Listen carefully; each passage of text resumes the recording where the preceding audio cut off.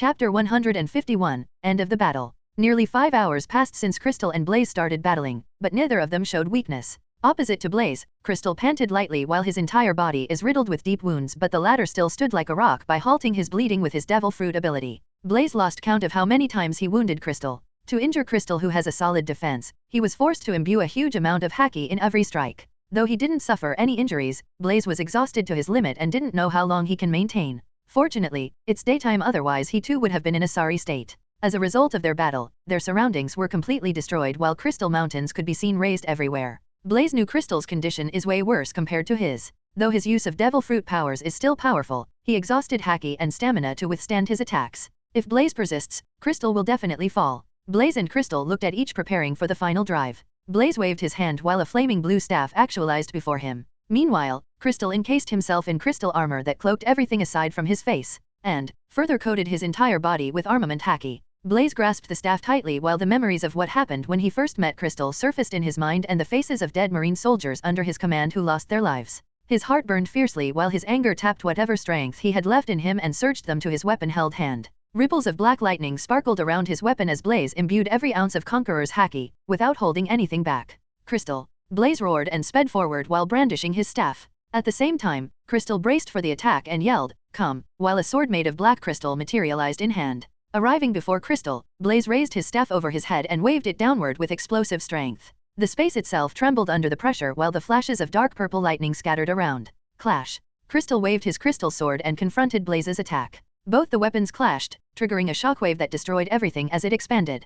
Crack! Crystal's sword shattered as soon as it came in contact with Blaze's weapon. It couldn't even stop Blaze's strike for a millisecond, and the same thing happened to Crystal's armor. Blood splattered. As Blaze's staff struck Crystal, sounds of bone breaking resounded before Crystal's entire body was smashed far away. Without giving any time for Crystal to respond, Blaze transformed the staff into a spear and hurled it at the flying figure. The flaming spear split the wind and zoomed forward at blinding speed. As Crystal armor had already been shattered, there's nothing to stop it from piercing the latter's body. Crystal coughed a mouthful of blood before crashing into one of the crystal chunks that he formed. Even after all that, Crystal quickly crystallized his heart and coated it with haki. Still, the intense heat from the flaming spear slowly began to burn his heart. Coating his arm with haki, Crystal tried to yank the spear out, but before he could do it, the flames from the spear flew to the tip. The next moment, Crystal had a bad feeling and smelled death. Blaze, who still stood at the original spot, snapped his finger. Boom. No. Crystal screamed internally before the heat energy near his heart went bang. Crystal didn't lose his consciousness, but he knew it's the end for him. When he looked down, he saw a gaping hole at the left side of his body. His heart, along with the internals, was vaporized after the explosion. Huff, huff. Blaze panted heavily as he had put everything in the last strike. At that moment, the system notification echoed in his mind. Achievement: defeated a Yonko, Crystal and his crew. Reward: plus 2.0 Constitution, plus 2.0 Devil Fruit, plus 2.0 Haki, plus 2.0 free attribute point. Finally, Blaze exclaimed in his heart and checked his status panel. Name: Blaze Hunt. Occupation: Marine. Constitution: 67.9. Devil Fruit: 66.0. Haki: 66.5. Free attribute point: 8.5. Aside from the system reward, the battle also helped him a little, as his Constitution, Devil Fruit, and Haki attribute rose by 0.1, 0.3, and 0.2 respectively. As he received the reward, his previous exhaustion faded away while he brimmed with energy and strength. Looking at the number of free attribute points, a smile came to his face. After much thought, Blaze decided to enhance his Haki and Devil Fruit. He first added 4.0 to his Devil Fruit and raised them to 70.0. After that, he used another 4.0 free attribute points on his Haki and raised them to 70.5. Feeling the strength coursing through his body, Blaze clenched his fist. My strength is finally close to reaching the summit of this world. His strength is on par with Yonkos, but if he fights them head-on, there's a 50% chance that he will lose. He's sure of the fact after his fight with Kaido. It doesn't mean he's weak, it's just he has much to learn. As for Whitebeard, his strength should be in the range of 75, 80 attribute points, in Blaze's terms. As for the exact one, it can only be found after meeting him in person. Coming out of his thoughts, Blaze gazed in Crystal's direction, and the next moment, his figure disappeared and appeared before the latter.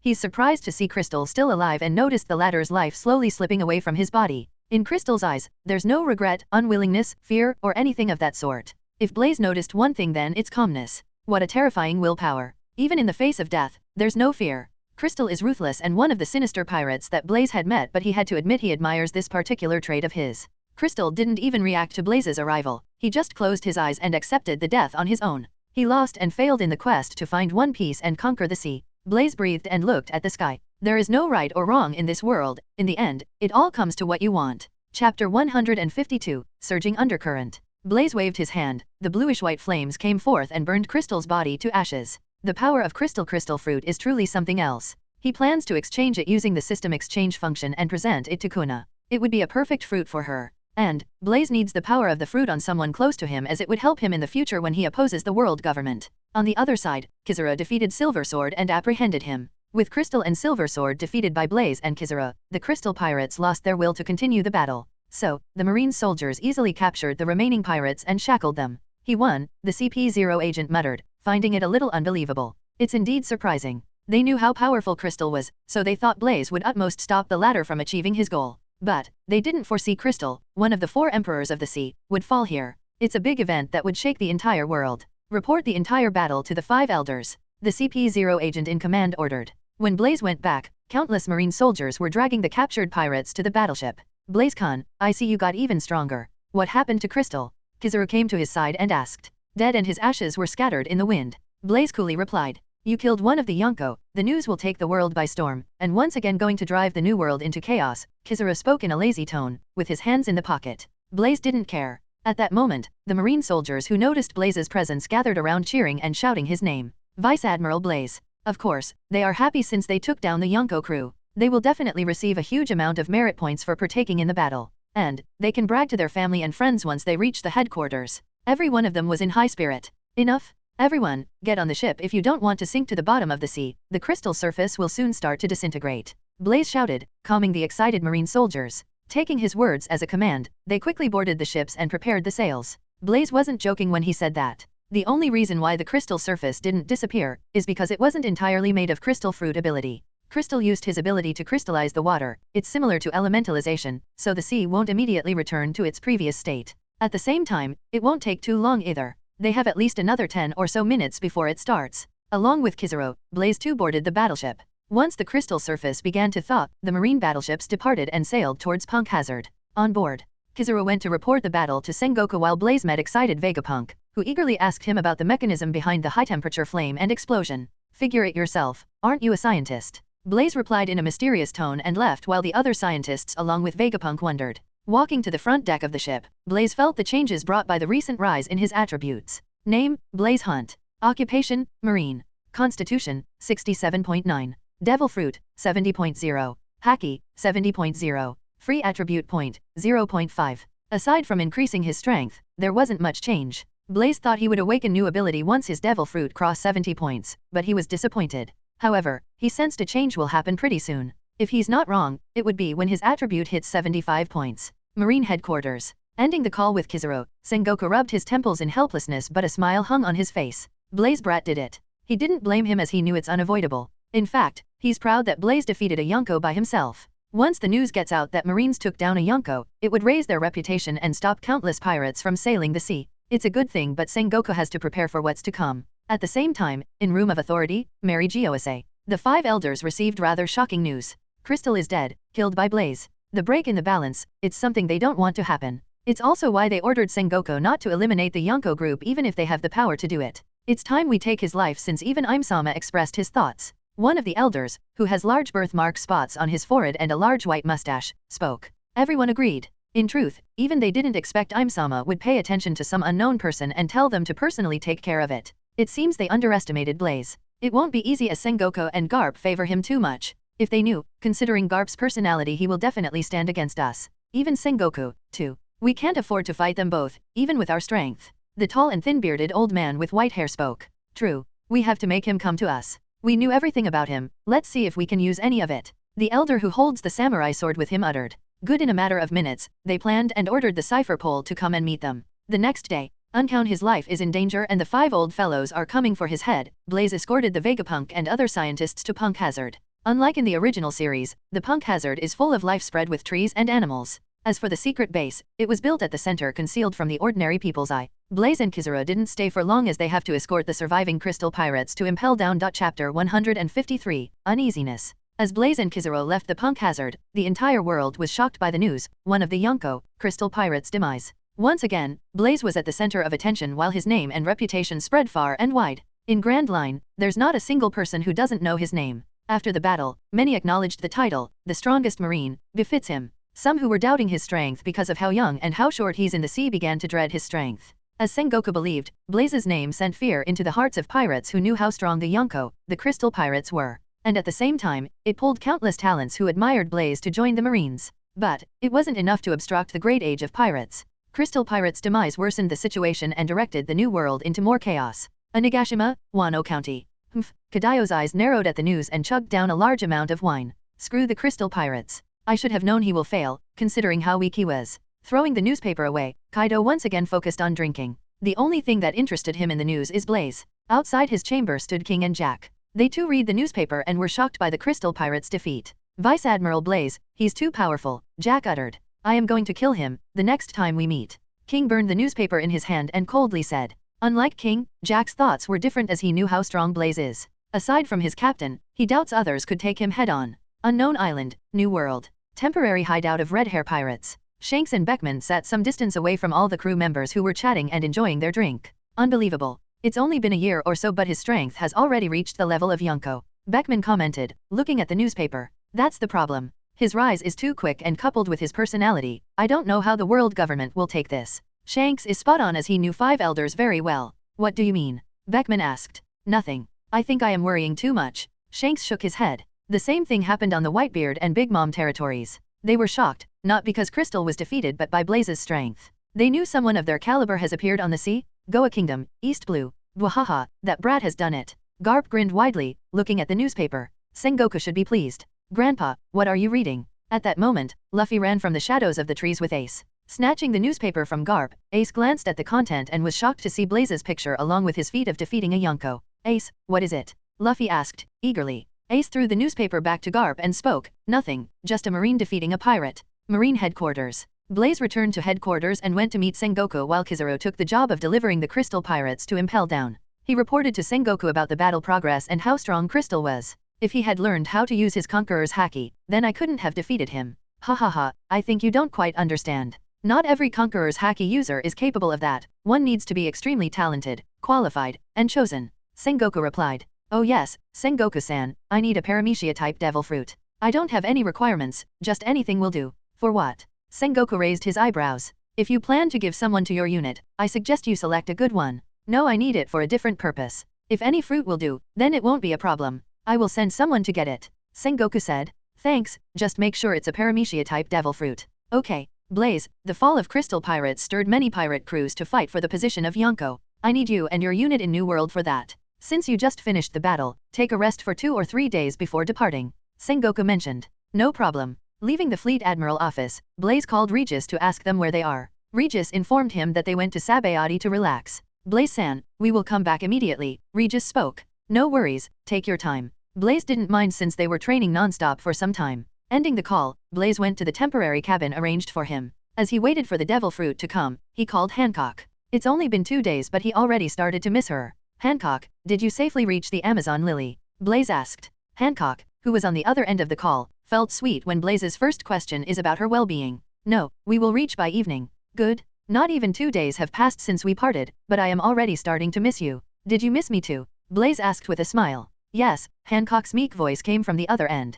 Hearing it, Blaze laughed. He enjoys seeing Hancock's embarrassed and shy side. Speaking with her for another minute, Blaze ended the call. At that moment, a marine office came to deliver a devil fruit. Blaze didn't even bother to see what kind of fruit it is, before using the system function to exchange it for crystal fruit. Once Kona comes, he will give it to her. Evening came, Blaze simply rested by reclining on the chair and thinking something. The uneasy feeling that he has been experiencing intensified lately, as if something's going to happen soon. His worries came true by the ringing sound of Den Den Mushi. When he attended it, Regis's anxious voice came from the other side. Chapter 154, Solar Teleportation. Blaze-san, emergency. I am sorry. Regis stuttered and spoke in an anxious tone. Hearing it, Blaze flashed outside of the marine headquarters and flew towards the Sabayati. What happened? It's Kuna. She was with me the whole time but suddenly she disappeared. I thought she ran off somewhere and would return but just now I received a call. Blaze-san, I have a bad feeling. Explain clearly. Blaze-san, do you remember Eri and Sia, the world noble slave that we saved?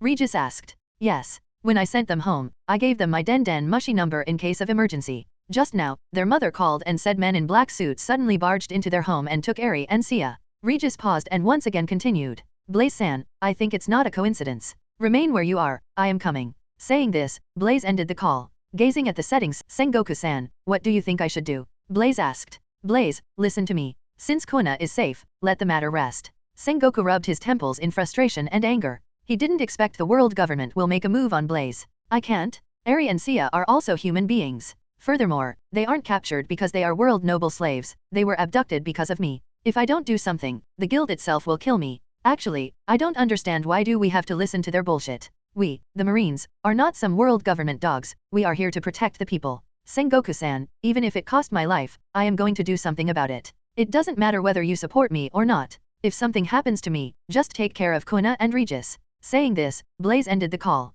On the other side, Sengoku smashed the table in front of him to bits and called the world government's commander-in-chief, Kong. Kong-san, what's happening? Why did it come to this? Sengoku inquired in an indignant tone. Sengoku, you should know what this means. Blaze is someone they can't let get strong anymore. He's different from us and considers the world government as a thorn in his eyes. But, he didn't do anything wrong. Yes. But can you confirm the same for the future? With his strength, he will definitely climb to your position. What happens then? Will he still listen to the orders? I don't think so. Kong patiently explained. In truth, he also admires Blaze and his sense of justice. At that same time, he could envision what would happen when the latter becomes fleet admiral. The world government won't allow someone like Blaze to command the Marines. It would be pure destruction. Stifling his anger, Sengoku spoke. What if I decide to support Blaze in his action? You are free to do so, but you of all people should understand what that means and how it would affect the world. Kong calmly responded. Sengoku gritted his teeth and punched the wall that shook the entire Marine headquarters base, alarming countless officers in the building. Sengoku-san, what happened? Aokiji arrived the next second and asked. He's the only admiral in the headquarters and sensed the source of tremor is from the fleet admiral office. Sengoku ended the call with Kong and faced Kuzan. Sighing, he narrated the entire thing to Kuzan and asked his view. Hearing it, Kuzan was rendered speechless. He had the same doubts as Blaze of Marine's way of doing things. The only difference is, he kept it in his heart while Blaze asked it aloud. He doesn't know how to react to the situation. In fact, he thought it's suicide even for Blaze. Confronting world government, who in the right mind would do so. Do you want me to support Blaze? Kuzan asked seriously. Don't be ridiculous. Do you know how many people will die if we support him? I don't want to start a war. If possible, try to convince him. Sengoku said. I don't think it's possible. I know. Thankfully, Garp isn't here, otherwise, I don't know what would have happened. Make sure he doesn't know anything. Yes. Room of Authority, Mary Giose. I don't know how he discovered that girl Kuna so soon. Furthermore, he effortlessly killed everyone on the ship. It seems we still underestimate his power. The elder with the scar on the left side of his face spoke. We still don't know what devil fruit he has eaten to date. Another elder commented. The plan A has failed. Will he come to rescue the two slaves Eri and Sia? Or should we send someone to capture Boa Hancock as he loves her dearly? The elder with the birthmark on his forehead asked. They can't turn back now since they offended Blaze to the point of no return. If they let Blaze roam free, who knows what might happen? There's no need to worry. Considering his personality, he will definitely come. Sabayati. How did I get here? I thought I was abducted by a bunch of men in the white suit. Kuna asked, scanning her surrounding. You were. Thankfully, Blaze Sansoa rescued you on time. Regis then recounted everything to Kuna. World government. Kuna clenched her fist and looked at Blaze. Blaze-san, I am sorry. It's because I'm weak. Don't worry about it. Blaze waved his hand and took out the crystal fruit that he stored inside his robe. He then gave it to Kuna. Kuna, it's for you? Blaze-san, what devil fruit is this? Kuna asked, holding the fruit in her hand. It's the crystal fruit. Blaze replied. What? Regis, Kuna, and Rosinante exclaimed. They knew how overpowering the fruit is, as they experienced its power themselves. Without thinking much, Kuna ate the devil fruit. She didn't care about the consequences of losing the ability to swim as she knew the importance of the fruit. Blaze then told them his next course of the plan, attacking Mary Giose. As soon as he told them his plan, Regis and Rosinante expressed their thoughts. Blaze-san, we will come with you. No, I need you guys to rescue Eri and Sia as I distract everyone with my attacks. Once you do that, escape and don't wait for me. Make sure your identities aren't exposed. Blaze spoke. Okay. Both of them nodded their heads unwillingly. Kuna, you return to the headquarters, Blaze said while Kuna didn't reject. Taking Regis and Rosinante, Blaze flew towards the red line. On the way, Regis asked. Blaze-san, it's only been an hour or so, could they have transported Eri and Sia so soon? You are underestimating the world government too much. As soon as I rescued Kuna, they would have initiated their next plan. If I am not wrong, they should have already reached the Mary Giose, Blaze calmly replied. Blaze-san, are you really doing it? It's the path of no return. Rosinante spoke. As a former world Nobel, he knew the strength of the world government. It doesn't matter. I knew it would come to this one day and I am prepared for it. Rosinante, as soon as we separate, you lead the way since you knew this place well. Blaze told Rosinante. I don't remember much, but I will try my best. It didn't take long for Blaze to reach the top of Red Line as sun hasn't set yet. Dropping Regis and Rosinante somewhere away, Blaze flew above the Mary Gosa. As soon as he appeared, he was discovered by the guards and 5 elders with their observation haki. But Blaze didn't hesitate for a second to launch an attack. With a thought, 6 miniature bluish-white suns materialized before him. Clenched his fist, he punched. The miniature sun broke into countless fireballs and rains down on Mary Gosa. Feel the fury of the sun, you celestial dragon scums. Blaze muttered. At that moment, he heard a shout from the distance. Stop. The 5 elders rushed towards him, but on a midway, they were horrified to see Blaze's attack. They didn't expect he would launch an attack on Mary Gosa, the holy land of world nobles, without any wavering. Chapter 156, Blaze vs World Government. What's happening? The citizens of Mary Gosa came out of their residence. As soon as they came out of their home, they were assaulted by intolerable heat that scorched their skins within seconds. Besides, they were shocked by the bluish-white fireballs raining upon them. Screaming in terror and pain, all of them began to run for their lives. Never in their dreams they thought someone would attack Mary Gosa. They all wondered, what are the guards and 5 elders doing? But, just before the fireballs could fall on the ground, a powerful sword thrust came out of nowhere and cleaved the space itself. A void cracked open in midair and engulfed the fireballs. The fireballs plunged into the opened expanse and disappeared from view. Even so, some of the fireballs escaped under Blaze's control and found their target. As soon as they touched the ground, boom, it triggered a devastating explosion that incinerated everything in its path. The destruction and the shockwave itself killed countless world nobles before they could comprehend what's happening. In Blaze's mind, a notification sounded. He completed an achievement. Achievement complete, kill or punch a celestial dragon. Reward, plus 2.0 free attribute point. With the reward, his attribute points were increased to 2.5.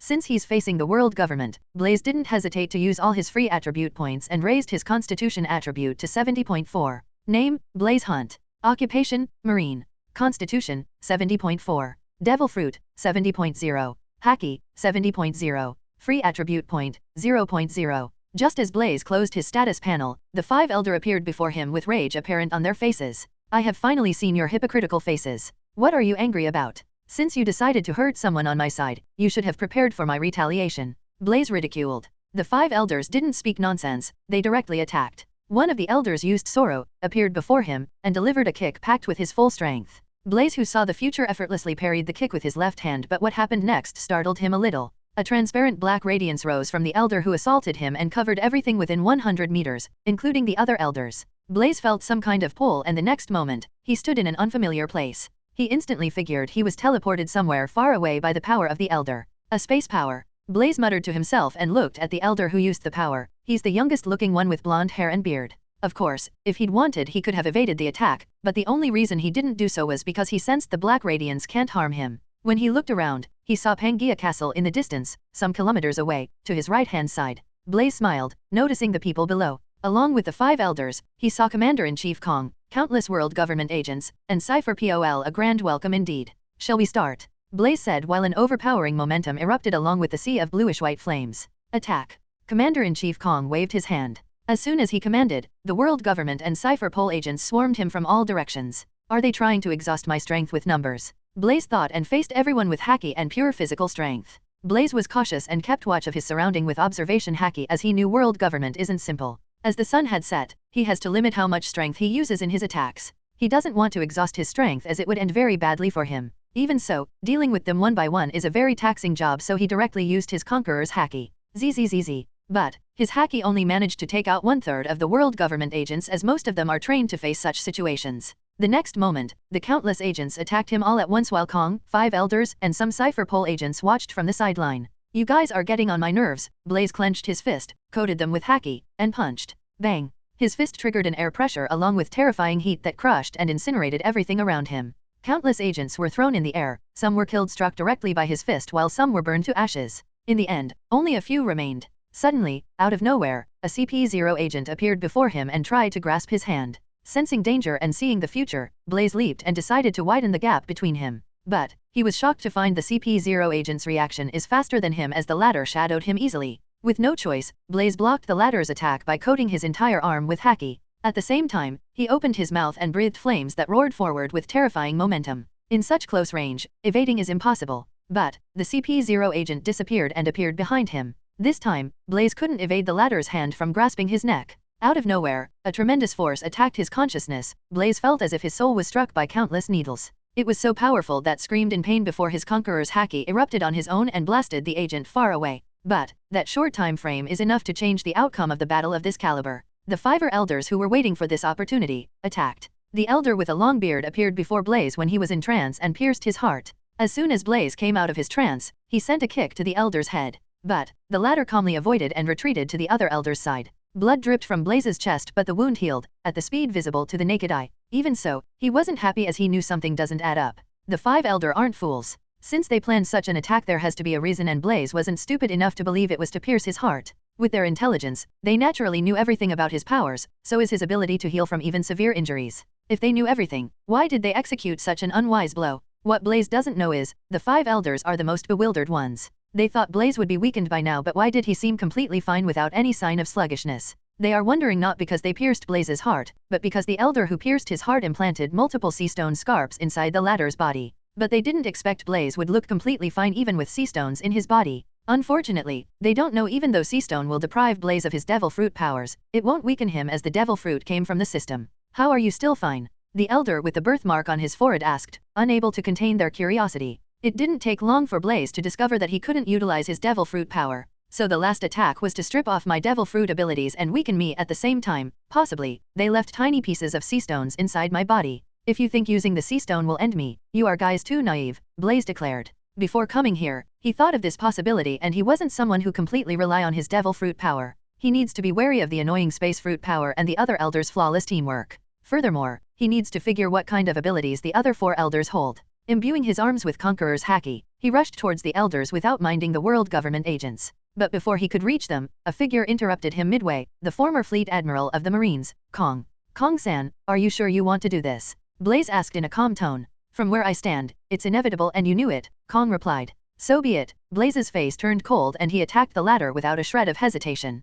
Kong met Blaze punch that imbued with Conqueror's haki with nothing but armament haki and stood still like a mountain. That's how refined his haki is. The next moment, Kong's figure transformed into a huge gorilla that had a body full of silver hair. Balling his enormous left hand, he smashed at Blaze. Blaze attempted to stop the attack by crossing both his haki-coated arms, but the power behind the strike flung him far away. His figure crashed into the huge rock and slid to the ground. What a monstrous power! Wiping the blood at the corner of his lips, Blaze stood to his feet. If he hadn't improved his physique to 70 points, the blow would have injured him heavily. Blaze heard about Kong's power. He had eaten an ancient Zoan fruit, monkey fruit model, King Kong. Time to get serious, Blaze muttered. Sorrow. His figure disappeared and appeared before Kong the next second. Before the latter could react, a punch imbued with Conqueror's haki struck his stomach and sent him flying away. Trying to show off your power, to me you're just another old fogey, Blaze ridiculed. Knowing Blaze can't be defeated by Kong alone, the 5 elders along with Cypher Pole agents joined the battle. Just like that, the battle of generation started between Blaze and the world government? Unfortunately, no one would come to know of this heroic battle of a single being facing the entire world government. Chapter 157, I will be back. 5 hours passed since the battle between Blaze and the world government has begun. It was intense and destructive. If the battle had happened somewhere other than Red Line, it would have wiped out the entire island. Schluck. The elder with the samurai sword flashed before Blaze and drove his sword to the heart. Though Blaze had seen the future, he's in no shape to dodge the attack. So, he used the opportunity to seize the latter by his neck and punched him multiple times in the face, with his right fist that's imbued with Conqueror's haki. Even though the samurai sword-wielding elder defended with armament haki, Blaze's punch disfigured the elder's face, broke his facial bones, and shattered his teeth. Throwing the elder like a rag, Blaze faced the incoming punch of Kong with his own, but the power behind the attack shoved him back a few meters. The 5 elders and commander-in-chief didn't pursue him but instead once again regrouped. They gazed at blood-covered Blaze in wonder. He's as strong as a Yonko. If we hadn't deprived his devil fruit power, it would have been more troublesome. The elder with the birthmark on his forehead spoke. True. However, what astonishes me is his ability to heal from his injuries instantly. I thought it's his devil fruit ability, but it seems like it comes from his physique. A long-beard elder state. He's more annoying than Kaido. If we had let him grow, he would have become a threat. Fortunately, we acted fast. It doesn't matter anymore as he's at the end of his line. His injuries had long stopped healing. As the elders discussed among themselves, Kong stood somewhere away from them looking at Blaze. He had witnessed and experienced many things over countless years, but he hadn't seen someone as terrifying as Blaze. He saw how Blaze single-handedly took out the world government agents one by one and finally began to target them. Every single one of them on the battlefield is injured by the latter, even the 5 elders suffered under his hand. He had seen how Blaze's strength improved as he battled them. His question is, what if the other party had support? Kong couldn't predict the outcome. It somewhat disturbed him. Meanwhile, Blaze looked at his body that's drenched in his own blood. The last attack of the Elder completely damaged his heart and touched his left eye. That's destroyed by one of the Elders. Though he was super strong, he's a human being at the end of the day. Facing multiple figures of Yonko caliber, he couldn't maintain his powerful state. Moreover, he finally couldn't suppress the tearing pain that he has been feeling from all over the body, suffered from countless injuries and sword cuts. Weakness assaulted him while he felt dizzy. It took all of his willpower just to stay conscious. The effect of exhausting his haki to the limit and overdrawing his life force to heal the injuries again and again. Even so, he stood tall with his back straight without minding the heartbeat that's quieting down by every passing minute or his severe injuries. Blaze could feel his life slipping away from him little by little. But he was feeling happy and felt like laughing aloud, as in his heart he didn't regret anything he had done. The time may be short, but he enjoyed life in the One Piece world to its fullest and even fought countless strong figures. He accomplished what he missed from his previous boring life. Death doesn't fear him. His only regret is he couldn't say goodbyes to his loved one and the one he cares about. Countless figures that he met in the One Piece world flashed before him to no avail. Seeing his struggle, Kite came forward to help him. They both finally managed to push the mother bear into the hole. Gon then sealed the pit with sand and planted a cross symbol made of wood above the grave with a bunch of flowers. My name is Kite. I am a hunter. Kite introduced himself to Gon. They then went fishing to feed the child fox bear while Kite explained what a hunter is. He then asked Gon about his father, to which Gon replied, I only know his name, Jing Freaks. Looking at Gon's back, Kite told him the truth that Mito concealed from him. Your father is still alive and he's my teacher. He's one of the best hunters in the world. Just as they were discussing, Gon's nose twitched a few times before he uttered aloud, there's a smell of blood. He then rushed in that direction. Blood. Kite frowned, but he still followed Gon. After 2 minutes of running, they came across a bloodied figure who lay unconscious on the ground. It's none other than Blaze, who lost his consciousness and was teleported here by the system. Looking at the degree of injuries, Kite's hand went to the sword sheath hung around his waist, but he relaxed when he failed to sense anyone nearby. Who would injure a person to this extent? He's barely alive. Gon checked Blaze's pulse and spoke. As a skilled hunter, Kite could tell the injuries on the person came from multiple sources. He finds it astonishing that he's still alive with such deep wounds. I don't sense none on his body, but how did he suddenly appear here? Checking his pulse, Kite frowned. Gon, he's not breathing. No. When I touched him, I felt the heartbeat. It was faint and weak, but it's true. Gon shook his head. Can't you do something? He's dying. Trusting Gon's words, Kite placed his hand on Blaze's chest to check again. After 40 seconds, he indeed felt the heartbeat. Unbelievable. His heart is beating even though it was pierced by a sword. His will is strong, he refuses to die. Can we get him to the hospital? Gon asked. I don't think he will be alive for that long. Let me try something. Kite spoke and used his Nen as a healing element so that Blaze would be alive until they get him to the hospital. But something Kite didn't expect happened. As soon as he projected his aura into Blaze's body, his Nen was completely absorbed by the other party. Kite didn't stop but continued to pour his Nen into Blaze, even though he was shocked by what's happening. The high-quality life energy absorbed by Blaze's Senju Constitution began to heal his heart little by little. In no time, Blaze's heart was completely healed and began to thump at a normal pace. Wonderful. What did you do, Kite? His heart is beating again. His life isn't at risk anymore. Shall we take him to the hospital now? Wait. He's regaining his consciousness. Kite told while his entire body went on high alert. His senses tell him the man is extremely dangerous even though he didn't even possess Nen. Blaze opened his right eye, but the next moment he grimaced as his entire body ached while the tearing pain once again assaulted him. He then looked around but was shocked to see the face of Gon and Kite. Don't tell me the system teleported me to the Hunter x Hunter world. Touching his left eye that pained him more than anything else, Blaze sat up. Sensing his struggle, Gon came to his support and asked, Mister, are you all right? I am fine. Thanks for saving me. Blaze replied while feeling the mysterious energy coursing through his body. Is this Nen? It saved my life. Who are you? How did you appear here? Kite asked. My name's Blaze. I come from a faraway place. Do you know where I am? Blaze asked even though he knows the answer. Snake Beach Forest, Whale Island. Gon replied. Oh, I didn't get your name.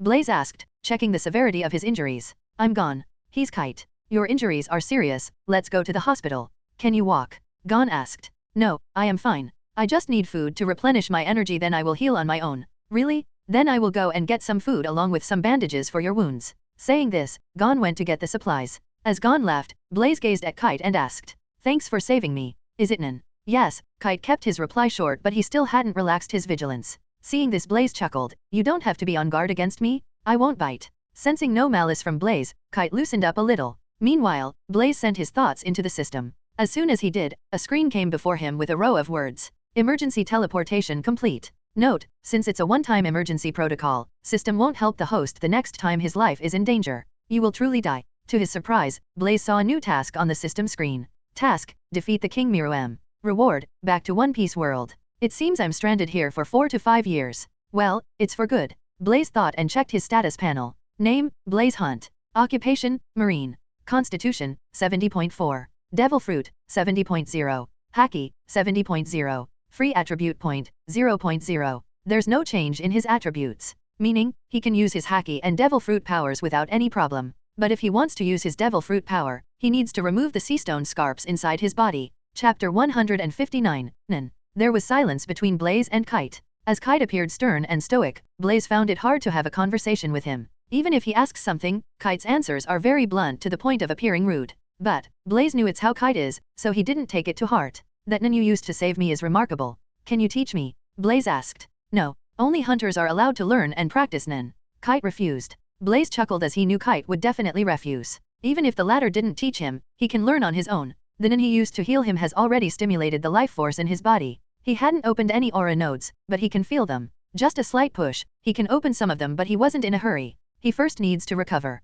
He didn't feel any of the aura nodes when he was in One Piece world, but now he can. He doesn't know why and it didn't matter. He can find the answers slowly. Blaze took a good look at Kite. He looked the same as shown in the anime with flowing white hair that reached his knees. He wore a light blue peaked cap, a long-sleeved white shirt, black trousers, and brown shoes. Even though he couldn't see the Kite's Nen with his own eyes, he can feel its presence with his observation Haki. It's quite strong. Just as Blaze was feeling bored, Gon returned with food, water, and bandages. As Gon helped him to bandage his wounds, Blaze gulped all the foods in a minute. It left Gon and Kite speechless. After eating the food, Blaze frowned as the energy contained in the food is very little. If he eats such foods, he needs at least 20 days to heal all the injuries and replenish some of his lost life force. But in his current state, he can't do much. After 1 or 2 days, he will be able to suppress his severe injuries, then he can hunt some animals or large fish in the lake or ocean. Once Gon nursed his injuries, Blaze thanked him. Thank you, Gon. Once I recover from my injuries, I will treat you to a meal as thanks. Really? Wonderful. Gon jumped around in glee. 10 days have passed. Aside from some broken bones and left eye, Blaze's injuries were mostly healed. At least he can move around now. But he's still weak as he had to use all the recovered energy to heal the wounds. In another 10 days, he will be back to his perfect shape. Yesterday, he caught a large amount of fish from the lake by knocking them with his conqueror's Haki. It's very embarrassing, but he had no choice. He had to do it to earn some money to buy food and clothes. Blaze stayed in the forest while Gon lingers here during the daytime to take care of the child foxbear aside from going home to sleep. As for Kite, he left Whale Island after making sure Blaze is of no threat to Gon and others. Blaze has no choice but to wait for another 10 days till his injuries are entirely healed before he can venture out. Another 20 days passed. Morning. After having a nice bath, Blaze came out of the lake and wore the clothes that he got stitched from the famous tailor of Whale Island, a black shirt, gray pants, and a white coat. After wearing his shirt and pants, Blaze draped the coat over his shoulders like a cape, without wearing them entirely. Old habits die hard. Appearance makes the man. Once dressed, he looked handsome with his height reaching 6 feet 8 inches, and he also cut his black hair to the normal length. It's been a month since he came to the Hunter x Hunter world. His body is entirely healed including his left eye, while he also replenished some of his lost life force. Today, he plans on opening all his aura nodes so that he can practice Nen. During the 1 month, he didn't stay idle. He meditated daily to feel the life force and aura nodes in his body. It wasn't that difficult as his physique is very strong and rich in life energy. Feeding the child foxbear some of the fishes he caught in the lake, Blaze sat on the ground and closed his eyes. As Kite's Nen already triggered the cells in his body, Blaze used the life energy to open some of the aura nodes. As soon as he did, the life energy present in his body gushed forth like an open dam, startling him. Wasting no time, he guided them in the direction of other aura nodes. In 5 or so minutes, all the aura nodes in his body were completely opened. When Blaze opened his eyes, he saw the life energy like a water vapor leaking from his body. But what he finds surprising is, the aura flowing from his body is somewhat excessive. It's completely different from what happened to Gon and Killua when Wing opened their aura nodes. Blaze once again closed his eyes, guided the Nen to flow through and around his body, stopping them from leaking out of his body. Since control of Nen is similar to Haki, he learned it quickly. In fact, Blaze finds controlling Nen is far simple compared to Haki. He then began to try all the basic concepts of Nen, or one can say basic manipulations of aura flow. First, 10. Blaze has already learned to keep his aura from leaking away from his body. 10 means envelop or shroud. He got this covered as his aura is already flowing through and around the body rather than away from it. It created a shroud around him that feels similar to standing in a viscous fluid. 10 is the most basic defense against emotional Nen attacks like bloodlust and against some limited physical attacks. Also, 10 maintains youthful vigor and reduces one's aging since the energy powering the body no longer leaks away. Next, Zetsu, Chapter 160, Advanced Nen Techniques. Next, Zetsu. Stopping the flow of aura from one's body by closing all of their aura nodes. Doing so will halt all outflow of aura, making one's presence much harder or even impossible to sense. With his eyes closed, Blaze just visualized and his body went into Zetsu mode. He didn't find it difficult at all, it happened as a natural reaction. Even Blaze finds it surprising. Is it because of my Senju constitution? Let's find it out. He then went on to try the next concept, Ren. The concept focuses on summoning a larger amount of aura and projecting it outwards in an explosive manner. At the same time, emotions can also be imbued in the Ren. For example, bloodlust. A prolonged emission of malicious Ren can induce uncontrollable terror in those who cannot use Nen, paralysis, or even death. Ren is nothing but a show of power and can be used to intimidate other Nen users. In a sense, the use of Ren is pretty much similar to Conqueror's Haki. Feeling the Nen in his body, Blaze muttered, Ren. The next moment, aura blasted from his body akin to a volcanic eruption. As Blaze didn't control his strength, his feet cracked the ground he stood, and the expanding Nen destroyed everything within a 100-meter radius. Fortunately, the little fox bear went into the forest to play after eating the fish, otherwise, it would have been killed by his aura alone. It seems my Nen is pretty strong. It should be because my physique is different and stronger. Blaze mused as he looked at the ruins surrounding. Next, let's find what my aura type is. Blaze filled the glass he prepared beforehand with water and placed a leaf to float on it. After that, he placed his hands around the glass and performed Ren.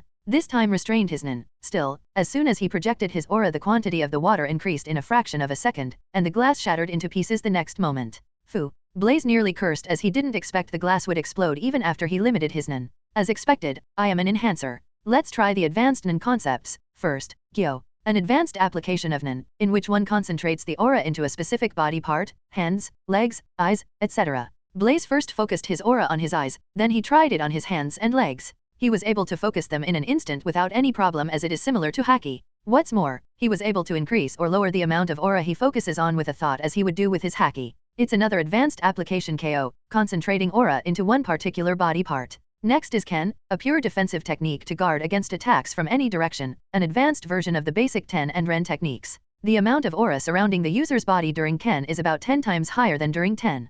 Ken is similar to armament Haki. Coating the entire body will drain the Haki fast. It's the same with Ken. Next, Ryu. Ryu is redistributing one's aura according to the situation or need. For example, by focusing 70% of one's aura in one fist and using the remaining to defend. To others, it may be an advanced concept or difficult to master, but to Blaze, it's the same as other concepts. He can perform it with a thought. Nen concepts are much easier than I anticipated, Blaze thought. If others hear his thoughts, they will probably spank his ass, as others had to train for countless months or even years to master these concepts. The final concept in an advanced concepts is N, a combined application of Ten and Ren. Extending the Ren further than normal, then using the Ten at the same time to contain and give shape to the aura. Usually, the shape of N is a sphere. Using N, one can feel the shape and movement of anything within the area covered by the aura. Those who master N are typically able to extend it to a circle with a 50-meter radius. There are exceptions. Zeno Zaldik can extend his N up to a radius of 300 meters. Another example is Neferpitu, who has an irregularly shaped N and can extend up to 2 kilometers like a wisp.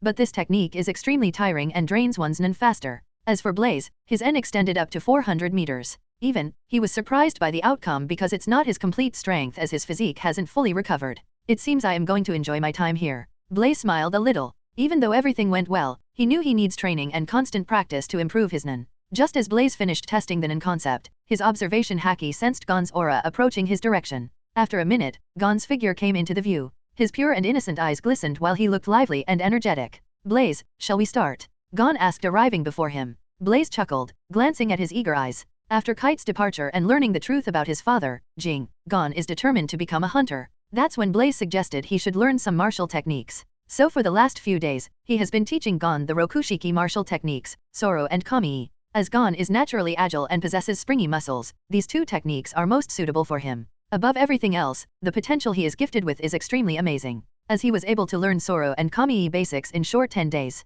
Let's start. Blaze gestured for Gon to start. Taking a deep breath, Gon muttered, Soro. His form disappeared for a second, but as he wasn't proficient in it, his body was exposed the next second. He used Soro for a minute before stopping. Since he's just 8 years old, his stamina is limited. Blaze commented, good. You grasped the basics but need further practice. As for Kami, it varies from person to person based on one's flexibility and movements. So Blaze just taught him the idea and let Gon practice on his own. Okay, Gon, I will be leaving the Whale Island tomorrow as I have other things to do, Blaze said. You are leaving? When will you come back? Gon looked disappointed. Don't worry, I will come back in a few months. Blaze comforted. He had to leave the Whale Island to explore the other region of the Hunter world, and at the same time, he needs worthy opponents to sharpen his Nen skills. Chapter 161, Heaven's Arena. After instructing Gon for an hour, Blaze then proceeded on to practice his Nen type. As he's an enhancer, he can greatly increase his physical attack and defense with Nen. It's suited for close combat. He didn't attempt to enhance his attacks as he knew it may very possibly destroy part of the snake beach forest they are in.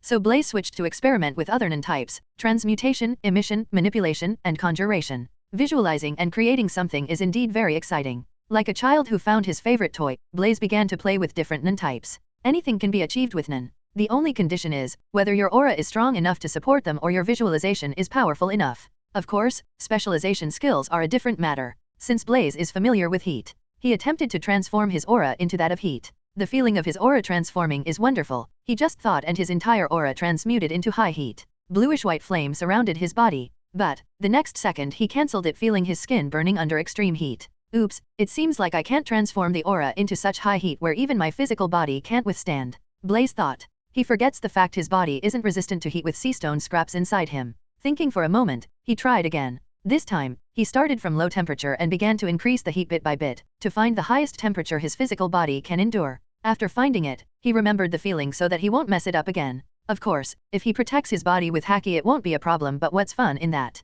Next, emission. With a thought, an orb of heat aura gathered on his palm. He then fired it from his palm at an extreme speed that blasted the heat orb out of Whale Island. Good, Blaze muttered and went on to the next type, conjuration. He was able to conjure most of the things he visualized in his mind without any problem, but he needs lots of practice to conjure some special or complex objects. For instance, Shizuku of Phantom Troop can conjure a vacuum cleaner that can infinitely suck up objects. Blaze was able to conjure a vacuum cleaner, but it didn't possess the same features as Shizuku's Blinky. There's a reason why he tried to imitate Shizuku's ability. If he had succeeded, he can suck the sea stone scraps present in his body with a simple command. It seems like it's not possible, at least for now. Next, manipulation. This type is a little complex as one first needs to have a complete understanding. It can as simple as manipulating a sword or commanding Nen beasts, constructs, or even living beings. He simply conjured a sword and manipulated it by waving his index finger. Blaze wasn't in a hurry to create an ability that suited for him. First, he wasn't in contact with Nen for long. Second, he plans to understand Nen well and its types before proceeding to the next step.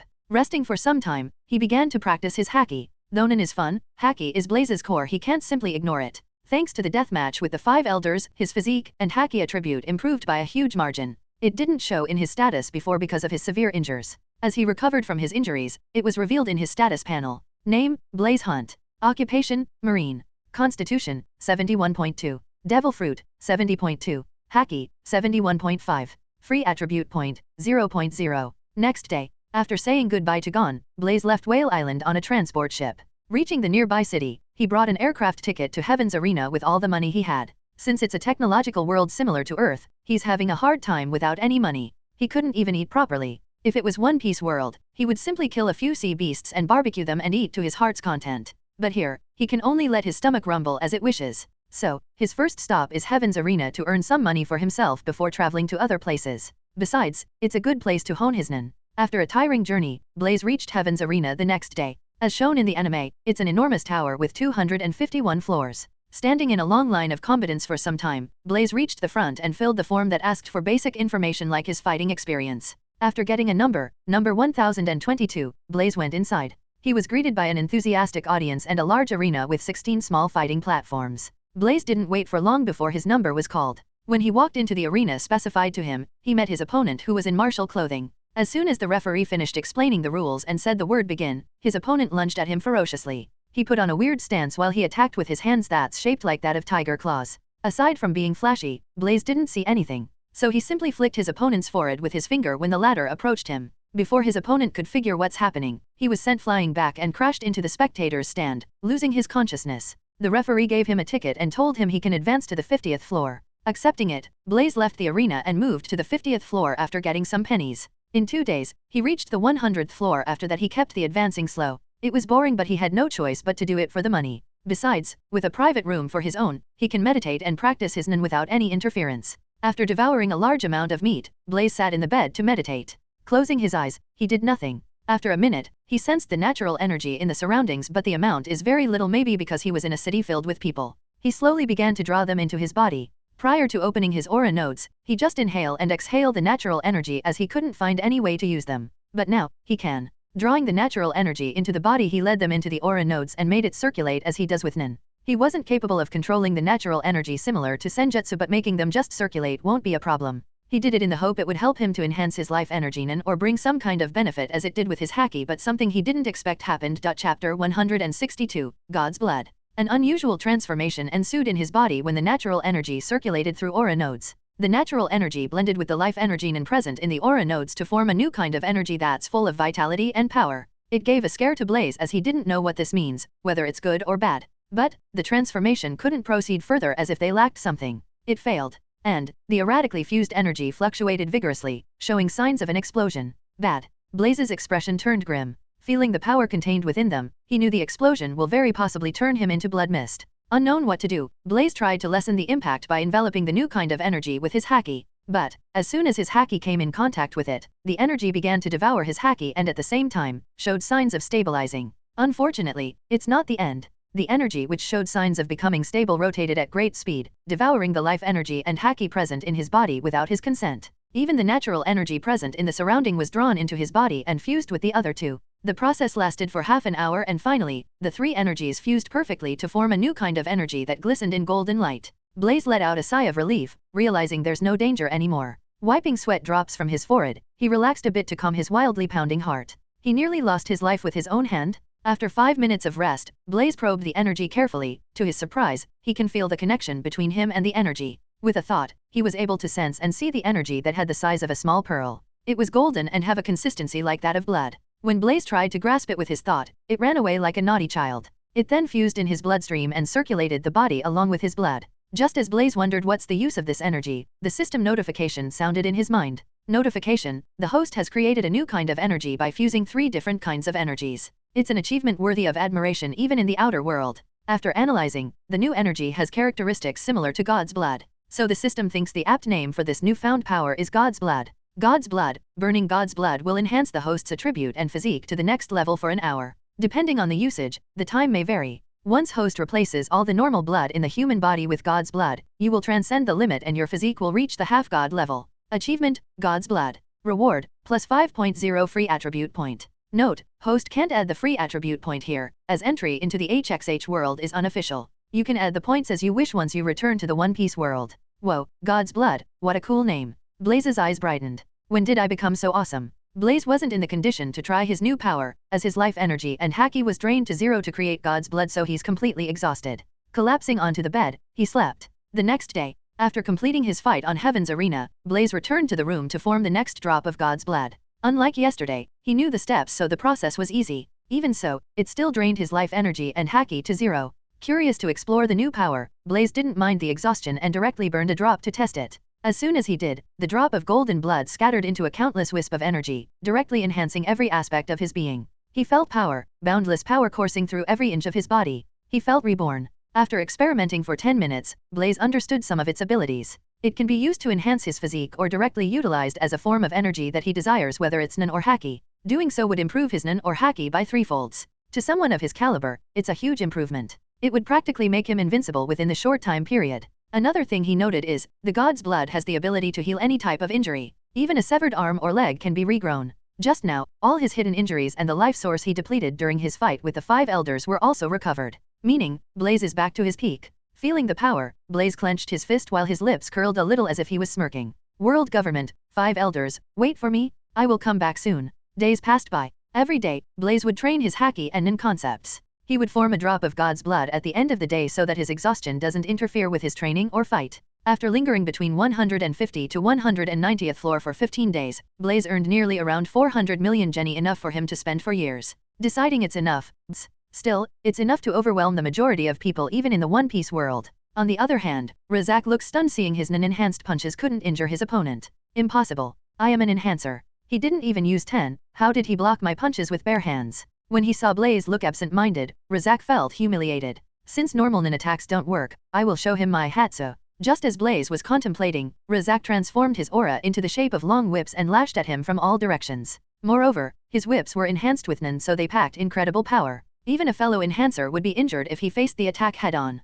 Coming out of his thoughts, Blaze avoided the attacks as if they were nothing. Seeing none of his attacks could hit his opponent, Razak roared. Don't think it's all I got. I have another nin ability, Power Multiplier. Every time I land a hit, my powers grow. Oh, you should have used that from the start. I won't dodge anymore, come. Blaze said, finally showing some emotion on his face. What? This time, Blaze shrouded his body with 10. The point to be noted is, he wasn't using Ken but normal 10, because it's more than enough. The next moment, Razak charged at him vigorously and sent a torrent of punches. Blaze blocked everything with his 10 shrouded hands but none of them managed to crack his 10. It was while his opponent's strength multiplied with every attack. Finally, after 30 consecutive strikes, Razak's fist was enveloped by spherical-shaped deep red energy. The aura in the fist is a little overwhelming. Laughing crazily, Razak shouted, "You shouldn't have let me hit you consecutively. Let's see how you block this one." Sensing the power behind the attack, Blaze guessed it should be as strong as Yuvajin's Big Bang impact. Though the latter can use it normally, Razak had to fulfill a lot of conditions to reach this level. It's the difference between him and the powerful Nin Master.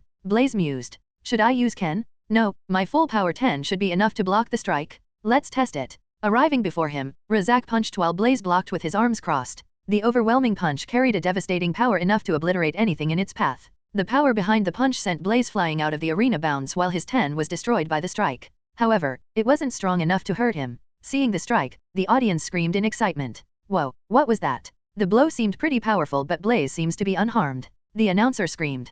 Dusting his dress, Blaze jumped onto the stage without any signs of injuries. Seeing it, Razak couldn't believe his eyes. How can it be? That was a critical hit enough to rival missiles. Is he a monster? It's my turn, Blaze said, concentrating his Nin onto his fist. A golden spherical bubble formed around his fist, even affecting the surrounding. Though he just directed 10% of his aura. Feeling the endless power contained in the fist, Razak gulped and took a few steps back. He knew if he got hit by that fist, he will die a gruesome death. It should be slightly stronger than your last punch. Are you ready to take it? Don't forget to shield your face with Ken, otherwise, you would die. Blaze asked and kindly reminded. Sweat formed on Razak's face. I'm quick on my feet, I can dodge it. It may be powerful but it's nothing if it can't hit me. The next moment, his entire view collapsed as his opponent appeared before him as if he teleported. Facing the incoming fist, he sensed death. Knowing he can't dodge the attack, he heeded Blaze's warning and shielded his face with 100% Ken. Still, he felt weak under overwhelming power. Boom. As Blaze's punch connected, there was a loud boom followed by a shockwave.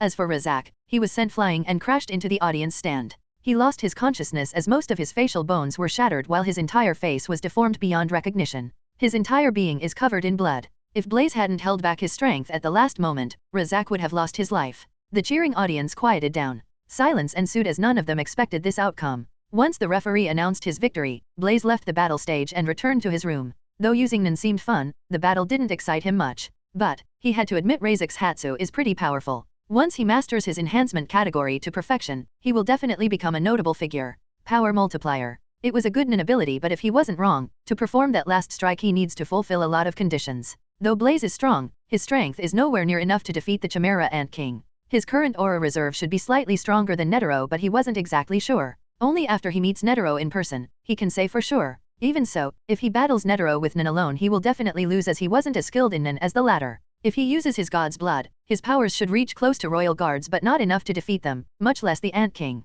He needs Nin training and practice. Of course, if he uses his Haki and Devil Fruit ability he will be able to do it but, what's fun in that? As a battle lover, he needs some challenges. Besides, he will be bored to death if he doesn't have a goal for himself. Chapter 164, Hisoka Maro. 4 months passed by. It's been nearly 6 months since he came to the world of hunters. In the 4 months, he competed in 9 matches and won every one of them. Aside from Razak, he didn't meet any strong opponent with good Nin mastery. Most of them are rookies or weak. It doesn't matter, the reason he stays here is because of the quietness. When he feels bored, he would go and watch the battle between other Nin masters. Of course, he didn't plan on staying here for the long term. Once he wins his next match, he will earn the right to challenge the floor master. He will leave after that. Just as he came to the 225th floor to watch today's battle, he was surprised by the names revealed on the board for the next match Hisoka vs Castro. So he finally came to Heaven's arena. When Blaze was on Earth, he enjoyed Hisoka's character, sinister, manipulative, and self-centered. He's the type of person you will feel the urge to beat. Since Hisoka's someone who loves to fight stronger opponents, Blaze was going to give him the opportunity. The battle started once both the combatants entered the battle stage. Hisoka looked the same as he remembered, with his attire adorned with various card symbols. His appearance is similar to that of a magician with face paint along with star and teardrop symbols on his cheeks. The battle went as expected. Castro lost? After playing with him for a while, Hisoka struck the latter with Nin. As he's an experienced Nin user, Castro didn't suffer any disabilities during the initiation. Just as Hisoka walked out of the battle stage, he met Blaze who had been waiting for him in the passageway. Hisoka played with the Joker card in his hand and looked at Blaze releasing his extreme bloodlust. Who are you? Are you up for a fight? Blaze asked, revealing a portion of his powerful aura. If you do, feel free to choose me as your next opponent. I am ready anytime. Okay. Once Blaze disappeared from his view, Hisoka narrowed his eyes. He could tell Blaze is strong and the thought of fighting such an opponent excited him to the core. I'm sure he will entertain me. After his talk with Hisoka, Blaze went back to his room to resume training. In the last 4 months, he practiced his nen every day and grew habitual to it like haki. If he wanted, he could create a hatsu of his own without much difficulty. In fact, he tried to imitate many people's nen ability and got succeeded with most of them. A good example is Leorio's remote punch. Like Jing, he was able to imitate it without much effort. Aside from that, he now has 130 drops of God's blood. After experimenting and analyzing for a few days, he discovered, to attain the half-god physique, he requires 3,000 drops of God's blood. Of course, he wasn't 100% certain of it, but it should be around that range. To reach that, he needs at least another 8 years to complete it. It's a long time and Blaze wasn't in any rush either. Since he's going to fight Hisoka next, he plans on creating a unique nen ability to play with the latter. 4 days later, Blaze and Hisoka stood face to face in the battle stage of Heaven's Arena on the 225th floor. Hisoka could hardly contain his excitement as it's been some time he fought any worthy opponents. Blaze had a slight smile on his face as well, looking at the excited Hisoka. Confidence oozed from the latter as if he's the most powerful. Blaze, is it? I'm so happy, you make me feel so good. Heartsuit, I am going to enjoy breaking you. Hisoka licked the Joker card in his hand and spoke. Hearing his words, Blaze laughed. I like your confidence, but are you really that strong? When the judge uttered the word begin, Hisoka took the initiative and dashed forward like a maniac, emanating boundless killing intent. Just from the aura alone, Blaze could tell Hisoka's on a different level than other nen users he met. It's what you call talent. Especially his nen, it's dense and strong. Swoosh. Facing Hisoka's tricky fighting style and sinister moves, Blaze evaded them all the same with little to no effort as if he knew the latter's moves beforehand. It's not because Blaze can see the future, it's just Hisoka's moves are slow. Not just him, most of the fighters he encountered all had flashy moves but were slow. As for Blaze, he firmly believes in the concept of absolute strength as all kinds of tricks and abilities are ineffective before it. The crowd cheered and yelled as both Hisoka and Blaze began to fight. The fast-paced battle excited and drew everyone into the battle. The next moment, Hisoka kicked at his face with full strength. He's using KO, concentrating his entire aura into the right feet. If Blaze attacks now, he can heavily injure Hisoka as the latter left his body defenseless. But suddenly, Blaze laughed inwardly and muttered, interesting, as he perceived the future. Hisoka kicked at him but his feet froze for a second, centimeters away from his face, before zooming forward with explosive force. Bang! Though the force behind the kick isn't enough to break his ten, Blaze used Ken to block the strike. He remained unharmed.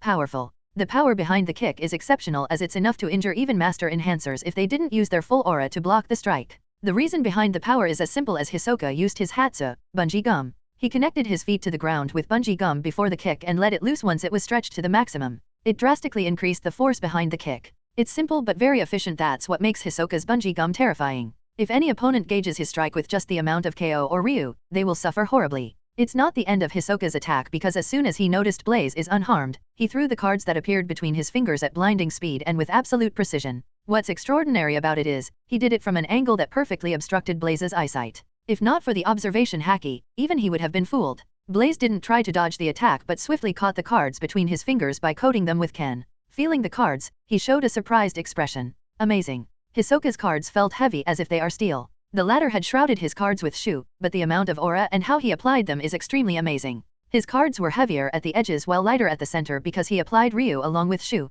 splitting his aura in the cards to yield maximum output. Chapter 165, Absolute Barrier. Hisoka's eyes narrowed witnessing Blaze catching his cards with ease. He knew very well how much aura and power he inserted in the cards. Though he's a transmuter, he mastered his enhancement to a certain degree. To catch the cards without suffering any damage, his opponent is definitely an enhancer and should have attained high-level mastery. Still, Hisoka smiled the next moment because his plan has succeeded. In the last attack, he didn't just throw the cards but also his bungee gum. It had perfectly glued to Blaze's cheek. Since his bungee gum can be concealed within, it's very difficult to spot in the middle of battle without using Gyo. Of course, Blaze sensed the bungee gum with his powerful observation haki even before it was attached to the right side of his cheek. So Hisoka's smile didn't last for long. When Blaze casually threw the cards away and touched the bungee gum to feel its texture, Hisoka's expression changed. Does he know about my ability beforehand? Hisoka wondered. Though it wasn't enough to sway his spirit, he was disappointed a little. Is this your nen ability? It's a good plaything. Blaze praised. Feeling the bungee gum with his own hands, he could tell its properties and nature of transformation.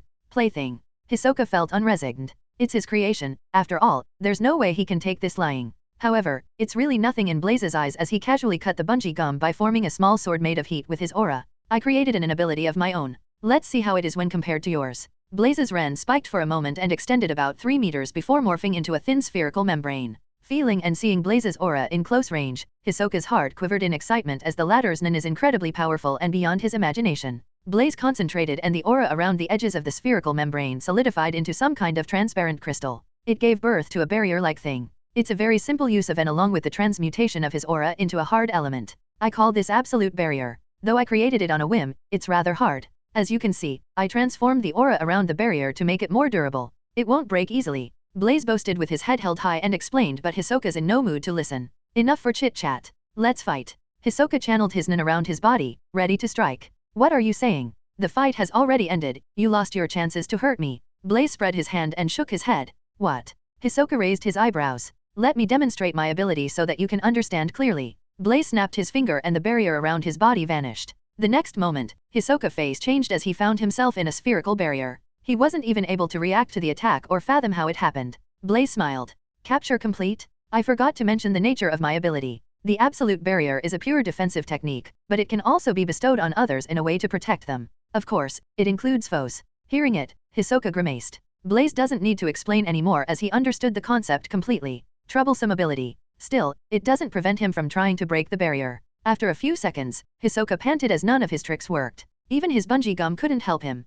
The barrier didn't even budge. He knew he won't be able to break it even if he tried for another 10 days, so he finally accepted the fact of being trapped inside. So what now? Are you going to kill me? Hisoka asked. You have the potential to be a good fighter, so I am going to let you live. I just hope the next time we meet you are at least strong enough to entertain me. Blaze spoke and undid the barrier. Hisoka felt as if he was slapped in the face. It's always him who lets his opponent live so that he can break them in the future when they become formidable, but someone did the same to him. Of course, if you try to attack me now, I will kill you, right here and right now. Blaze narrowed his eyes, revealing his killing intent that's capable of overwhelming even Hisoka. Facing Blaze, Hisoka felt as if he was being stared at by an unknown beast. His acute danger senses warned he will die if he does anything foolish. With drops of sweat on his forehead, Hisoka uttered, I am not a fool. I know when to advance and retreat. The next time we meet, it will be different. Saying this, Hisoka admitted defeat and left the battle stage. He soon disappeared from everyone's view. He has a strong spirit. The battle wasn't as exciting as he envisioned. Though Hisoka's strong, he's not at the level of overwhelming top nin masters of the world.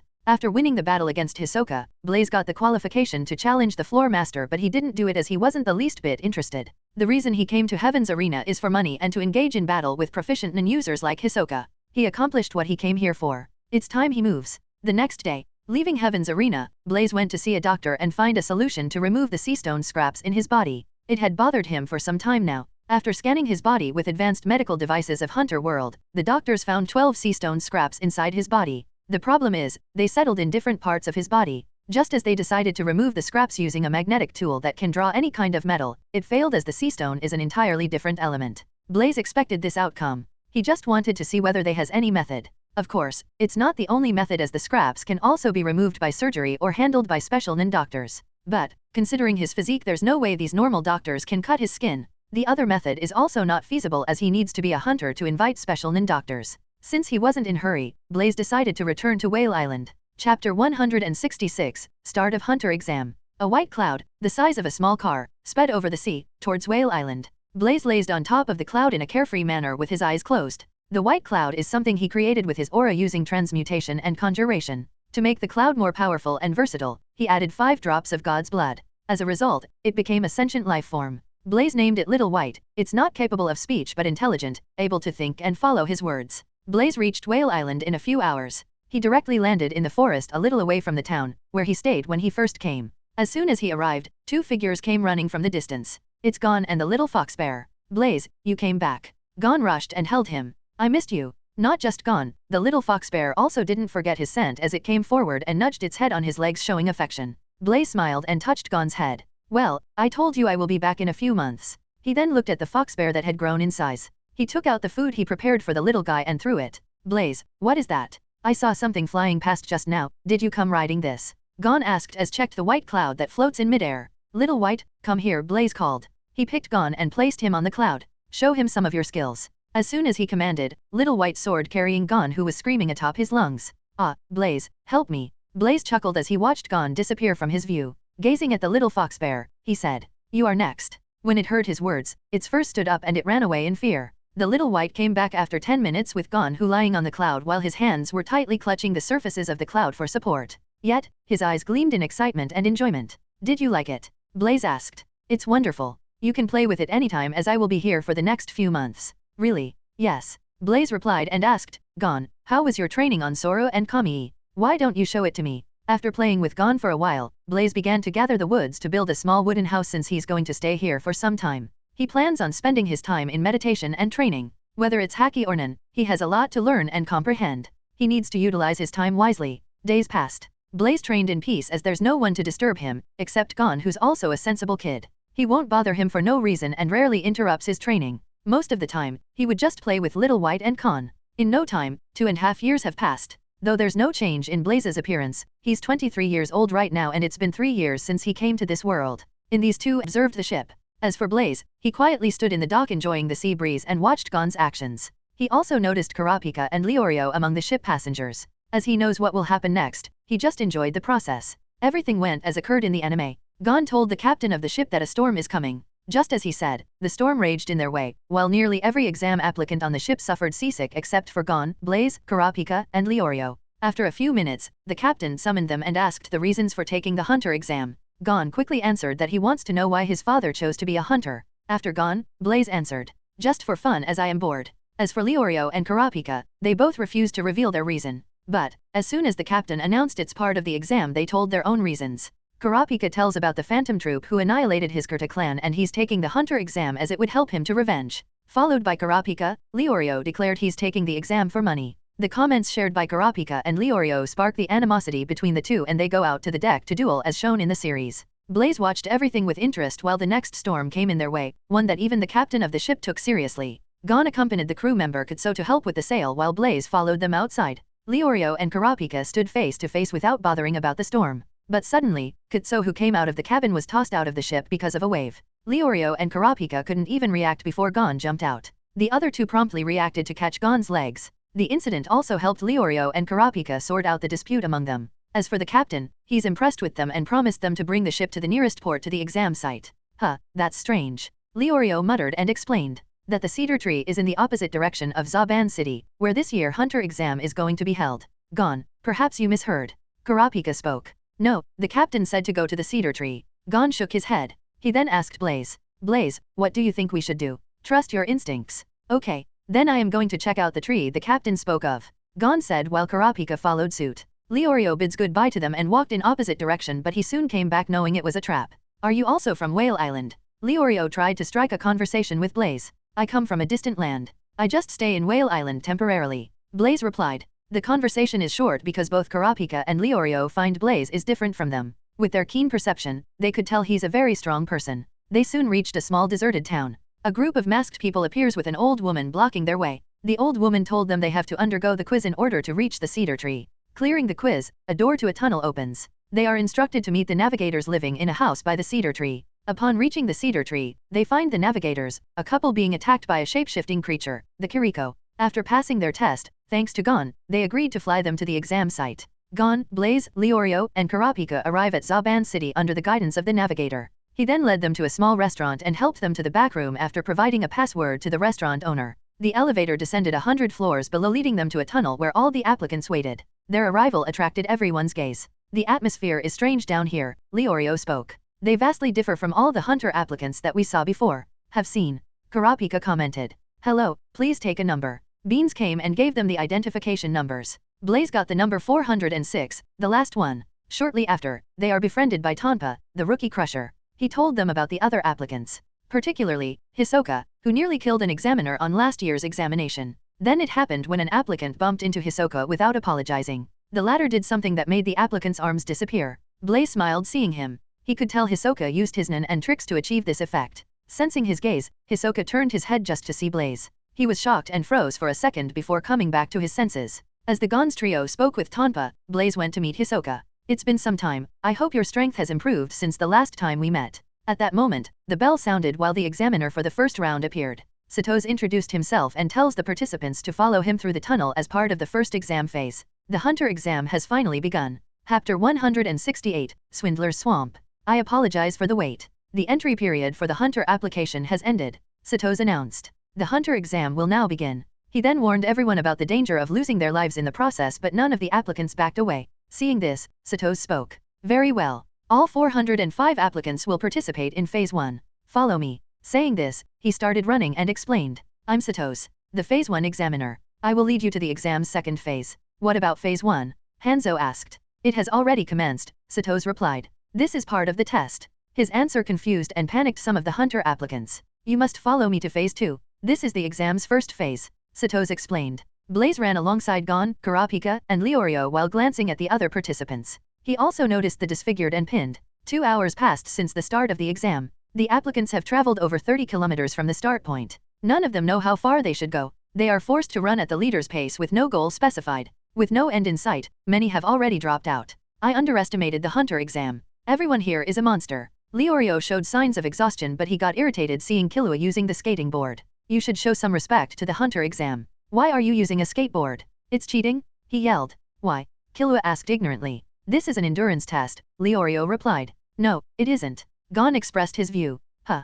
Gon, what are you saying? Leorio complained in exasperation. The examiner only told us to follow him. Gon stated the fact. Hey, how old are you? Killua asked, approaching Gon. 12 years old. Gon replied.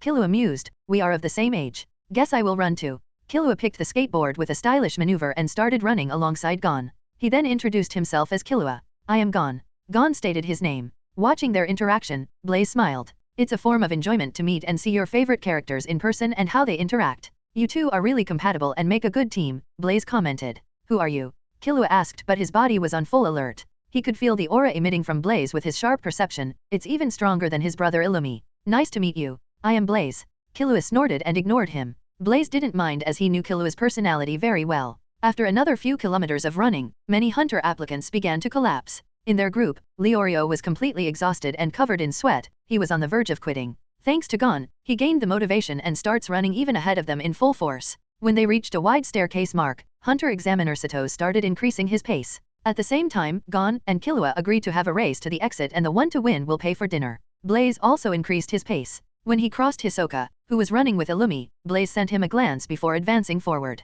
In a few steps, he joined Kurapika and Leorio. Who is he? Illumi asked. I met him 2 years ago at the Heavens Arena. Hisoka recounted his battle with Blaze. You lost. Illumi asked in a surprised tone. I want to fight him again, but I am not confident of defeating him. Hisoka spoke his mind. We may have a chance if we join hands together. What do you say? You know, I don't do work for nothing, Illumi replied. But, your words have piqued my interest. Scarlet Eyes Kurapika spoke. That's why the Kurta clan was targeted, for our unique scarlet eyes. When our emotions are heightened, our eyes turn scarlet. The eyes in the scarlet state are considered one of the 7 most beautiful colors in the world. They command high prices in the black market. That's why the Phantom Torque attacked you, Leorio asked. They took every eye from my clan's remains. I can still hear their darkened eyes crying out in anguish. I swear I will capture the Phantom Troop and I will reclaim the eyes of my clan. Kurapika revealed his deepest secret. Next, Leorio told his side of the story of how his friend would not have died if he had money. Listening to their conversation, Blaze reached the end of the tunnel. Gon and Killua already waited there along with the examiner Synopsis and a few other participants. Once the other applicants arrived, Synopsis introduced them to the location as the Milsey Wetlands, also known as the Swindler's Swamp. We must cross the wetlands to reach the second phase of the hunter exam. This place is home to numerous beasts, mysterious creatures, and deadly plants who deceive humans and prey upon them. Be careful. If you let them fool you, you are dead. Stay very close to me so you won't be deceived. Just as Synopsis finished explaining, a shout came from afar. Don't let them fool you. A man showed up dragging an unconscious ape that had an appearance similar to Synopsis. He's an imposter. I am the real examiner. He then accused Synopsis of being a man-faced ape. The applicants become confused. What's going on? I think what he says is true. But, before the applicants could come to a conclusion, Hisoka attacked the two with his cards. The man with the ape got killed while Synopsis easily caught the cards with his bare hands. That settles it. You are the real one. Hisoka spoke. Of course, Synopsis spoke and warned Hisoka that he will be disqualified if he tried to attack him again. Sure. Hisoka accepted. Let us be on our way. Please follow me. Synopsis then led everyone into the Swindler's Swamp that's covered in fog. Blaze looked around in interest as he ran. Though he has seen many things in One Piece world, the HXH world has its own uniqueness. He's thoroughly enjoying this journey. After a few minutes of running, Killua suggested, feeling the tense atmosphere behind him. Gon, let's move up. Okay, Gon then shouted at Leorio and Kurapika before following Killua. As for Blaze, he was ahead of everyone. He did it so that his debut doesn't affect the original storyline as he wants to observe the fight between Gon and Hisoka. Just as he thought, everything went as shown in the series. Leorio and Kurapika separated from the group. After a few minutes, Gon went to search for them. Knowing it's time, Blaze followed Gon without alerting him. After running for a minute, he reached the location where Leorio faced Hisoka on his own. Seeing Leorio is in danger, Gon attacked Hisoka with the fishing rod. Even when facing Hisoka, he didn't show any nervousness or fear. Unlike in the original series, Blaze has taught Zoro and Kami to Gon and has improved his physical abilities by guiding him daily. He also gave him combat training. If Nonin is involved, Gon won't lose easily. Let's see how far Gon's strength has reached. Blaze watched the confrontation from the distance. Chapter 169, Chairman Netero. Is that a fishing rod? What a fascinating weapon. Allow me to take a closer look. Hisoka spoke as he walked towards Gon. Gon didn't show any kind of fear or nervousness when facing Hisoka. But before he could make his move, Leorio attacked Hisoka from behind. The result is obvious, he was punched hard in the face and lost consciousness. Gon seized the moment and attacked from behind, which Hisoka evaded easily. You came to rescue your friend?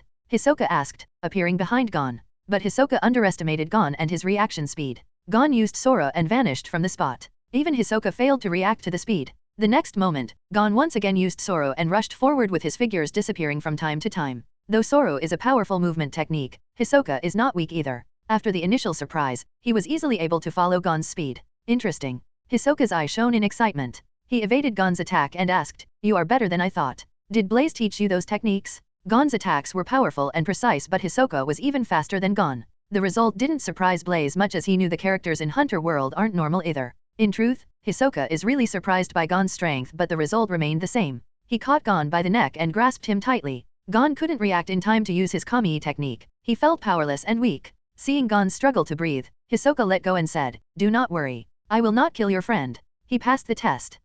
You passed as well. Grow up and become a fine hunter." After receiving the call from Illumi, Hisoka grabbed Leorio and asked, "You can find your way back, right?" As Hisoka walked away, Kurapika came. "Gon? Are you all right?" Seeing everything is okay, Blaze silently took his leave and moved towards the second phase exam site. He didn't interfere because Gon should understand his weakness and need some motivation. "Welcome. I am Menchi, the second phase examiner. I am Buera, the other examiner." Menchi and Buera introduced themselves. Menchi states the second phase involves cooking, which made the applicants laugh and ridicule. Then, Buera tasks them to cook pork. Upon signal, the applicants dashed to the forest. Gon, Killua, Blaze, Leorio, and Kurapika went to search the forest for the pigs. It didn't take long for them to find the pigs, but aside from Blaze, none of them expected them to be carnivorous. The pigs took notice of their presence and stormed towards them. When everyone planned to run, Blaze stood in his place and simply stretched his hand. "Blaze, what are you doing? Let's go," Gon urged. But Blaze didn't move. He used his Conqueror's haki to collapse 5 pigs and scared the other ones away.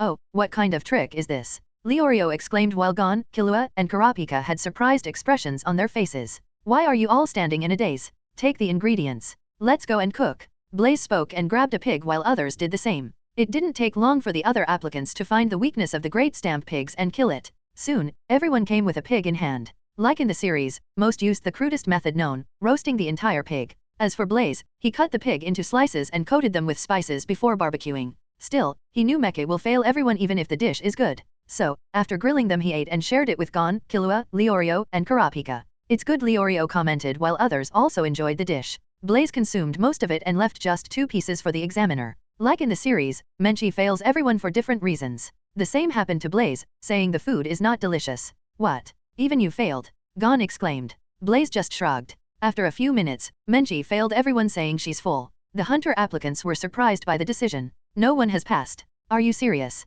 Does she really mean it? The exam is over." Many couldn't accept the decision. Toto, the wrestler, snapped and destroyed the kitchen utensils out of anger. "I won't accept it." As applicants and Menchi fought with words, an airship floated above the exam site. The next moment, an elderly man jumps the airship and landed on the ground, creating a crater. Chairman Netero. Blaze's fighting spirit ignited. He can't wait to fight him, someone who stands at the peak of the HXH world. With his observation haki, he could sense Netero is stronger than he expected. "Who's that geezer?" "He's Chairman Netero, one in charge of the hunter exam," Menchi explained to the applicants. Netero asked Menchi if she really failed them because of their unwillingness to try new things. Menchi admits losing her cool after her profession was insulted and making the exam harder. She informed him that she will resign as an examiner and requested the chairman to redo the second phase. "Very well, how about this?" Netero spoke, "You will continue to serve as the examiner, but you must also participate in the new test you propose. Is it okay?" "I agree. Then the new exam will be boiled eggs." Menchi requested the chairman to bring them all to Split Mountain. Boarding the airship, they reached the split mountain where the new exam is going to be conducted.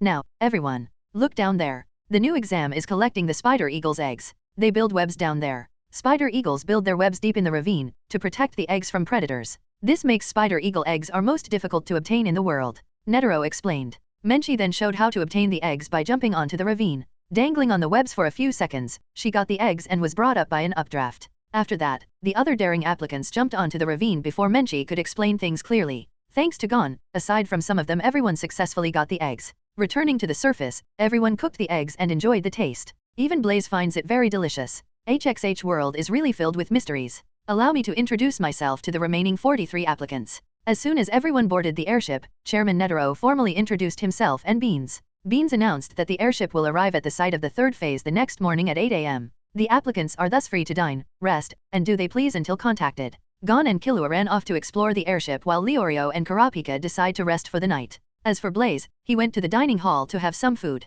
After having some food, he plans to go and meet Netero. Chapter 170, Trick Tower. After having his fill, Blaze left the dining hall and toured the ship. It didn't take long for him to find the room where Gon and Killua are playing the ball game with Netero. By the time he reached the place, Killua came out with a pissed-off look. The latter was surprised to see him standing outside the door. Seeing his expression, Blaze chuckled. You quit too soon. I guess you don't have the skill to take the ball from the old man. I am in a bad now. Don't get in my way. Killua spoke and tried to walk past, but Blaze stopped him. Oh, what will you do if I block your way? Kill me? Blaze asked with a playful expression. Killua snapped. He didn't hesitate for a second to attack. He aimed directly for Blaze's heart while the nails in his hand turned razor-sharp like that of a beast claw. But Blaze effortlessly caught Killua's hand and tightened his grip, making the other party moan in pain. You should refrain from attacking me. Lost his cool. If they continued to compete, increasing their physical power, it would destroy the airship and put countless applicants' life in danger. We will meet after the hunter exam is over, Netero spoke. Good. Let's go, Gon. You should take some rest.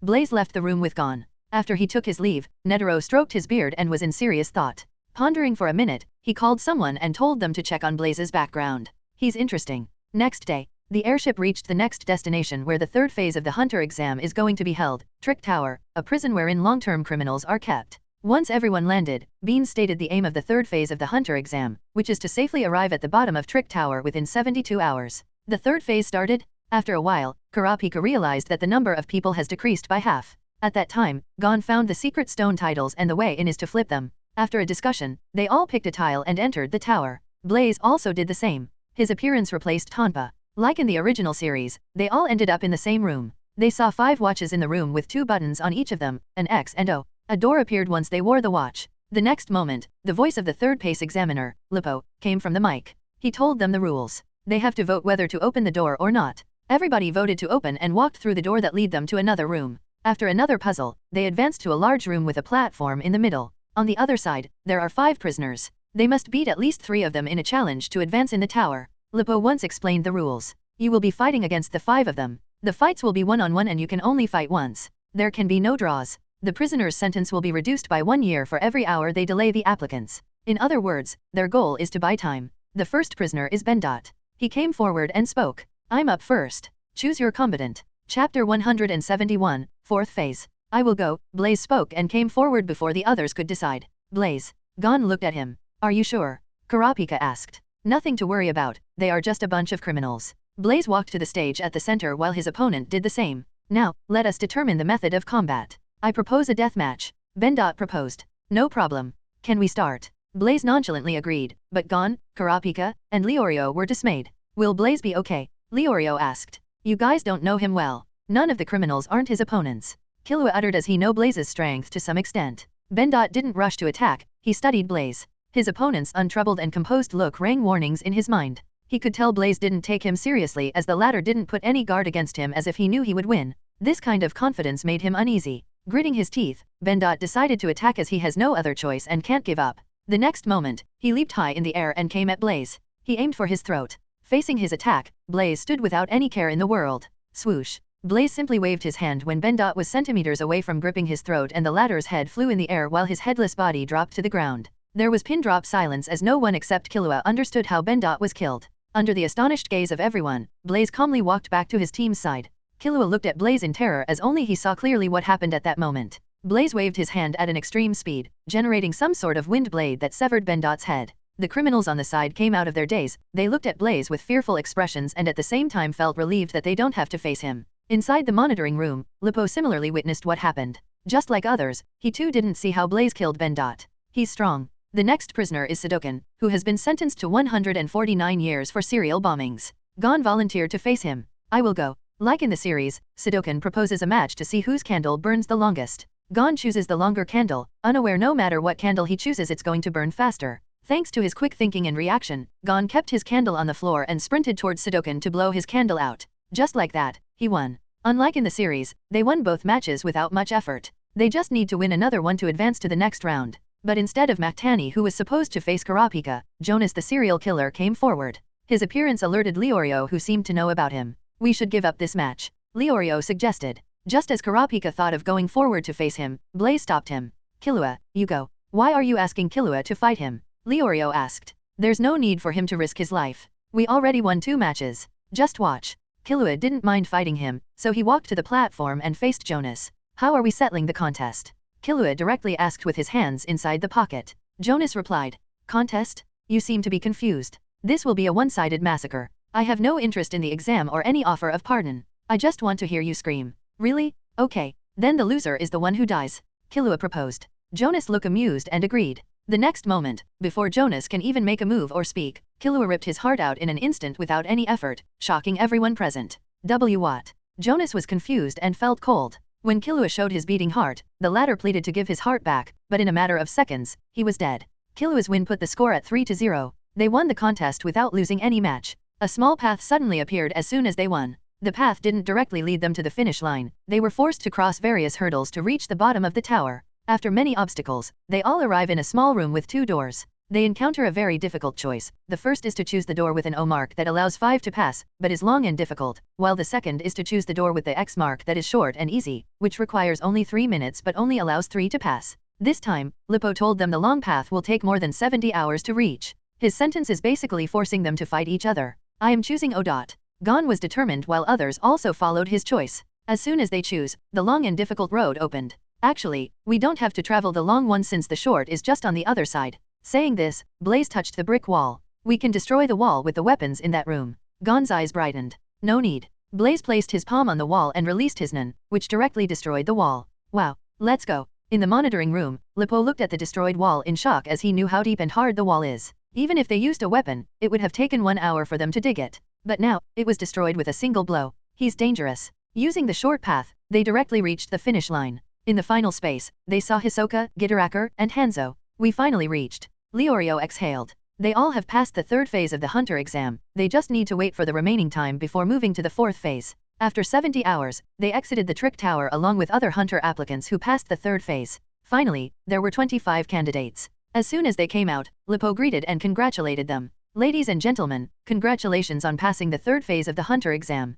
Only the 4th phase and final one remain. The 4th phase will take place on Zivil Island. He pointed at the island behind them. The next moment, an examiner comes with a wheeled table with a box on it. Lippo then told them they need to draw lots to determine who will hunt and who will be hunted. Lippo then called them to draw the lots in the order they exited the tower. Hisoka is first, followed by Illumi and Hanzo. The 4th one is Blaze. He went forward to draw the lot which was sealed, concealing the information within it. Once everyone drew the card, Lippo spoke. Everyone took the card? Now, remove the seal from your card. As everyone looked into the card, Lippo revealed the application of the card. The card indicates the target. As soon as he said it, everyone hurriedly hid their own ID tag. The box has recorded which card was drawn by who. The objective is to steal your target's badge. Naturally, you are allowed to use any method you choose to steal ID tags, including killing your target and taking the tag off from the corpse. Lippo continued. Listen carefully. Your target's ID is worth 3 points. Your own ID is also worth 3 points. All other ID tags are worth 1 point. You will need 6 points in total to advance to the final phase.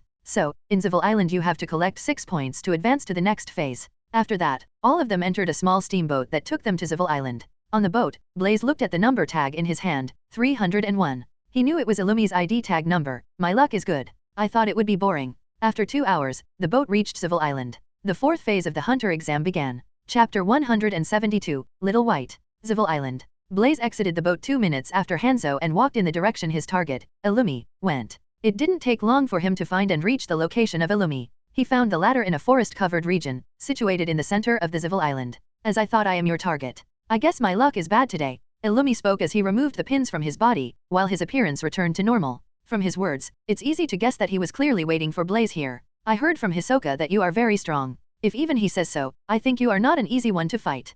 Killua is completely unlike you. Considering his natural talent, it won't take long before he surpasses you. Blaze shook his head. Since you know you are my target, are you going to hand your tag or do I have to take it myself? You know Killua is my brother. Illumi asked. Though it's not some secret, not many know about the Zaldik family details. It's not much of a secret. Blaze shrugged and asked, are we doing it or not? Hisoka, how long are you going to hide? Come out. You know. Illumi asked without any change in expression. Blaze smiled. When I got the target number I purposely looked at you 2 times so that you notice my target is you. And, I know you would team up with Hisoka. Fighting you alone would be boring, with Hisoka it would be slightly interesting. Hisoka came from behind the tree and looked at Blaze. You are so confident of yourself. Trust me, when you reach my level you would understand my state of mind, Blaze spoke and snapped his fingers. The white coat he wore suddenly disrobed on its own and transformed into a small cloud. Little White, teach them a lesson. If you defeat them both without my help, I will give you a drop. As soon as Little White heard his words, it seemed to be excited. Seeing its enthusiasm, Blaze chuckled and jumped onto the nearby tree branch to watch the show. Little White divided itself into 2 parts and further transformed into a faceless human form with an athletic figure and height reaching 6 feet. Illumi and Hisoka looked at the human cloud in wonder and astonishment. They knew if they want to get to Blaze, they need to take care of it first. Both of them attacked at the same time intending to destroy it. But, will it be so easy? For your information, Little White is an intelligent creature. It has its own life aura. Blaze notified with goodwill. He wasn't exaggerating with the statement. In fact, it took him some time to figure out the true capabilities of Little White that's made with 5 drops of his god's blood. Blaze knew god's blood isn't some simple energy that just enhances his physique or improves his strength upon burning. It's fascinating energy with many mystical properties. Since he has no guidance, he had to experiment and find its innate characteristics on his own, so even now, he doesn't know the full capabilities of his god's blood. As Illumi and Hisoka rushed to attack, Little White activated its Ren. Seeing the Ren, Illumi and Hisoka stopped on their tracks as the pureness and quantity of the aura is almost on par with them. At that moment they knew, the fight isn't going to be an easy one. But, if they get entangled with the cloud thing and consume their strength, how will they take out Blaze? Illumi and Hisoka looked at each other, coming to an agreement. The next moment, Hisoka went forward to block the 2 bodies of Little White while Illumi rushed towards Blaze. It's not that easy, Blaze chuckled seeing their little antics. Little White has been with him for 2.5 years. Since it's intelligent, it learned Nen and trained with him. It won't be easy to get past or defeat Little White. One of the Little White bodies easily blocked Hisoka and another one went to obstruct Illumi from advancing forward.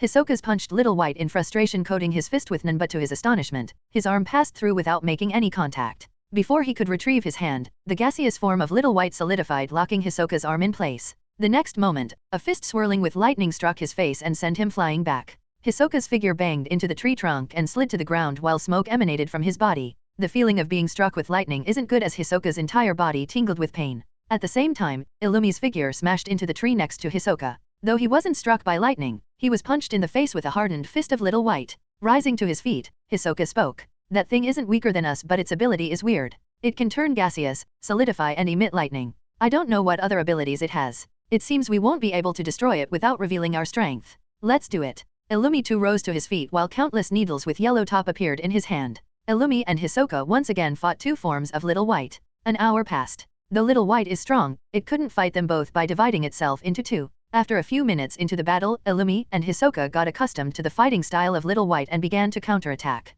After an hour of resistance, Little White couldn't hold anymore as its entire body was torn into countless fragments by Illumi and Hisoka. Knowing it's time, Blaze waved his hand. Little White was magically teleported to his side along with the countless shredded fragments that were ripped from its body. Then, the torn fragments fused into Little White, transforming it back into the original shape.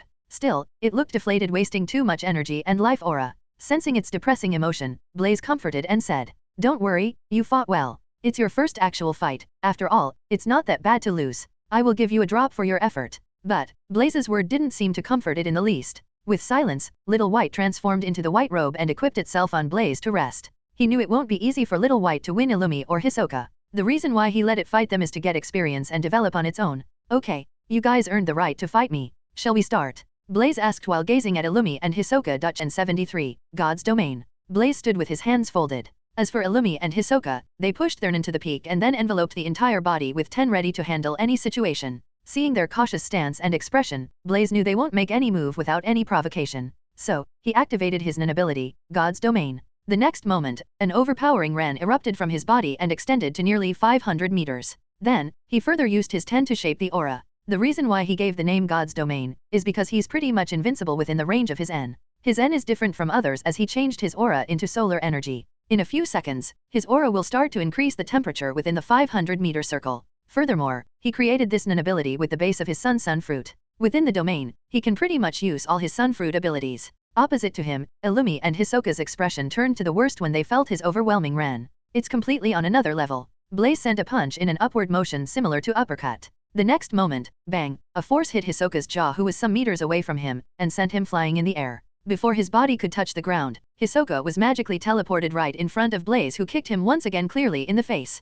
The power behind the kick directly knocked Hisoka unconscious and smashed him far away. Though he didn't use any special kind of skill or KO, Blaze didn't hold back his strength. He had to commend Hisoka for his reaction. The latter used his bungee gum and Ken just before the point of impact to reduce the damage. Still, he couldn't resist Blaze's blow from knocking him unconscious. After dealing with Hisoka, Blaze set his sight on Illumi.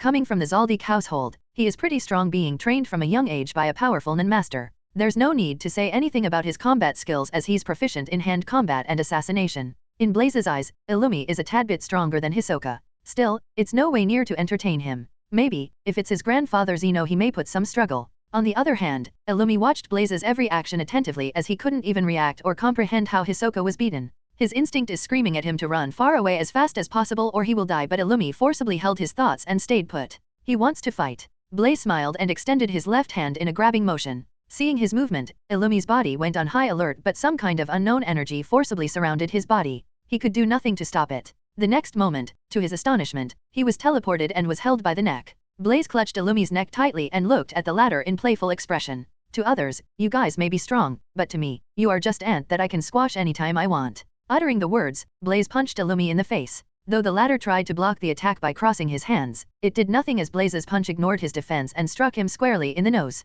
Illumi felt dizzy from the impact while a ringing sound reverberated around his ear. With blood dripping from his broken nose and mouth, he looked miserable. Getting his number tag, Blaze tossed Illumi in the opposite direction that he smashed Hisoka and walked away. Though he messed with Illumi and Hisoka, it didn't alter the HXH timeline by much. Blaze picked a good spot at the center of the island and watched the hunt of other applicants with his new sensing ability that he developed that combines his observation haki and transmuted Nen. He transmuted his life aura into solar energy and it began to slowly spread the Zivil entire island. One can say it's an enhanced version of his Nen ability God's Domain. But it can't be used in the battle as it takes some time to activate. With that, Blaze was able to see everything that's happening on the island. As the temperature of solar energy that Blaze spread is the same as the atmospheric temperature, not even powerful or perceptive Nen masters can detect his spying. Blaze first observed Gon. He located Gon in the northeast direction. The latter was secretly watching the confrontation between Pakal and Q. Gon was amazed at how Pakal masked his presence while stalking his prey and equally impressed that his opponent was able to sense it. Seeing their confrontation gave an idea to Gon how he should approach Hisoka.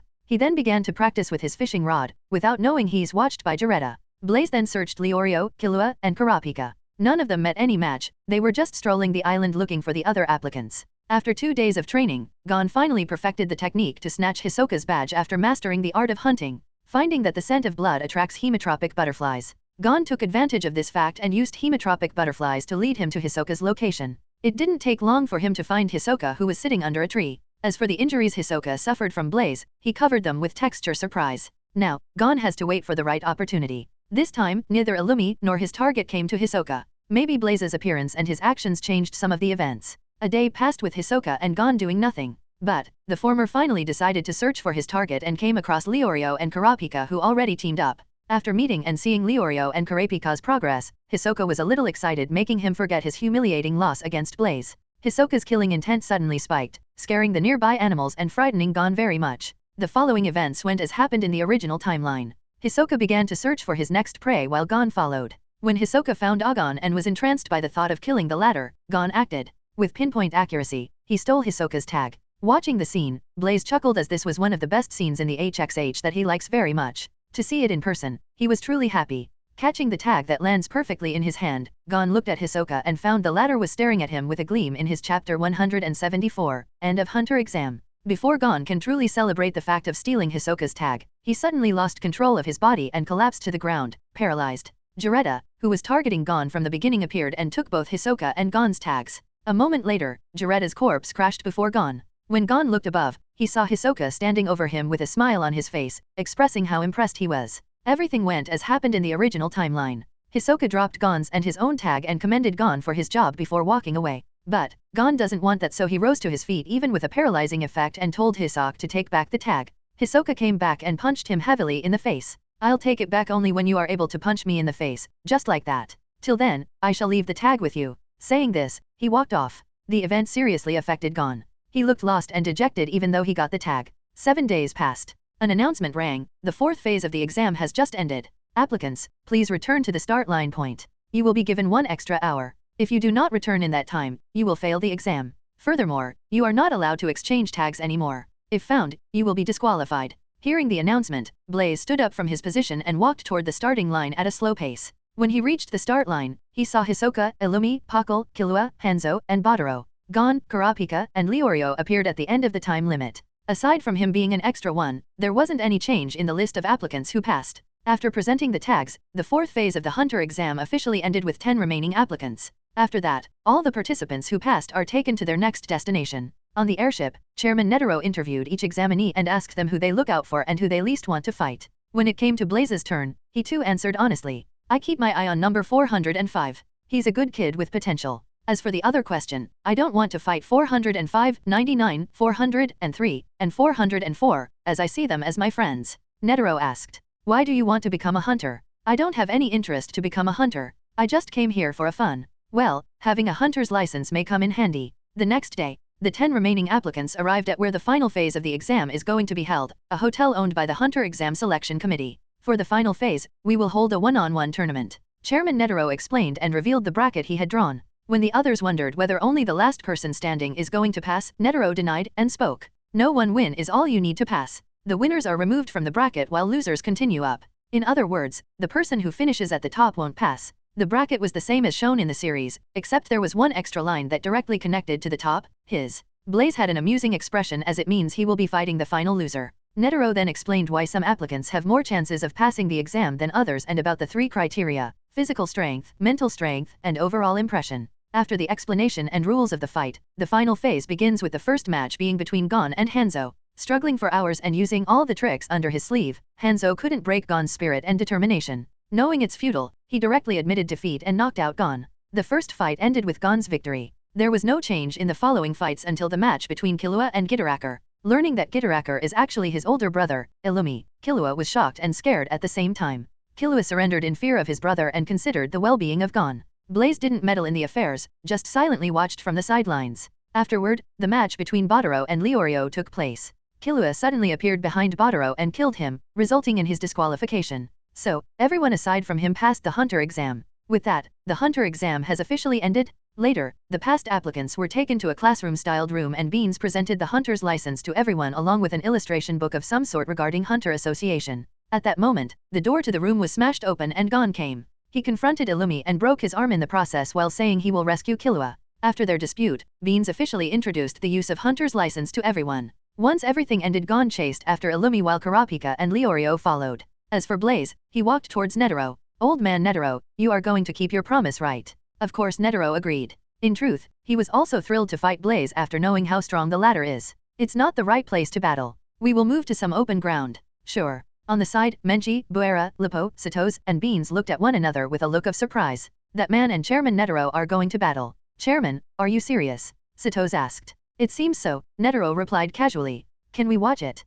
Menchi asked. I don't mind, Netero said and looked at Blaze. No problem. Blaze too don't mind some spectators. On the other hand, after confronting Illumi again and confirming Killua's location, Gon, Kurapika, and Leorio decided to go to Kukuro Mountain to see Killua. Gon came to ask him but Blaze rejected him as he has an agreement with Chairman Nintero. We will meet after some time. Here is my phone number, contact me if you need anything. Blaze said goodbye to Gon and left with Netero. Chapter 175, Blaze vs Netero. Next day, Blaze, Netero, and others arrived at some unknown island located west of Kukinyu Kingdom. The island is deserted with little to no signs of life as if countless battles had happened here. Is this some kind of battleground where you fight others? Blaze asked looking around. I have indeed battled here for few times but it was long back, Netero answered casually while stretching his body. He wore his favorite heart-shaped t-shirt that he only wears. From this one can discern, Netero takes the fight seriously. Let's start. You guys stay away. Blaze spoke, looking at Menchi, Buera, Satos, and Beans. Hearing his words, they looked at Blaze in ridicule.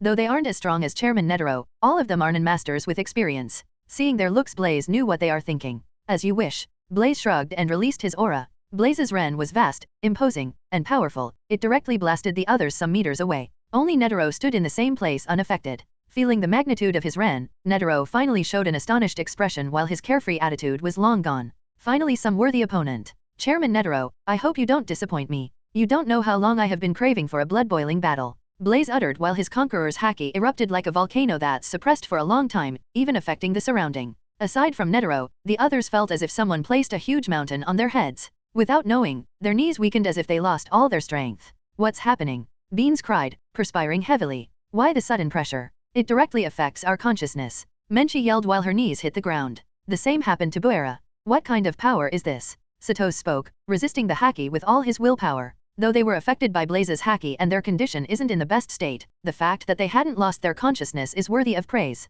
With Blaze's current level of haki, if their strength and willpower hadn't reached a certain level, they won't be able to stand before him. On the other hand, Netero was surprised and excited at the same time. He too sensed the strange power released by Blaze, but it didn't affect him in any way. As someone who's vastly experienced and seen the world, it didn't take long for Netero to figure out the effectiveness of haki. It seems to affect one's mind, but it varies based on individual. It didn't affect me, is it because I am strong? The next moment, Netero also released his powerful Ren while thinking. How many years has it been? Finally, someone worthy has arrived. As his goal has always been to find a worthy opponent against whom he could fight with his all. Blaze and Netero stood facing one another, waiting for the other to make the move. The air was heavy with two powerful Ren clashing while the ground beneath them cracked like spider webs. Blaze decided to make the first move as he knew Netero got accustomed to letting his opponent make the first move. He activated his Nen ability, God's Domain, while his N reached 500 meters. If Blaze wants, he could increase the range of his N, but it would reduce the might of his skill. Sensing the range of his N, Netero was shocked.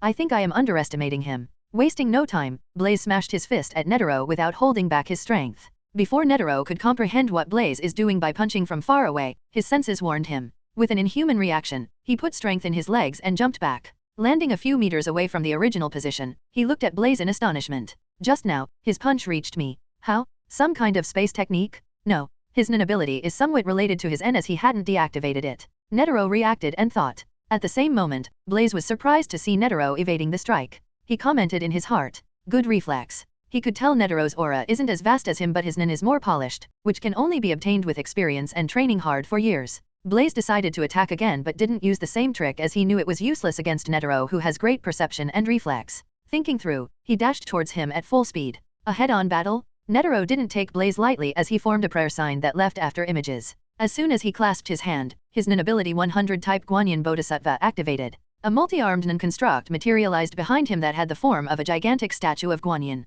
As everything happened in a split second, even Blaze couldn't follow the speed. Before he could reach Netero, the latter waved his right hand in a slapping motion. The next moment, an overwhelming mighty force came towards Blaze on his left-hand side. It was simply too fast to react as he only had time to channel his aura to the left-hand side for defense. Boom. He was slapped far away by the mighty force without a chance to resist. His body flew with no sign of stopping under the overpowering strength. Blaze knew if he don't do something he would be thrown far away. With a thought, countless chains formed of his heat aura and directly penetrated the ground for support. After the combined aid of thousands of chains, he stopped his body. If not for him being inside God's domain, he would have been thrown further away. I was careless. Blaze muttered and glanced at his left hand, which is completely broken. He could tell the bones inside were shattered in multiple places. In that attack, he saw the vastness of perfection and pinnacle of strength reached by Netero. A kind of awe rose in his heart while he truly began to respect the old man who trained countless years to perfect his technique. The strike showed him how much hard work and dedication the latter has put in. Chapter 176, The Might of 100 Type Guanyin Bodhisattva.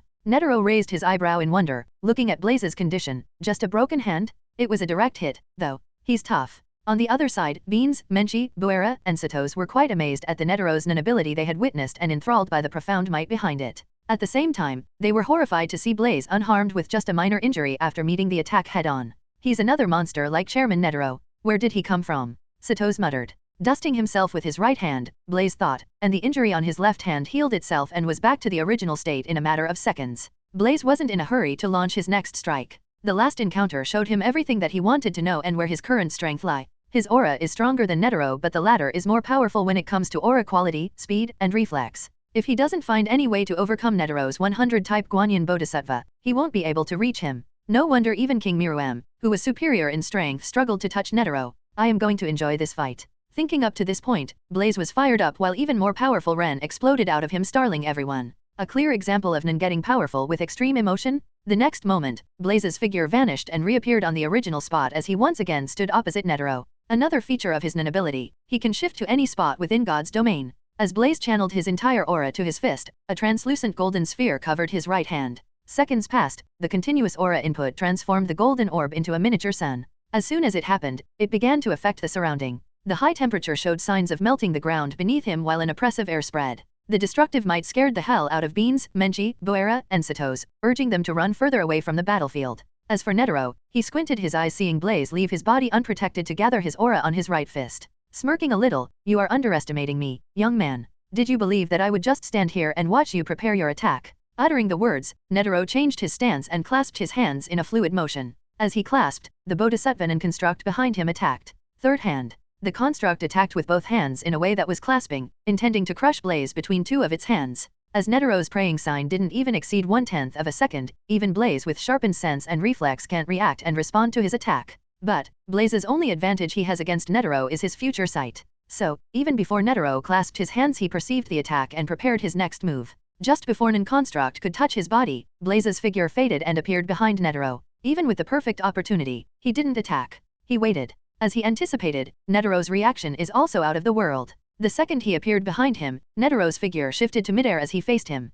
At that moment, Blaze punched. He knew Netero will be able to react to the attack without much problem, but what he want to find is how strong his attack is when compared to Netero. He doesn't have Ant King Miruem's analytical skills, so he can't find Netero's attack pattern and rhythm. His only choice is to attack head-on and win with brute force. As soon as he punched, the surroundings began to distort before a booming sound reverberated, followed by an eruption of golden flames that blazed forward. The force and intensity behind the blow are so high that it incinerated everything in its path and reached Netero within seconds. Under the face of such a strike, Netero looked calm. He took his prayer stance and pushed both his palms forward. 10th hand. As soon as he did that, the Nen construct behind him utilized all their hands and pushed forward, blocking the golden flames from advancing further. Bang! Both the strikes collided, triggering a thunderous sound and powerful shockwave. To Netero's astonishment, the hands of Nen construct showed signs of burning and cracking under extreme temperature and intense force behind the attack. Ultimately, Netero's construct overwhelmed the flames and destroyed them with a torrent of palm strikes. Impressive. Blaze commented and rushed forward, seeing Netero preparing his next attack. Clasping his hands together and resting his right ankle on his left calf, Netero joined his thumb and index fingers together, making a sign with his hands that looked like the number 99. The next moment, the Bodhisattva Nen construct unleashed a torrent of palm strikes with all its arms, in different forms. Even though he saw the future, Blaze couldn't evade all the strikes as one of the palm strikes patted his entire body like a fly and another one smashed his entire body into the ground. Netero's attack didn't stop, as countless strikes hammered him from all directions and pressed him further into the ground, creating a deep pit. This time Blaze didn't foolishly resist the attack with just Nen alone, he coated his entire body with armament haki. As a result, he wasn't injured deeply, just some minor scratches, but the barrage of attacks was able to break his Nen defense and struck his haki-coated body. If not for his haki, he would have been injured heavily. He's really strong. I doubt I can defeat him even if I use my armament haki, anytime soon. It's just how strong Netero's 100 type Guanyin Bodhisattva is. No matter how strong his attack is, if Blaze doesn't find a way to break his Nen construct, he can't injure Netero. Chapter 177, Destructive Beam. Netero's attacks didn't even take 1/10 of a second to prepare and complete, from his prayer sign to Nen construct attacks. Even Blaze with his extraordinary strength and future sight finds it hard to overcome Netero's attack. He didn't anticipate the latter's Nen ability to be this overpowering. Though he's stronger in terms of physical strength and amount of Nen, he couldn't touch Netero with his ability. Since it came to this, there's no need to hold back. Thinking through, Blaze flashed before Netero once again, but this time, he used both Nen and haki. Reacting to his movement, Netero prepared his attack. The next moment, the Nen construct behind Netero made its move and one of its hands slapped at him. Perceiving the attack with his future sight, Blaze teleported outside the range of Netero's Guanyin Bodhisattva and prepared his next move. As Blaze imbued Conqueror haki into his fist, his hand crackled in black lightning. He didn't further enhance them with Nen because both haki and Nen are of different sources of energy. He once tried to combine them both into his attack, but the result is, he was injured heavily. Natural energy is the only source of energy that makes his haki and Nen work together in harmony. Since he doesn't know the way of harnessing the power of natural energy, he can't utilize them in the battle. Meaning, Blaze can only use one type of energy at a time in his attacks aside from simple usages like defense. At the same time, Netero suddenly squinted his eyes when Blaze used his Conqueror's haki. He sensed danger and extraordinary power in Blaze's hand that now crackled in black lightning sparks. I better not let that attack hit me, Netero thought, but the next moment, Blaze disappeared.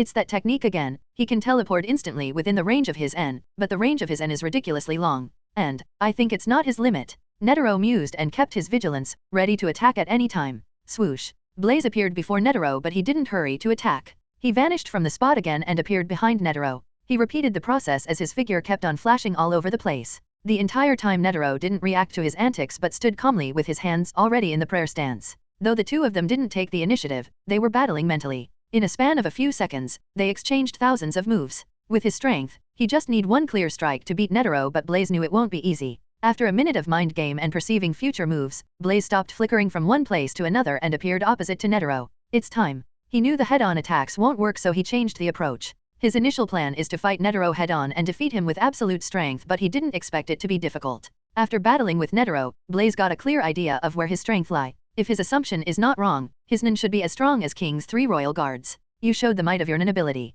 It's time I show mine. Gazing at Netero, Blaze smiled and snapped his fingers. The next instant, the temperature in the surroundings grew at astonishing speed and in no time, the terrifying heat transformed into golden flames. There's nothing but a sea of flames within the range of his god's domain. Feeling the frightening temperature of the flames, Netero squinted his eyes. Unbelievable. He transmuted his aura into such high-temperature flames. This is bad. His worries came true as the high temperature affected him greatly while he began to perspire heavily. Though he was able to resist, for now, he can't persist for long. Blaze waved his hand while part of the flames gathered around to form 9 miniature suns and encircled Netero. Since he planned to fight Netero as soon as he came to the hunter world, of course, he was prepared for his 100-type Guanyin Bodhisattva. Seeing everything in order, Blaze clasped his hand. The next moment, the 9 miniature suns began to revolve at high speed and fired a beam. Each of the beams met at a single point before blasting towards Netero as an immense beam of high temperature. It's not some simple beam as Blaze channeled all of his Nin into the beam to make it more powerful. If Netero manages to block it, his only choice is to burn a drop of his god's blood. Seeing the attack, Netero didn't dare to be careless as he sensed an extreme destructive power behind the strike. Forming a prayer sign, he made a new sign. As soon as he did the sign, there was some change in the Nin construct. All the hands of Guanyin Bodhisattva merged together and were finally left with 2 hands. As Netero pushed his right hand forward, the Nin construct did the same to meet the incoming golden beam head-on. Bang! The 2 strikes collided to trigger a blinding light followed by an explosion. With his hands in clasping form, Blaze roared while the rotating miniature suns gathered the remaining flames within God's domain and imbued them into the beam. In the distance, Beans, Menchi, Buera, and Stados were watching the battle while keeping a safe distance. Is this even a fight between humans? Menchi muttered, gaping at the fighty to his fist. His kick destroyed part of Guanyin Bodhisattva's hand and using the momentum, Blaze pushed towards Netero with his punch aimed at the latter's face. To dodge the strike, Netero had no choice but to back away. It hurt his pride more than anything as it was the second time that he was forced to move back. After a long time, he felt anger in himself. With his emotions disturbed, an overpowering ran burst from him, stronger than ever. Feeling his aura, Blaze wasn't scared but instead was excited so he made his move by zipping toward Netero. Clash. They both clashed once again and battled with extreme speed and reflex. After 10 minutes, Blaze finally found the opening that he sought. With quick speed, he bypassed Netero's defense and punched him squarely in the jaw with everything he had. The punch sent Netero flying in the air, and his body dropped some meters away from the initial position. After the strike, Blaze's lightning form disappeared while he dropped to his knees with a burning smell coming out of him. The next moment, his injuries healed on their own as he rose to his feet. It's understandable that he was injured as he's not Killua who's familiarized with electricity from a small age. He used the power of lightning forcibly. On the other side, Netero also rose to his feet. He had a bruise on his jaw and drops of blood trickled from the corner of his lips. Wiping it away, he spoke. I got old. It would have been good if I met someone of your caliber a few decades back. Blaze shook his head. Chairman Netero, you are strong and a formidable challenger. Don't flatter me. I know you haven't used your full strength. What are you saving it for? Netero stroked his beard and joked in a nonchalant tone. Anyway, it was nice fighting you. Fighting against Netero, Blaze understood how he should spend his time to improve himself. What do you plan on doing next? Netero asked. If possible, he wants to keep Blaze with the Hunter Association and give him some position. A person of Blaze's caliber is no joke as his strength is simply outstanding. Even so, Netero could tell Blaze isn't a bad person so he doesn't mind where the other party goes. I'm going to travel the world. We will meet again, soon, Chairman Netero. Saying this, Blaze waved his hand and his coat transformed into a small cloud. As he jumped onto it, Little White soared into the sky disappearing from view. Looking at the disappearing back of Blaze, Netero sighed. He's so strong at a such young age. Where did he pop up from? Why there's no record of him. At that moment, Beans, Menchi, Buera, and Satos approached Netero from the distance. The battle of this level was an eye-opener for them and even made them wonder, can one's strength reach such a level? Chairman, are you okay? Beans asked in a worried tone. When he saw Blaze successfully punching Netero, his heart stopped for a moment as he was the backbone of the Hunter Association. I am good. Netero nonchalantly replied. Blaze lay on the back of Little White and thought of the battle with Netero. With my current strength, I won't be able to defeat the Ant King without burning some drops of God's blood. Well, there's still a year left before the incident happens. I need to train properly to enhance my Haki Ennen. His next target is Phantom Troop. For that, he just has to be in Yorna City after 5 months to meet them. In the meantime, he plans to roam the Hunter world. Author's note, I am extremely sorry about the long absence. I couldn't find time to write. And, I lost the feeling to write because of poor story planning. As I am writing after a long time, I find it hard to complete a chapter in a short time. I'm getting back into the form. Give me some time, the novel will be soon back to a stable release. Thanks for the support even during my absence. I will try my best to deliver the story more enjoyable to read and complete it with chapter 179, Yorna City. An unnerd his hand with Nan, ready to end his life with a strike. I need to remove something from my body, for that, I need her Nan ability. Saying this, Blaze looked at Shizuku. Die. Without wasting any time, Franklin stretched his hands. His fingers opened and fired aura bullets. Meanwhile, Phaeton too dashed towards him. Blaze sighed, seems like we have to do it the hard way, and snapped his finger. The next moment, Phaeton who was rushing at him disappeared and appeared in the way of bullets. What? Phaeton only had the time to activate his Nan and surround his body. Though Franklin stopped firing the moment he noticed Phaeton, the latter was hit by a quite number of aura bullets. Phaeton, are you okay? I am fine. Phaeton looked at Blaze with his eyes narrowed. He still couldn't comprehend how he was hauled here without any indication. Only at this moment, the trio understood that they aren't facing a typical foe. The opponent is strong. With tactic understanding, they went into the formation the next second surrounding Blaze. As you wish, Blaze spread his hand and vanished from the spot. The next moment, he appeared behind Phaeton. Swish a strike to the back of the neck, Phaeton was knocked unconscious. Franklin and Shizuku didn't even have time to react. A sword made of extreme heat formed in Blaze's hand. Positioning the sharp point above Phaeton's heart, he spoke. Shall we talk now? What do you want? Franklin asked, gazing at Phaeton below Blaze's feet.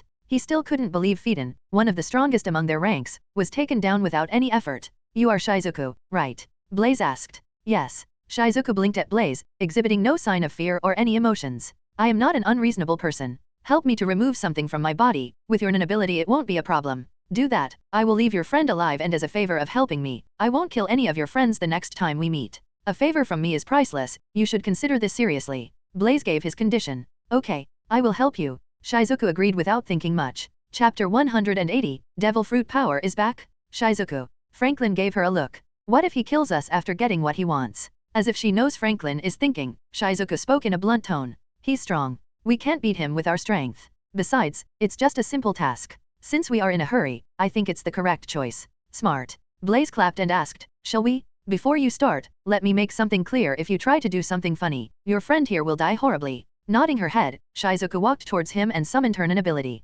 Blinky-chan, let's do it. Looking at the vacuum cleaner that appeared with sharp teeth and tongue, Blaze was intrigued. It's indeed a rare ability. Making a small cut on his hand, he said to Shizuku, the name of the foreign object in my body is known as sea stone. Blinky-chan, suck up the sea stones in his body. As soon as she commanded, a sucking force came from Shizuku's conjured item. The next moment, Blaze felt some kind of foreign force sucking the sea stone scraps settled in his body. Within 5 seconds, all the sea stone scraps were removed from his body. Sensing the familiar power coursing through his body once again, Blaze clenched his fist. My devil fruit power is back. At that moment, Franklin and Shizuku felt a frightening pressure radiating from Blaze. Out of reflex, Shizuku leaped back to maintain distance from him. What have we done? Who is he? Franklin thought, feeling the presence and experiencing terror just standing before Blaze. After a few seconds, Blaze came out of his thoughts and looked at Shizuku. Thank you. I owe you one. Saying that, Blaze disappeared from their view, leaving Phaeton unharmed. The hotel where Gon, Killua, and Leorio stay. Blaze met them after the three finished the arm wrestling for the day. What they earned can't get them anywhere near buying the gaming console of Greed Island. He's also interested in Greed Island. Unlike Gon and Killua, he knew a tryout for Greed Island players will be held by Tsezgara on September 10th. Blaze. Seeing him again, Gon was happy. Since you guys learned Nan, want to play a little? Blaze asked, looking at Gon and Killua. Good. Gon answered with excitement, balling his fist. Though Killua didn't answer, his eager eyes filled with fighting intent revealed his true thoughts. Leorio, what about you? Blaze asked. Waving his hand, he answered. Though I learned Nan, I am not very proficient at it. After having a nice dinner, they went to an open ground where there was no one to disturb them. Show me your Ren, Blaze asked with his hands behind the back. Gon and Killua looked at each other before bursting with a powerful aura. Though they just learned Nan basics, their aura is steady and vigorous. Such talent. Blaze sighed. With their potential, in another 10 years or maybe even less, their Ren may reach his level. He was truly astonished. What you two learned till now is just basics and you have a long way to go. Saying this, Blaze showed a part of Ren that forced Gon and Killua to jump some meters back. When he then channeled the burst of Ren to his right fist, a golden spherical bubble took shape. Not only that, as his Nen concentrated on his fist, it began to affect the surroundings as everything within 100 meters began to crack and tremble. Feeling his power, Gon showed a thrilling expression while Killua revealed a look of horror. He's far stronger than I thought. I don't think even Grandpa will be his match, Killua thought. As soon as he cancelled the Nen channeled to his fist, Gon ran towards him and asked, Blaze, can you teach us then? No, I am not good at teaching stuff. You will meet someone better who will systematically teach the advanced Nen. Oh, Gon looked disappointed. To distract him, Blaze asked, what are you guys doing recently? As soon as he asked this question, Gon began to speak about the Greed Island game and how they are struggling to gather enough money to buy it. Blaze didn't intend on helping Gon, as he knew sometimes a journey is much more important than simply reaching the destination, as it would give them precious memories, the experience they need, and the kinds of hurdles they pass to reach the end. Don't worry, you will eventually get what you want if you put in your efforts. I will be here in the Yornu city. You can call me if you need any help. After chatting with them for some time, Blaze prepared to leave as he planned to watch the game between spiders and shadow beasts. When he arrived at the location of the underground auction, the spiders have already killed the people and Shizuku disposed of the bodies, leaving no traces behind. After that everything went as happened in the series, with no surprise. The Mafia shot down the Phantom Troops' hot air balloon and surrounded them. Unfortunately, they were no match for Yuvijin's brute strength. At that moment, 4 of the shadow beasts appeared, Worm, Rabid Dog, Leech, and Porcupine. But as expected, they too died at the hands of Yuvijin. Meanwhile, Kurapika and his comrades from the Nostrade family watched the confrontation from afar. They were stunned by the power that Yuvijin displayed and scared to approach him. Except, Kurapika. Kurapika took a shot and successfully captured Yuvijin under the eyes of other spiders. After watching the battle between spiders and other shadow beasts, Blaze got bored and returned to the hotel he reserved for a few days. Though everyone in shadow beasts had unique Nen ability, they were no match for spiders whose strength and combat experience are leagues above them. At first, he thought of meeting spiders and playing with them for a bit, but after seeing and experiencing their strength in person he lost the mood. With his current strength, none of them is his match. If they attack him together, he may feel something and won't get bored. Chapter 181, Phaeton's Rising Sun. The next day, September 2nd. After discovering they can't earn enough money to buy the game console, Gon, Killua, and Leorio dropped the arm wrestling plan and signed up to catch the spiders. Gon even came to invite him, but Blaze rejected him as he knew the former has to walk his own journey. With him, Gon won't learn a thing. At the same time, Blaze too has other plans to catch the battle between Kurapika vs Yuvijin. After sunset, Kurapika and Yuvijin battled far away from the city where there was no one to disturb them. The battle didn't even go on for 15 minutes and there wasn't any surprise in the outcome. Ultimately Yuvijin was bested and killed by Kurapika's chain jail and Emperor Time. The next day, September 3rd. Around noon, Leorio called him and said, Gon and Killua tailed 2 members of the Phantom Troop.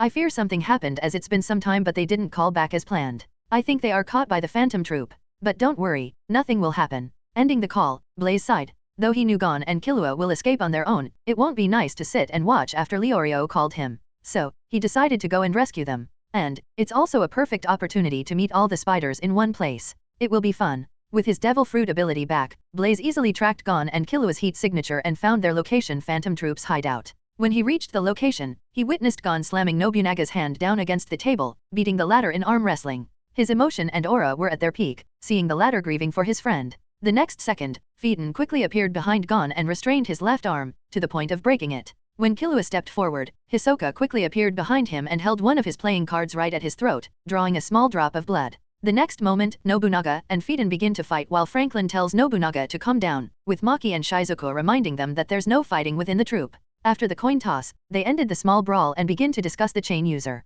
So, what do we do with them? They haven't told us anything about the chain user yet, Shizuku asked. If they don't know anything, we can let them go. Well, Pakunoda, Franklin suggested and asked Pukunoda.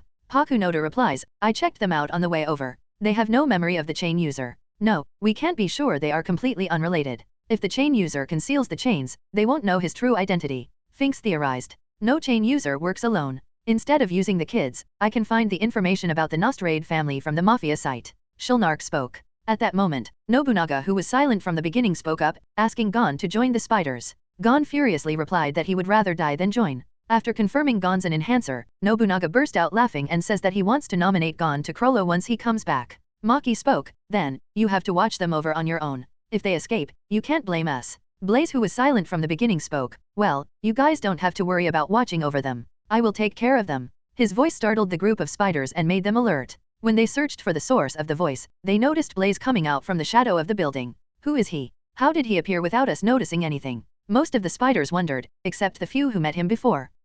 When did he come here? How did none of us fail to sense his presence? The spiders thought while their state of wariness rose. Phaeton roared. How would he forget the previous encounter and the shame he suffered? Without minding Phaeton's deep red eyes that blazed with rage, Blaze just waved his hand and the next moment, Gon and Killua were teleported next to him. The forcible transport startled them while they both looked at each other in amazement. Just when the spiders thought of attacking, Franklin stopped them. He's the one that we told you about before. We three didn't stand a chance against him. Though they didn't attack, the best attackers of the Phantom Troop Finks, Maki, Bonilynov, Nobunaga, and Phaeton surrounded Blaze. Hisoka watched from the sidelines with cold sweat all over his face. He's the only one I don't want to meet in this world. Phaeton, who was seething in rage, didn't wait for the others to do any talking. He straight away attacked Blaze. Swish. Flashing before Blaze, he swung the sword that was concealed inside the coat of his right arm by coating them with nin. Blaze remained unfazed by the attack and effortlessly blocked it with his arm, imbuing them with haki. Crack. To Phaeton and everyone's amazement, the blade cracked into two, and before the former could react, a kick to his stomach sent him flying away and injuring him heavily.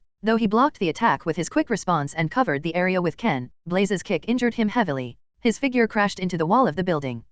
Rising to his feet with a struggle, Phaeton spits the clog of blood and spoke, "You have done it. I am going to kill you, you piece of shit." With a mind full of rage and heavy injury inflicted by Blaze, he performed his nin ability. His entire nin transmuted into some kind of grey aura that leaked from his body. It then turned into a ball of aura and rose to the sky. At the same time, a suit conjured from the aura and armored Phaeton's entire body. "It's not good. Let's get out of here," Finks stated and started to run. All the spiders, knowing full well about the Phaeton's pain packer ability, began to sprint out of the building. Why are they running? Gon and Killua wondered. They got the answer the next moment as Phaeton's aura transformed into a huge miniature sun. Since Blaze's kick inflicted him with heavy damage, his rising sun is a bit bigger than it was shown in the series. Gazing at the attack, Blaze smirked. If it was any other form of attack, he would have made some effort to block, but against this attack, he only felt pity for Phaeton. In his eyes, Phaeton's attack looked like child's play. Chapter 182, Blaze vs Phantom Troop. Gon and Killua, who were standing beside Blaze, began to feel the rapid rise in temperature around. But, before it could affect them, the heat was blockaded by Blaze's sun fruit ability by forming some sort of barrier.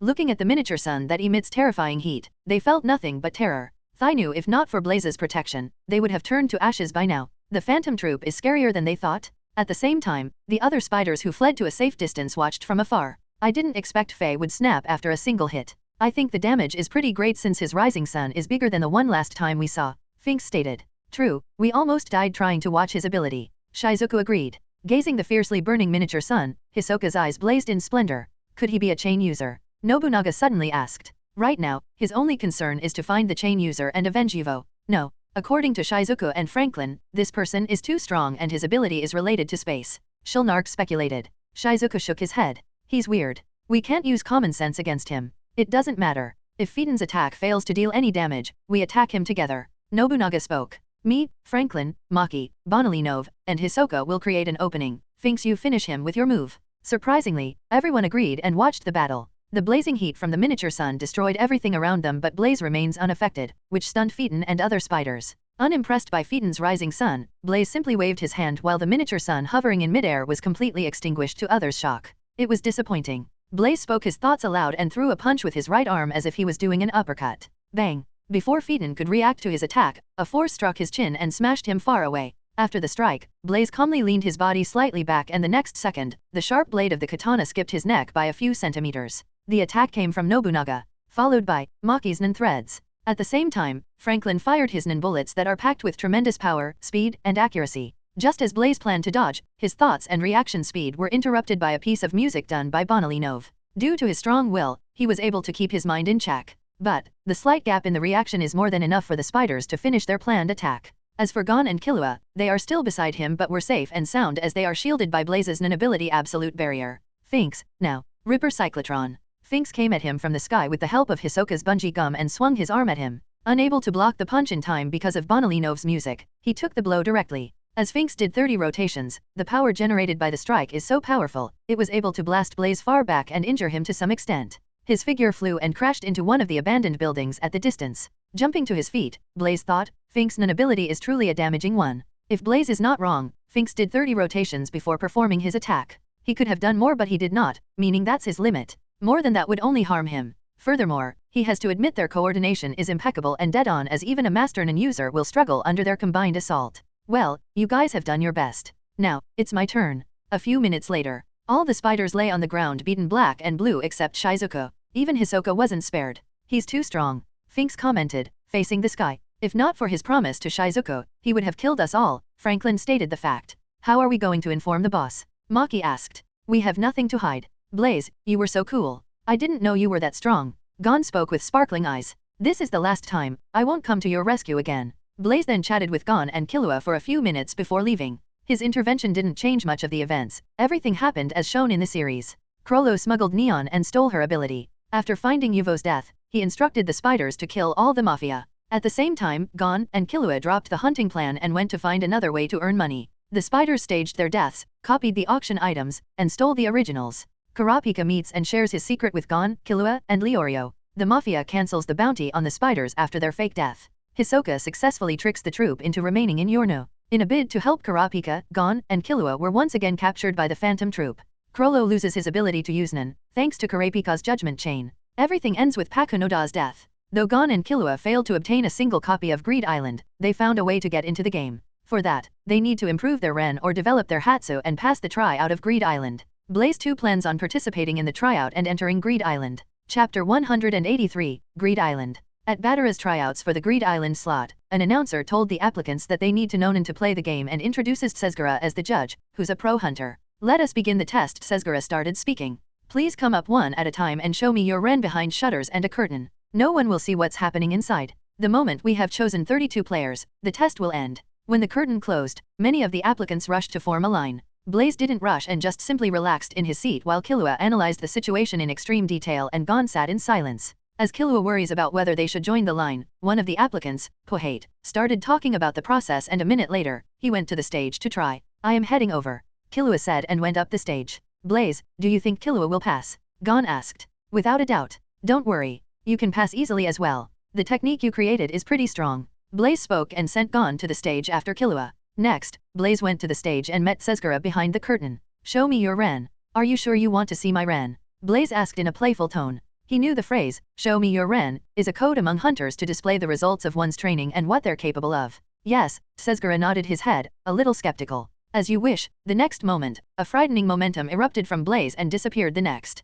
Still, it scared Sesgura so much that he backed into the wall. When he met the force of Blaze's Nin, he never felt death so close. Why you? Sesgura tried his best but no words came out. Walking next to him, Blaze simply patted the latter's shoulder and spoke, relax. I just came to experience the Greed Island, so don't mind my presence. Saying this, Blaze exited the room and came to the next one, where he saw Gon, Killua, Bisky, and other applicants who had passed. His presence attracted everyone's attention because some of the experienced Nin users felt the powerful Ren he released. Especially, Bisky. Her sight never left Blaze until he walked past her and sat along with Gon and Killua. The aura I felt earlier is from him, she thought. The Ren she sensed was unlike anything she had ever seen or experienced. He's dangerous. Along with Gon, Killua, Bisky, and 20 other people, Blaze moved to Batara's mansion to enter the game. After some process and explanation, everyone entered the game. Entering Greed Island's starting point, Blaze met the woman, ETA, sitting in a floating mechanism wearing a headgear. She introduced the game and basic rules before sending him out. Looking at a huge, grassy plain before him, Blaze took a long breath and smelled fresh air. Aside from the nice scenery, the thing he noticed is some kind of binding in this place with his observation haki. It looked like the entire island is controlled by Nin. He didn't know what concept Jing used, but it was powerful as even he can't cancel the binding. Blaze uttered the keyword book. As soon as he did that, a binder materialized before him and hovered in midair. Wow, it really is similar to games on the Earth. How fascinating. Blaze mused and checked the empty card slots. Blaze. Gon called and came over with Killua. We are going in that direction, are you coming? No. You guys go and explore it yourself. It's fun that way. Blaze rejected Gon's request. If you need my help, just contact me using the binder. After saying goodbye to Gon and Killua, Blaze left the starting area. He plans on using his time in Greed Island to train himself. If he's not wrong, Gon will stay on Greed Island for 7 months. So he got plenty of time on his hand to train. After that, he will accompany Gon to Yorbian continent where the Chimera Ant arc will take place. If he uses his devil fruit powers and haki, he's confident in defeating Miruem, but it will be tough with just Nin alone without using God's blood. Furthermore, he doesn't know how the situation will turn out once he returns to the One Piece world. He had to be prepared to face the world government. For that, he needs to be strong. Blaze certainly doesn't want to make the same mistake of confronting the world government head-on and alone. Name, Blaze Hunt. Occupation, Marine. Constitution, 76.9. Devil Fruit, 74.3. Hacky, 78.5. Free Attribute Point, 5.0. There wasn't much change in his attribute panel. His Devil Fruit attribute rose from 70.2 to 74.3, corresponding to the growth in his Constitution and Hacky attribute. He has a feeling, if he rises his Devil Fruit attribute to 75, there will be a big change. There's a possibility he will uncover a new ability of his Sun Fruit. Thinking through, Blaze searched for a remote location where he won't be disturbed. 5 months and some days passed. Blaze trained his Hacky, Nin, and Devil Fruit abilities. Especially his Devil Fruit power, stagnated at 74.9 while his Hacky attribute rose to 79.4. As for his God's Blood, it was around 1,200 drops right now. He has a long way to reach the 3,000 mark and convert all his blood into his body. At that moment, his binder materialized and flashed a few times, displaying a call from Gon. Hello Gon. Blaze, what are you doing? Are you free? Yes. We need your help to get a card. Gon requested. What card is that? Blaze asked, thinking it was time they would have encountered Razor. It's a designated slot card. Plot of Beach, Gon replied. Okay, where should I come? City of Love. Chapter 184, Razor. AI, City of Love. When Blaze arrived at the city, the team was already waiting for him. Aside from Gon, Killua, and Bisky, Hisoka, Gorino, and Sesgura's group were there. Seeing him, Hisoka flinched for a moment before returning to normal, while Sesgura had a rare look of seriousness on his face. With him, we may be able to win the game, Sesgura thought. Blaze, you are here. Gon ran forward. Blaze nodded. Look like you two have trained well and strengthened your basics. Your life aura looks formidable, smooth, and pure. Good. So, what do you call me for? Gon then mentioned Razor and 14 pirates. We have to beat him in a game to get the card. Plot of Beach. I will join the game, but don't expect me to do all the work. You have to clear the game on your own to experience the thrill and hardship. In the entire HXH series, what he liked the most is the game between Razor and Gon's group. He doesn't want to be meddlesome and spoil it. We don't want your help. We can clear the game on your own. We invited you to make up for the numbers. Oh, you still haven't changed, Killua. Blaze chuckled and ruffled the latter's hair. Though Killua tried his best to avoid Blaze's hand, it didn't change the outcome. I have become strong, but he's still stronger. Let's go, Gorino voiced. As happened in the series, Gon's new team easily won 3 matches, making Razor realize the tactics of his opponents. He then decided to give them the win for the sumo match and face them himself. Razor then announced that the next game will be dodgeball, which needs 8 players for each team, and whoever wins the game will automatically get 8 wins. Saying it, Razor formed the Devils with his Nin ability. Seeing this, the random teammates of Gon they picked quit in fear. Since Blaze is here, they only missed a single player. Gorino then revealed his Nin ability and created an ape that completes the team's players to 8. After an explanation of the game rules, the match finally starts. Razor freely gives the ball to Gon's group, making Killua pass the ball to Gorino, who immediately attacks one of Razor's devils and continues to attack, bringing down 2 opponents. But when Gorino decides to take out Razor, his throw was stopped by the latter using only one hand. The following events unfolded exactly with no change from Razor taking out Gorino, his ape, Sesgura, and Bisky. Though Hisoka's bungee gum played a role and helped them to take out one of Razor's devils, it wasn't enough for them to win. Gon's used his Hajinkan and hits one of Razor's powerful devils, sending it out of the field. Upset, he used more Nin into his punch, but Razor blocked the attack with his Nin and sent it flying upwards.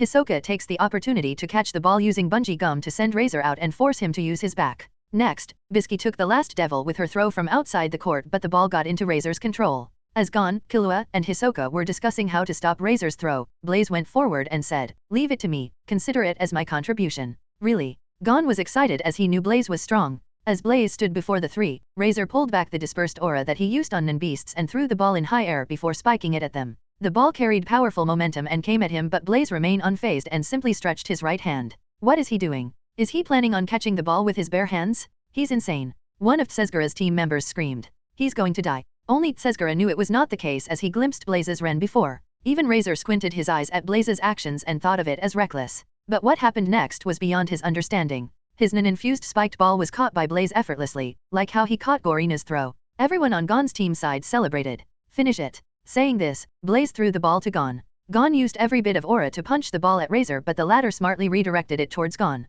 As Gon feints, the ball passes past him. Hisoka then used his bungee gum to stop Razor's counter and hurled the ball back to Razor. As the ball is covered by his bungee gum, Razor couldn't throw it back like last time and was pushed outside the boundaries. The game ended with the referee announcing that Razor is out and Gon's team is victorious. Razor accepted his defeat and talked to Gon about his past with Jing and how he changed them while others waited on the side. Seeing Killua's injured hand, Blaze walked towards the latter and spoke. "Show me your hand. What are you doing?" Though Killua resisted with words, he still stretched out his hands. "Healing your hand." A bright golden glow arose from Blaze and poured into Killua's hand. To everyone's astonishment, Killua's badly hurt arms healed little by little. Within a minute, his entire hand was back to its perfect state. There was no sign of injury. Wow! Killua examined his healed hands in surprise. As for others, they looked at Blaze in shock. They have seen Nin-type healers curing others before, but this is the first time they have seen something this magical. Especially Bisky, it took her a few moments to come out of her thoughts. Who is he? He's stronger and more mysterious than I imagined. After the event, Gon and his team finally got the card plot of Beach.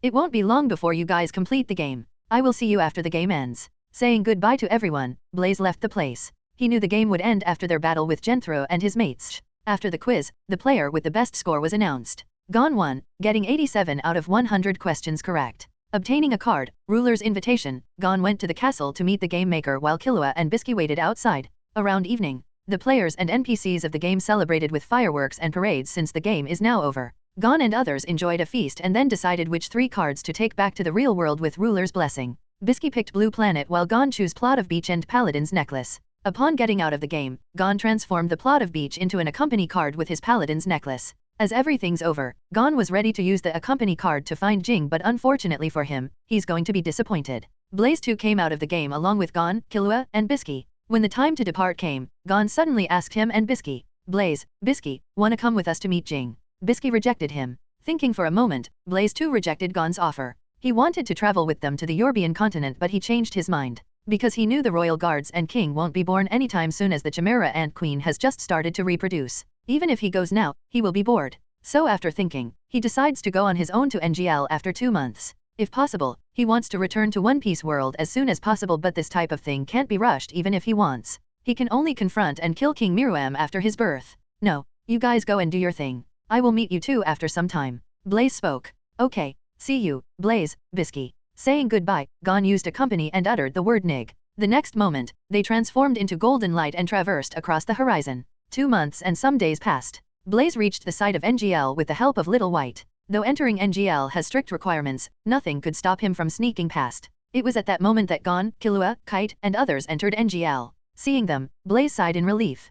PFFF, I didn't miss the timing. He forget time, engrossed in training his haki as he wanted to break his haki attribute past 80 points. Unfortunately, he couldn't even though he tried his best. The same goes for his Devil Fruit. His current attribute status is Name, Blaze Hunt. Occupation, Marine. Constitution, 77.3. Devil Fruit, 74.9. Haki, 79.9. Free attribute point, 5.0. When Gon, Killua, and Kite reached an abandoned village where they will meet Rammet, Blaze decided to make his entrance. Seeing his sudden appearance, Kite pushed Gon and Killua back and conjured his crazy slot. "Oh, are you trying to kill me?" Blaze stopped him from attacking. "You." Kite frowned, looking at Blaze. He remembers him as Blaze's appearance is the same as he saw years before. Blaze. Gon and Killua uttered a surprised cry, wondering how he found them. "I told you to, we will meet after some time." Blaze smiled. "What are you doing here?" Kite asked. Though he couldn't sense Blaze's strength, he knew the man is very dangerous. "NGL has something I want." Blaze shrugged and replied. Kite didn't ask anything and simply uttered, "This is no time for chit-chat. We need to scout the area and find the Chimera Ant nest before the king is born. I will just tag along, you guys do your work." Blaze nodded, perceiving Kite's hidden meaning. Soon, they come across the corpses of horses that were impaled on the tree branches. At that moment, Rammet made his appearance and spoke, pointing at his prey, "Those are mine." Without any further words, he charged towards them. Gon and Killua were overwhelmed by the strike while Kite effortlessly evades and unleashed his Nin, scaring Rammet. As for Blaze, his figure long teleported to a nearby tree where he settled on a branch as if he is going to watch a show. Looking at him, Kite showed a surprised expression as even he failed to see how Blaze did it. "As I thought, he's strong." He recounted Blaze's appearance on Whale Island to Jing, but the latter didn't care too much as if he knew Blaze won't hurt Gon. Snapping out of his thoughts, Kite told Gon and Killua to deal with Rammet. If they failed to do so, they had to leave. Facing Rammet, who's physically stronger than them, Gon and Killua were at a disadvantage at first, but they soon overpowered him with Killua unleashing Thunderbolt and Gon rock paper rock. Out of nowhere, a flying figure, Cold, appeared and snatched Rammet away. As the two escaped, Rammet roared at the top of his lungs in shame and rage. "Bastards! I am going to eat you, I will remember this." Noisy. Blaze, who was silent the entire time, squinted his eyes. A blazing fire arrow materialized before him and shot at the fleeing Colt. It accurately pierced Rammet's head and scorched his inside, killing him on the spot. Colt dropped the former's corpse and flew at an even greater speed, disappearing from their view. Chapter 186, Birth of Neferpitou. "Why did you leave the other one?" Kite asked. "If not, how will the other ants come after us?" Blaze replied casually. Hearing his answer, Kite, Gon, and Killua were speechless. Kite shook his head. He could tell Blaze came here to have fun, but what he didn't understand is, how did the other party know about chimera ants? Whatever the reason, it didn't matter to him. With Blaze around, he feels strangely confident about destroying the chimera ant's nest. Blaze, Gon, Killua, and Kite further advanced into the territory of NGL and came across a cliff. The group entered the cliff and discovered a drug factory, and soon after, they met a centaur-like chimera ant accompanied by a mosquito and a centipede-like chimera ant. Gon and Killua confronted the mosquito and centipede-like chimera ant while Kite faced Yunju, the centaur-like chimera ant. When he summoned his Nin ability, Crazy Slots, and killed Yunju, Blaze's eyes shined. After the battle, the clown-faced slot explained that his slots go from 1 to 9, and each number sends different weapons. Annoyed, Kite dismissed his Nin ability and complained that he could not use another weapon until the one summoned by his Crazy Slots was used first. Your ability is interesting, Blaze commented. When the group advanced further, they were surrounded by a large number of chimera ants in a forest-like area. The leader of the group, a frog-like chimera ant, confronted them with an air of authority. As our targets, you have 3 choices. 1. Decide the order in which you'll fight. 2. Attempt to escape. 3. Give up and let us capture you. Kite chose option 1 as he wants to train Gon and Killua. Understanding Kite's intent, Blaze didn't intervene in the fight as Gon and Killua confronted the chimera ants. After they won the battle, Blaze stepped forward on his own as a third person to fight. He stated, "I am going to finish them all." Kite consented with silence. Blaze didn't wait for the ants to send their opponent. He stretched both his hands and waved. The next moment, a whitish-blue flaming ring materialized with Blaze, Kite, Gon, and Killua in the center. "What is this?" The frog-like ant spoke, struck with uneasiness as if he was facing death. "Oh." Gon and Killua eyed the flaming ring in wonder. As Gon stepped forward to observe it in close, Killua pulled him back and said, "Don't. That thing is dangerous. Go." Blaze uttered. The flaming ring expanded outward at breakneck speed, cleaving everything in its path in a fraction of a second. Everything within a 1-kilometer radius was sliced into 2, including the chimera ants who lost their lives without knowing how. Amazing. Killua thought. It's only getting worse from here. If you start sympathizing with the enemy, you won't be able to handle what's coming. Kite spoke, looking at Gon's absent-mindedness. "I'm fine. I have no sympathy for bugs who call each other trash." Gon replied, looking around. Hearing his answer, both Blaze and Kite shook their heads. On their way to the Queen's Nest, the group faced attacks from flying ants. This time, Kite eliminated them all with a long scythe conjured from his Nin ability. Witnessing Kite's power, the lion-like chimera ant and his group decide to retreat while Kite decides to follow them to the Queen's Nest. It's at this moment, Blaze suddenly glanced in the direction where the chimera ant's nest is located. He sensed a birth of terrorizing ominous aura in the distance. Without a doubt, it's the birth of one of the Queen's royal guard, Neferpitu. Feeling the unfathomable amount of aura from Pitu, Blaze smiled. Amazing? The aura density is no less than mine. Furthermore, he also knew Pitu's learning speed far exceeds humans. In a short amount of time, she will learn Nen and would be able to use N. It's going to be fun fighting Pitu. Blaze clenched his fist, completely fired up, while a part of his Ren broke out, startling Gon, Killua, and Kite.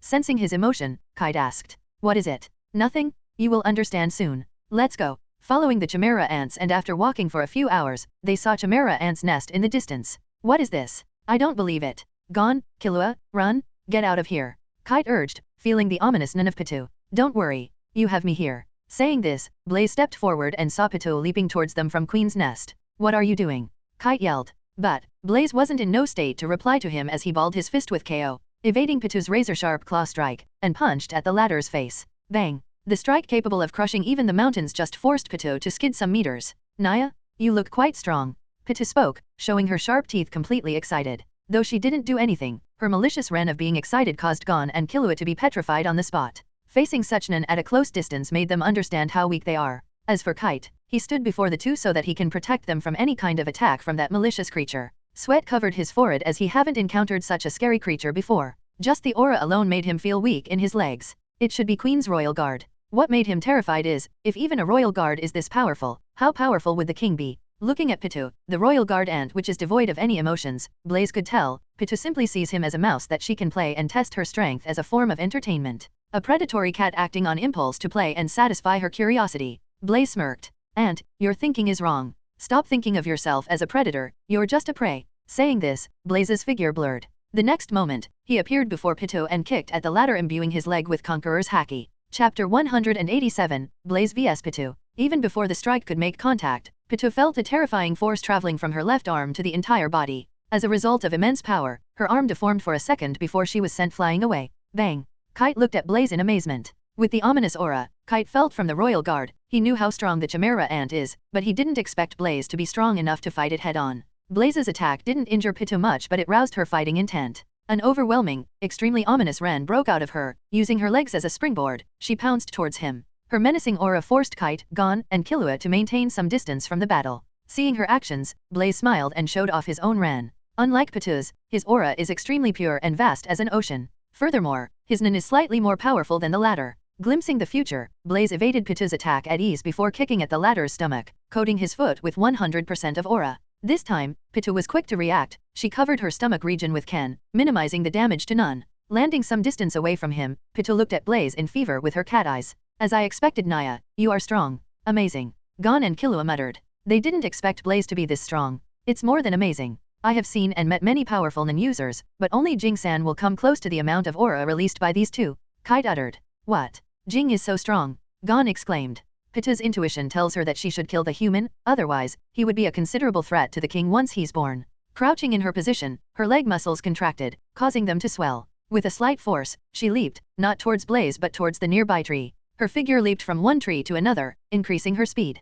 Within a few seconds, her figure blurred and turned into after images. Seeing this, Blaze smiled. In terms of physical strength and aura output, she's stronger than Netero, but when it comes to utilizing them to 100%, she's nowhere near the latter. After all, Patu has been born for a few hours. But, he could tell she was learning them at a fast rate. Still, Blaze is confident in defeating her if he uses his Haki and Devil power. But, he didn't plan on doing that. Because if he does that, there's a chance that it would disrupt his plan. With no one of Patu's level guarding the queen, he can't tell what Netero, Morel, and Nove would do. There's still time for the king to be born. He will plan slowly on how to deal with the royal guards. Thinking through, Blaze looked at Patu and smiled. You are strong, Aunt. But, are you sure it's the right decision to leave the queen's side? What? He simply stretched his left hand toward the direction of Queen's Nest. A bluish-white radiance enveloped his hand, before growing into a huge fireball. The next moment, bluish-white flame blasted from his hands in a straight line similar to a laser beam, incinerating everything in its path. If you react fast, you can save your king. Patu's countenance completely changed, and before Blaze could finish his words, the former leaped from the spot with all her strength, towards the queen's nest. As her reaction was fast enough, she was able to intercept the attack midway before the strike could reach the nest. Patu blocked the beam with her own body, enveloping it with Nen. Boom. She didn't expect the fire beam to explode upon contact. The explosion was like a thunderclap to everyone and could be heard from far away. The vigorous amount of heat energy and shockwave released by the explosion traveled outward in all directions. Caught off guard, Patu bore the full brunt of the attack and was blasted towards the chimera ant nest at the back. Even with the protection of Nen, she was injured heavily. Blaze didn't even spare a glance and simply turned around. Dusting his hands, he faced Kite, Gon, and Killua, who all looked at him with their mouth wide open. What? Blaze asked. They thought it would be a tough fight between Blaze and the royal guard, but they didn't expect Blaze would deal with the chimera ant in such a manner. What are you plotting? Kite asked. He could tell Blaze was strong enough to finish the ant, but he didn't. It arouses his suspicion. Blaze shrugged without giving any reply. What are we doing next? Gon asked. We wait, Kite spoke. Chimera ant nest. The sudden explosion and crashing sound of Patu startled every ant, including the queen. Within a few seconds, all the chimera ant soldiers and officers surrounded Queen's Hall to protect her from any harm. Bang! As Peggy and Colt were also stunned by the sudden explosion, Patu's figure crashed into the hall they stayed in. Looking at her injured and bloodied body, they were shocked and astounded as they knew how strong and terrifying the royal guard, Neferpatu, is. To be able to injure her to this extent, how strong is the enemy? Without minding the injuries, Patu dashed out and jumped to the highest point of the nest. She looked at Blaze's figure in alert with her cat eyes while guarding the nest with her Neferpatu Dano. What happened? Colt came out and asked. It's the humans. Order the soldier ants to patrol around the nest and summon the others for Nen's awakening. We need a strong force to stop them. Yes. I hope the other royal guards wake up soon. I can't stop him alone. Blaze and Kite stood at the edge of the cliff and monitored the nest in the distance. Neferpatu stood outside and kept her active around the clock. It looks like your strength alerted the enemy. And, it's nearly impossible to sneak past that . Kite commented. Chapter 188, Last Minute. 2 days passed. Netero, Morel, and Nove finally arrived at their location. Chairman Netero was surprised to see Blaze and the demolished land that had the signs of a hard battle. I am relieved to see you here, Netero said and laughed. As for Morel and Nove, they glanced at Blaze with interest. Hearing Netero's words, they are sure the man is strong, but why they haven't heard of him before. Chairman Netero, Kite greeted, Gon and Killua did the same. How strong was the enemy? Netero asked. Look for yourself, Blaze said and gestured with his hands. Then, Netero, Morel, and Nove came forward to look at the chimera ant nest in the distance. Not good. That thing looks stronger than me. Netero spoke looking at Neferpatu, while Morel and Nove found it unbelievable as Netero is considered one of the strongest Nen users. Before discussing what to do next, Netero drove out Killua and Gon, giving them 2 halves of shogi tiles. We put 2 assassins in the nearest city. Whether you fight them or not is up to you. However, if you want to continue to fight chimera ants, take them down and come find us." With his words, Netero made it clear that he has no place for the weak here.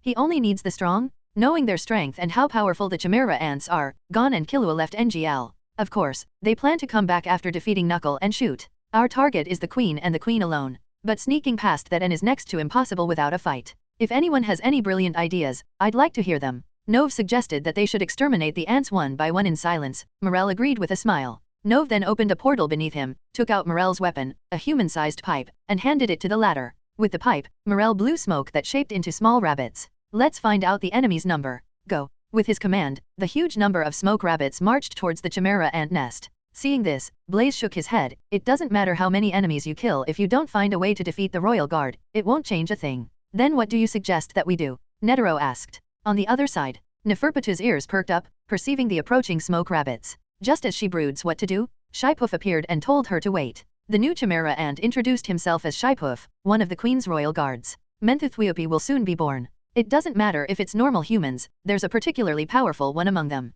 His strength is not weaker than ours. We have to be careful." Pitu spoke her thoughts. But Shaipuf didn't take her words seriously. Blaze came forward and stood next to Netero. "Let's wait for now. Once the king is born, we will destroy them in one fell swoop." "How are we going to do that?" Netero glimpsed how strong the royal guards are. "It's nearly impossible to kill the king with 3 of them on his side. My strategy is very simple." Blaze discussed his plan with Netero. "Are you sure there won't be any problem with your plan?" Netero asked. "Well, I am betting my life on it." "Is it not enough?" Blaze asked. "You are crazy." Kite shook his head and said, "Chairman Netero, I think we should follow your plan." Netero thought for a moment and expressed his thoughts. "Well, Morel, Nove, Kite, you 3 follow the plan and try to eliminate the ants one by one. If it doesn't help, we will follow Blaze's method." Days passed as Morel, Nove, and Kite started eliminating the chimera ant squadrons one by one while keeping an eye on chimera ant queen. After some days, the chimera ants didn't send any squadrons out. Finally, after 20-some-odd days, the 3rd royal guard, Menthuthuiopi, was born.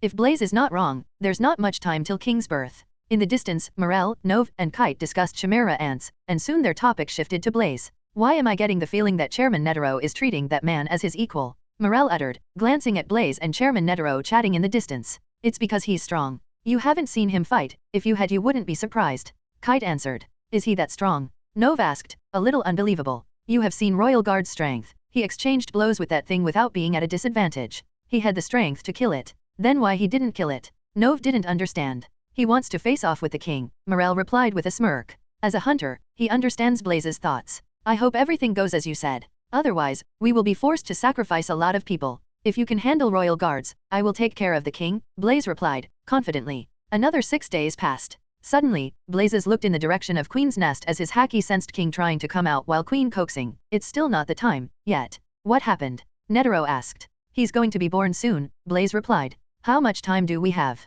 Netero asked. "An hour or 2. "What? Are you sure?" Netero, Morel, Nove, and Kite were shocked by Blaze's reply. Blaze didn't wait for them to react. He simply stretched his right hand and from his palm, a small bluish ball materialized and under his command, it rose to the sky. "What is it?" Netero asked, looking at the small thing. "You will know soon. Be prepared, we will act as soon as the king is born." Blaze alerted. Within a few minutes, the small flame ball increased in size. From the ground, it looked like another sun, burning fiercely ready to incinerate everything. Looking at the bluish sun looming over them, all of them were shocked and felt terror as they could sense the terrifying destruction hidden within that thing. If that thing falls, they are doomed to die without even their ashes remaining. Forget about the other sun without heeding the royal guard's advice. Even before such danger, the thought to flee didn't cross his mind. Because he's the king? "Are you guys ready? He's born. Though we are some distance away, you guys should retreat far away." Saying this, Blaze stretched his hand toward the sky and slammed it down. Within a fraction of a second, the large bluish fireball ball crashes into the chimera ant nest, directly above the heads of King, Pitu, Shaipuf, and Yupi. The royal guards only had the time to surround and protect Miruam with their nan. At the last moment, Yupi used his shapeshifting ability, enlarged himself, and shielded King, Pitu, and Shaipuf. Boom. What happened next is nothing but pure destruction. As soon as Blaze's sun came in contact with the surface, it exploded. The blast creates a giant bluish fireball that shot up as a huge mushroom cloud. The fireball didn't expand but compressed the surrounding medium into a huge orb before expanding into a drop of God's blood. In the next second, all the injuries on his body healed at a rate visible to the naked eye. The residual energy of God's blood elevated his physical strength. The rise in physical strength also directly enhanced his devil fruit powers. He's indeed a tough opponent to kill with formidable strength, high speed, endurance, and an endless supply of nen. The king is no weaker than Yonko, Blaze thought. Miruem was stronger than he anticipated, with innate combat talent while his use of nen is as fluid as one's breathing. Well, if he wasn't this strong, I would have been disappointed. I just hope he would force me to my limit. An overbearing momentum burst out of Blaze along with bluish-white flames. The flames streamed out of him and flowed like a river, covering everything within a 1-kilometer radius. As for the king, he resisted the high-intense flame of Blaze with his powerful nen and remains unharmed. You had your fun, it's my turn. Don't die, Ant King. Blaze took a fighting stance while the sea of flames suddenly receded and flew back into his body. The next moment, a dark bluish membrane shrouded his body like a layer of clothing. As Blaze and King started their next round of battle, Netero engaged in a fierce fight with Pitu. Though Netero's aura output is incomparable to that of the Royal Guard, he was able to fight on par with the latter with his nen ability, 100 type Guanyin Bodhisattva. Furthermore, Pitu exhausted her nen and was injured slightly before the fight by Blaze's previous attack. Pitu wanted to destroy the human before him and help the king, but the latter's ability didn't allow her to do as she wishes. On the other hand, Morel, Nove, and Kite watched the battles from far away, keeping some distance. As for Shaipuf, he was imprisoned by Morel's smoke jail. Since the former is injured heavily and reduced in size, he won't be able to break the smoke with his current strength. Sigh, both of them are monsters to be able to fight those things. If we fight them alone we won't even survive a few minutes. Morel spoke. Just the Royal Guard's ominous nen alone scares and makes me shudder. Nove shook his head. Thankfully, we destroyed the other Chimera ants and acted in time. If we had given them more time, it could have resulted in a severe problem. Kite expressed his thought while Morel and Nove agreed. I don't know whether that young man can deal with the king. The king is far stronger than anything I have heard. His aura is far more dangerous than the Royal Guard's. Morel spoke. Let's wait and see. Chairman has already planned for the worst outcome. So even if the king emerges as the victor, he can't escape.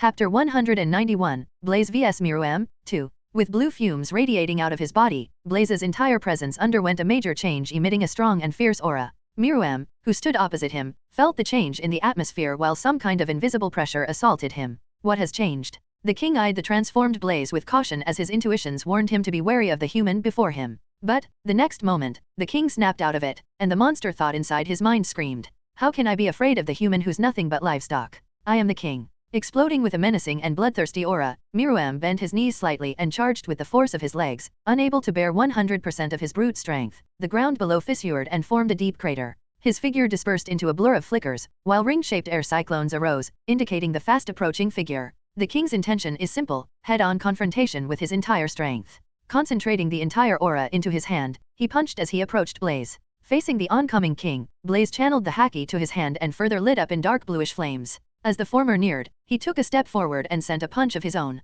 Boom! The two forces collided against one another. The clash alone caused a shockwave that spread wide, cyclones of debris and rubble whirled around. The pressure from their attacks made the ground explode with excitement. An epic battle between the two elements haki and nen. Then, just as Miruem thought both their attacks were going to be nullified, his sense of danger arose. Fiery energy traveled from his opponent's fist and surged onto his own. Before he could react, bang, a force hit his entire body and pushed him back. The king found himself skidding across the ground, clueless of what had happened. His entire hand trembled in pain. He saw his entire arm scorched from inside to outside. How? Blaze didn't give King the opportunity to think and recompose himself. He dashed forward and sent a horrific punch. Bluish flames gushed forth from his fist and roared forward, taking the shape of a dragon. As Miruem intercepted the strike by shrouding his body with nen, the dragon-shaped flames exploded upon contact, releasing an intense flame of high temperature. At that exact moment, Blaze blinked from his place, reappearing directly in front of Miruem. Before the latter could react, he lifted his arm in the air and balled it. Haki and blue fumes covered the fist.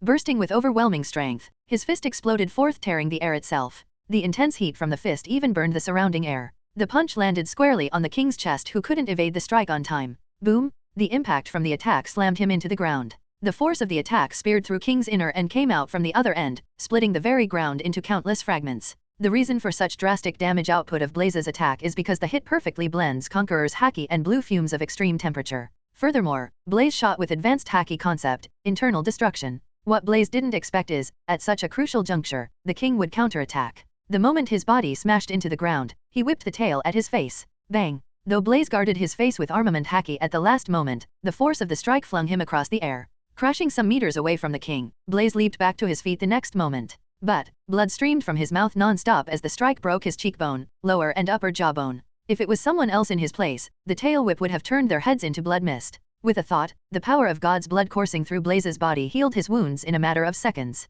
Even with his powerful observation haki, he couldn't react in time. Amazing? The king concealed his intent. Miruem waited and attacked at a perfect moment when he lowered his guard, the microsecond when Blaze got delighted by his successful attack. On the other side, Miruem laughed, wiping the lone stream of blue blood off his mouth, and rose to his feet. Ha ha ha, human, you excite me. Show me more. He's indeed a monster. Did my attack deal no damage? Blaze wondered. His last strike wasn't some common punch, it was packed with the entirety of haki and the power of the sun. Miruem didn't wait for Blaze, he took the initiative and charged at him. With an eye-blinking speed, he appeared before him while his fist rocketed forth covered with nin. Blaze dodged. Miruem slammed another punch, followed by the next one. The king's ferocious attacks hailed Blaze like bullets from the gun. The sheer force of each of his punches reverberated through the atmosphere like thunderclaps. His attacks got fiercer, and faster exponentially. Blaze retreated while the king advanced, attacking violently. All Miruem's punches probed his every move and were in search of an opening. Facing Miruem's aggressive attacks, a word popped into Blaze's mind.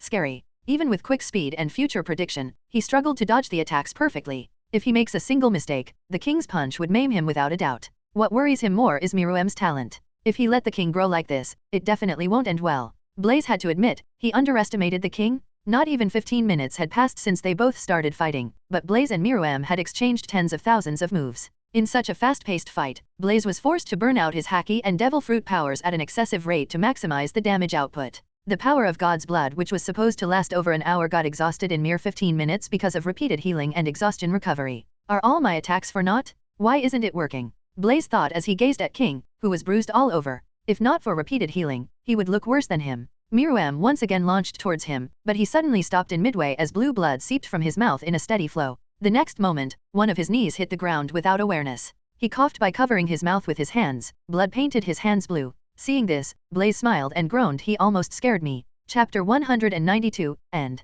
Though the king was injured, Blaze knew the fight is far from over as the latter's nin still remained powerful. And, he could see it in the king's eyes, the rage to destroy everything. Silence ensued. Miruem stood up with an ominous aura engulfing him, the abyss-like nin erupted from him as if he were an evil reincarnate. The overwhelming momentum scared the hell out of Morel, Nove, Kite, and Netero, who were still fighting. For an ant, he's tough. Blaze remained alert and burned another drop of his god's blood, exponentially boosting his devil fruit powers. The king looked strong, but Blaze's attack isn't for naught as it already destroyed the former's inner. Thankfully, he didn't possess a powerful regenerative ability. Without minding the injury, Miruem lunged forward, closing the distance between them in a mere instant. His fingers curled like a claw of a beast, aiming for his neck. His attack was lightning fast and precise with no shortcomings, while his entire hand took on a purple coloration, signifying the cladding of nin. As King's attack neared, Blaze opened his mouth, with a golden light beam already formed. If one looks closely, one would see it's not some ordinary beam. Millions of micro, spear-shaped beams are composed together to form the golden beam. As Blaze breathed, the millions of light beam spears bombarded Miruem at point-blank range. At such close range, the king only had the time to cover his body with Ken. In fact, Blaze already prepared the attack beforehand as he predicted King would attack head-on. And, it's not the end. As King defended, Blaze sneaked behind the ladder with quick speed while a bluish sword of extreme heat materialized on his hand. Zzz.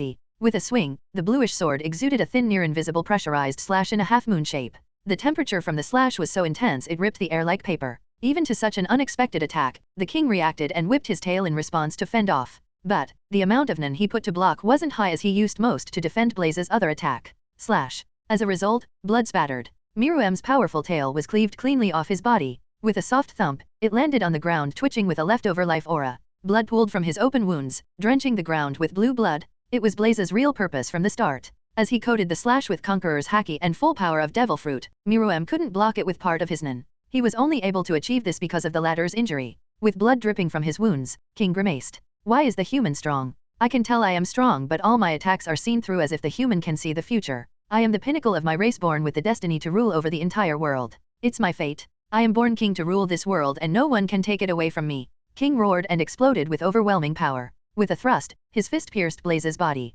Blaze didn't evade the attack, he didn't plan to. At the same time, the bluish sword in his hand penetrated King's heart. He knew without sacrifice, he won't be able to kill the king as soon as possible. His wound healed right away, but Miruem's didn't. Leaving the sword in the latter's body, Blaze leaped back, creating some distance. With blood dripping from the sides of his lip, Miruem's knee hit the ground. Without a doubt, he's undeniably powerful with a formidable physique, but he's not a god. Blaze's flame-based attacks already ravaged his inners. It's commendable the king hasn't died yet. At that moment, my king, with a loud shout, a figure shot towards the kneeling figure of Miruem. It's none other than Neferpitou. She escaped Netero's attacks by letting one of his attacks hit her and came to the king's side using momentum. Seeing this, Blaze's lips curled a little. A bluish-white orb formed on his right hand. When Pitu checked King's injury, her countenance changed. She could tell the king is badly injured with most of his innards burned. She suddenly turned to face Blaze, who was smiling at her. Her look was terrifying with pure malice and rage apparent in it. Seeing the glowing orb on Blaze's hand, her instincts kicked as she protected the king behind with her body. With a thought, the bluish sword that penetrated King scattered into rays of light and pierced Pitu's body from her back. The sword pierced her heart and turned into a bluish flame burning her inner. She didn't react to the attack as she was facing Blaze and concern for her king affected her judgment. It was despicable to attack the opponent from behind, but it's all fair in the game. As if the attack wasn't enough, Blaze blinked before her and jammed the glowing orb on her face. As soon as it touched her face, it blasted. Her worry for the king and everything happening in split second, she couldn't even react. With her head exploding into blue mist, Neferpitu lost all signs of life. The death of the royal guard didn't affect King in any way. Using the opportunity, the king attacked him, suppressing his injury. But a giant palm came out of nowhere and smashed the king into the ground. Bang! The power of the palm thrust fragmented the ground into pieces. At that moment, Blaze saw Netero high in the air. The latter clasped his hands, joining his thumbs and index fingers together, making a sign that looks like the number 99. Then, the Bodhisattva behind him unleashed a barrage of palm strikes with all its arms, beating King like an ant as he should be. Blaze didn't waste time just by watching. He too jumped into the air and stretched his hand to face the sky. A giant wave of bluish flames burst forth endlessly. As he clenched his fist, the flames took the shape of a giant spear and spun at great speed. Injecting a huge amount of haki into the attack, Blaze slammed his hand down. The next moment, the giant spear formed of flames, and haki, shot toward the king who was being beaten by Netero's palm strikes. Instead of running away or protecting himself, the king just let go as he was very tired and injured badly. He was aware he couldn't win the human with his badly damaged body. Seeing the giant blue flaming spear coming at him, the king felt pressure and fear for the first time. The fact that he couldn't do anything frustrated the king. But it was no use. At the last moment, he closed his eyes and faced the attack. With a loud boom and flash of light, the king felt his consciousness slowly slipping away from him. Am I really the king? Chapter 193, I am back. Amazon Lily. Adorned with the signature cape and blue and gold clothing, Hancock stood at the top of her palace, staring at the distant horizon. With sun rays shining upon her face, she looked like someone came out of a painting. One thing that seemed out of place is tears coursing down her cheeks and her body shaking with sobs. It's been 5 years since she heard the news of Blaze's disappearance. Ever since that day, she felt the world had lost all its colors and the sorrow of loss filled her heart. The only thought that kept her going forward is Blaze's smile, small teasing, and their lovely moments. At that moment, Elder Nyan, who appeared out of nowhere, kindly called, Hancock. Looking at the tear-faced pirate express, Nyan sighed. There was a time when Hancock was selfish, spoiled, and cruel and had a hatred for men. But everything changed after she met Blaze. At the same time, his disappearance shattered her heart. Why are you here? Hancock asked with a raised eyebrow while her entire aura changed. How long are you going to keep thinking about him? You have to think for your people and move on. Elder Nyan spoke. None of your business. Get out of here or I will throw you from here into the sea. Hancock snorted and walked into the palace. Though the Marines haven't said anything, I know his disappearance is something to do with the world government. My hatred won't end until I raise the world government to the ground. Somewhere in New World, hundreds of Marines worked busily atop a crystal surface to arrest the surrendered and injured pirates. In the distance, a pirate ship with Jolly Roger could be seen, but it was cleaved neatly into two. One of the Marines watched the ship with his mouth wide open, wondering what happened. You didn't watch the battle, right? Captain Kuna did it. She swung her sword and the next moment, a powerful half-moon-shaped wind blade sliced the pirate ship like it was butter. Amazing. Yes, it was a rising pirate crew with a total bounty of 200 million who just entered the New World. What are you doing? We are freaking in the middle of the sea in the New World? Hurry up and transfer the pirates, we don't have all day. A Marine officer noted their loitering behavior and urged, Lieutenant Commander, we know you were in the unit for a long time. We heard fellow Marines talk about Vice Admiral Blaze. Was he really as strong as everyone claims? A Marine asked curiously. Though it's been 5 years and many believe he's dead, it's a fact that his figure and accomplishment haven't faded from some of their minds. Over time people will forget some things, but some things won't be forgotten even if one tries, like Blaze's battle with Kaido and the defeat of one of the previous Yonko crystal pirates. Instead of answering the question, stop the gossip and get to work, Lieutenant Commander reprimanded them and chased them away. On the deck of the Marine ship, with sweat oozing from her forehead, Kuna trained hard by swinging her sword repeatedly. Though she's just 18 years old, she has matured splendidly both in terms of beauty and temperament. A little away from her, Regis could be seen drinking wine. Watching the latter train hard, he couldn't help but comment. Kuna, do you have to train so hard? You just finished a battle. I don't want to look weak when Blaze-san comes back. Then, he will think I am being lazy. Kuna replied without stopping her training. Regis shook his head and gulped another mouthful of wine. Will Blaze-san come back after all these years? At first, He too thought the same, but as time passed he lost all hope. The battle of that day is still fresh in his mind, but considering the state Blaze was in when he disappeared, Regis begins to think whether the latter is truly dead. Marine headquarters. Sengoku rubbed his temple in frustration and spoke. Recently, the number of pirates entering the Grand Line has increased exponentially. And in the world, the situation is looking grim. Shanks and Kaido's crew has been fighting for 2 days straight with no result. If only that brat Blaze was here. Sigh. Nothing would have happened to him if you had let me know at that time. Garp calmly spoke, but Sengoku know the former is angry. In fact, if not for him blocking Garp, the latter would have gone to Mary Giose for an answer. Garp, how many times do I have to say it? I know nothing about the world government scheme. I wouldn't have let anything happen to him if I had known it beforehand. In fact, he came to know about the entire thing from Razananti.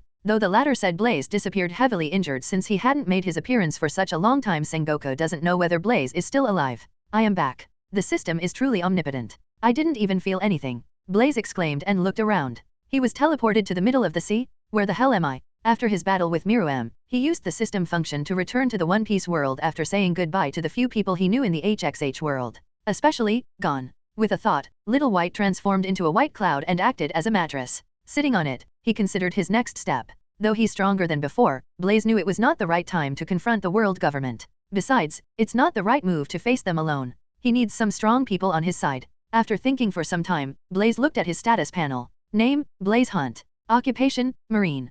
Constitution, 77.8. Devil Fruit, 74.9. Haki, 79.9. Free Attribute Point, 5.0. There was some improvement on his Constitutionatry Chapter 194, Dracule my Hawk. As Little White soared through the air towards the north, Blaze was glancing at his attributes while deep in thought. He has 5.0 free attribute points. If he wants, he can raise his Haki and Constitution attribute past the 80 bar limit. But he didn't plan to do it. Right now, Blaze only plans to increase his Devil Fruit attribute. As for his Haki attribute, he wants to break through the limit on his own. Thinking through, he used 0.5 free attribute points that increased his Devil Fruit attribute from 74.9 to 75.4. As soon as he did that, a bang resounded within his body as if some kind of barrier has been broken. The next second, Blaze felt a new kind of power flowing through his veins. Is this? He mused, feeling the power of gravity. After playing with his Devil Fruit ability for a minute, Blaze found the extent of his newfound power, gravity. Right now, he can pull, repel, increase, or decrease gravity within a certain range. This ability is similar to Fujitori's Yami Yami no Mi Devil Fruit, or Pains from Naruto.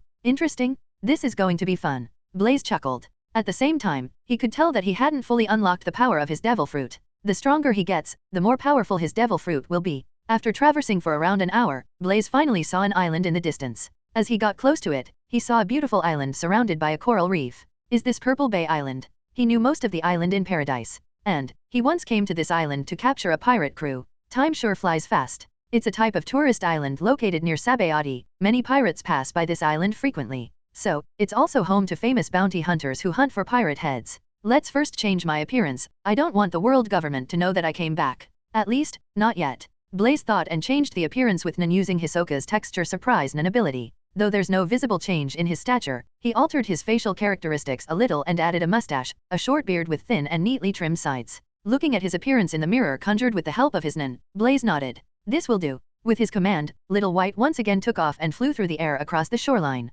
After a few minutes, a small port town came into view. Right now, what Blaze badly wants to know is the current timeline. So, he searched for a restaurant and went into one. After ordering some wine and meat, he sat at an empty table and looked at the newspaper he got from the owner of the restaurant. On the front page, he saw the words, Red-haired Shanks, who has recently been crowned as one of the Yonko, battles 100 Beast Kaido. So, he finally became a Yonko. I can't wait to fight him again. Blaze then looked at the timeline, and he was surprised to see it was 1518 with 2 months left. When I left, it was around the end of 1513, which means I was gone for nearly 5 years. Just as he prepared to leave, a pirate crew came out of nowhere and rushed into the restaurant blocking his path. Just a look, anyone can tell they were terrified by something. One of the pirates, possibly the captain of the pirate crew, crashed into Blaze. As the other party is paranoid, he didn't even look back but directly slashed the sword to his rear. But, before the slash could find the target, Blaze delivered a swift kick. The next moment, the pirate was sent flying away and soon disappeared from everyone's view. Seeing this, the other pirates reacted. They all looked in the direction their captain disappeared and shouted, Captain. Before the pirates could make another ruckus, Blaze Conqueror's Haki knocked everyone off. What a bother. The other people present on the scene were dumbfounded as they didn't know what happened. At one moment, pirates marched into the restaurant and the next moment, they were all lying on the ground. As Blaze stepped out of the restaurant, he suddenly stopped because he noticed a person standing in his path. Dracul my hawk. He carried his sword Yoro on his back while clothed in an open black coat with no shirt underneath. Blaze and Mihawk looked at each other. Blaze could tell Mihawk has gotten stronger since he saw him last time. At the same time, Mihawk could tell the person before he is strong, ridiculously strong. Just a wisp of aura radiating from the other party's body warns him to stay away. At the same time, it's that warning that kindled his fighting spirit. Without any words, Mihawk drew his Yoru sword and waved it in the air before pointing it at Blaze. Looking at Mihawk's actions, Blaze sighed. Can't we just mind our own business? Tell me your name. Is this really necessary? I am not a swordsman and I'm not in the mood to fight. Blaze spoke, looking Mihawk in the eye. At the same time, overwhelming willpower erupted from his body and slammed into Mihawk, nearly forcing the latter to take a step back. Such strong conqueror's haki. It's nearly as strong as Shanks. With surprise-filled eyes, Mihawk asked again. Who are you? Getting no response from Blaze, Mihawk's eyes sharpened as he raised his sword and slashed horizontally. It was a simple slash but the shockwave emitted from it was tremendous. A wind blade of compressed air flew towards him, shattering the ground beneath. An attack of such scale frightened the residents of Purple Bay, as they ran as far away as possible. Looking at the attack, Blaze shrugged. So be it. Chapter 195, I missed you. As the razor-sharp wind pressure of extreme power came at him, Blaze simply stretched his hand. And the next moment, Mihawk's sword slash suddenly came to a sudden halt. With a slight push of his hand, the wind blade turned and shot toward Mihawk with more intensity. Facing his own attack, Mihawk remained unfazed and effortlessly destroyed the wind projectile with a swing of his sword. Devil fruit. Though no reaction was evident on his face, internally, Mihawk was surprised as he doesn't know what Blaze did. Hawkeye's Mihawk, the world's strongest swordsman. Let's find out whether you are worthy of that title. Uttering the words, Blaze's figure flickered and disappeared from the spot. Even before Mihawk could react, a tremendous pressure descended from nowhere and pressed him down. It was as if someone has put a mountain over his head. At the same time, Blaze appeared before Mihawk and balled his fist. Dark gray energy surged and covered his fist. Reeling his arm back, he punched bursting with power. Gravity punch. Facing such an overwhelming attack, Mihawk called forth every ounce of strength hidden in his body and swung his sword coating them with haki. Clash. As Blaze's punch collided with the Mihawk's sword, a loud boom resounded. The clouds above swirled and rumbled with thunder, illuminating the sky with purple streaks. Their clash created ripples of energy and lightning bolts that blustered in all directions. Unable to bear the full extent of the punch, Mihawk was pushed back. Then, out of nowhere, the pressure pressing him disappeared. The next moment, he felt very light as if he can float with a thought. The change in gravitational force around him disrupted his rhythm and made him fall prey to Blaze's blow. Bang! The overbearing punch banged him to the ground. The entire ground beneath Mihawk succumbed and broke itself apart, waking the dust and debris. Swish! A sword swing cleared the flying clouds and debris, but Blaze's figure was nowhere to be seen. Hawkeyes, I'm leaving as I am not in the mood to fight. But, the next time we meet, I won't show any mercy. Blaze's words sounded in Mihawk's ears. He's strong. The sheer amount of destructive force left even him in awe. Shaking his head, Mihawk turned and walked away from the town. Some distance away, Blaze sat in the white cloud as it shuttled through the air at a medium pace. If he stayed, his battle with Mihawk won't end anytime soon. In the short clash, both of them didn't use their full power as there were people present on the island. Any more power would have killed everyone. Next day, Amazon Lily. After traveling for a long time, Blaze finally arrived at the Island of Women. Seeing the island in the distance, his heart throbbed a little without his knowing. He still feels sorry for disappearing without informing Hancock just after confirming his love for her. I hope she's okay. Musing, Blaze spotted Hancock with his observation haki. She looked even more beautiful than he last saw her. She exuded charm and grace, adorned in a golden yellowish dress that office carrying the poster of In Disguise Blaze's face. Next day, Blaze sat at a dining table along with Hancock, her sisters, and Elder Nyan. Marigold, Sandersonia, and Elder Nyan gave Hancock a weird stare. Unlike yesterday, Hancock had a ruddy complexion while her eyes overflowed with love. Elder Nyan guessed something must have happened between those two. Why did you disappear and where did you go? Elder Nyan asked. I can't say where I went, but my disappearance is due to the world government trying to get rid of me, Blaze replied, wolfing a huge chunk of meat. Hearing the answer, Elder Nyan sighed. It was as she expected. The world government can't allow someone like Blaze to get any more powerful. What are you going to do next? Elder Nyan asked. Well, I need to make some preparations, then I will join the Marines again. To take down world government, I need the power of Marines. It won't be easy, Elder Nyan said. Chapter 196, Meeting Sabo. Time passed by. It's been nearly 3 months since Blaze returned to One Piece World. He didn't venture out for the past 3 months, he just stayed in Amazon Lily. Aside from accompanying Hancock, he's been rigorously training his haki.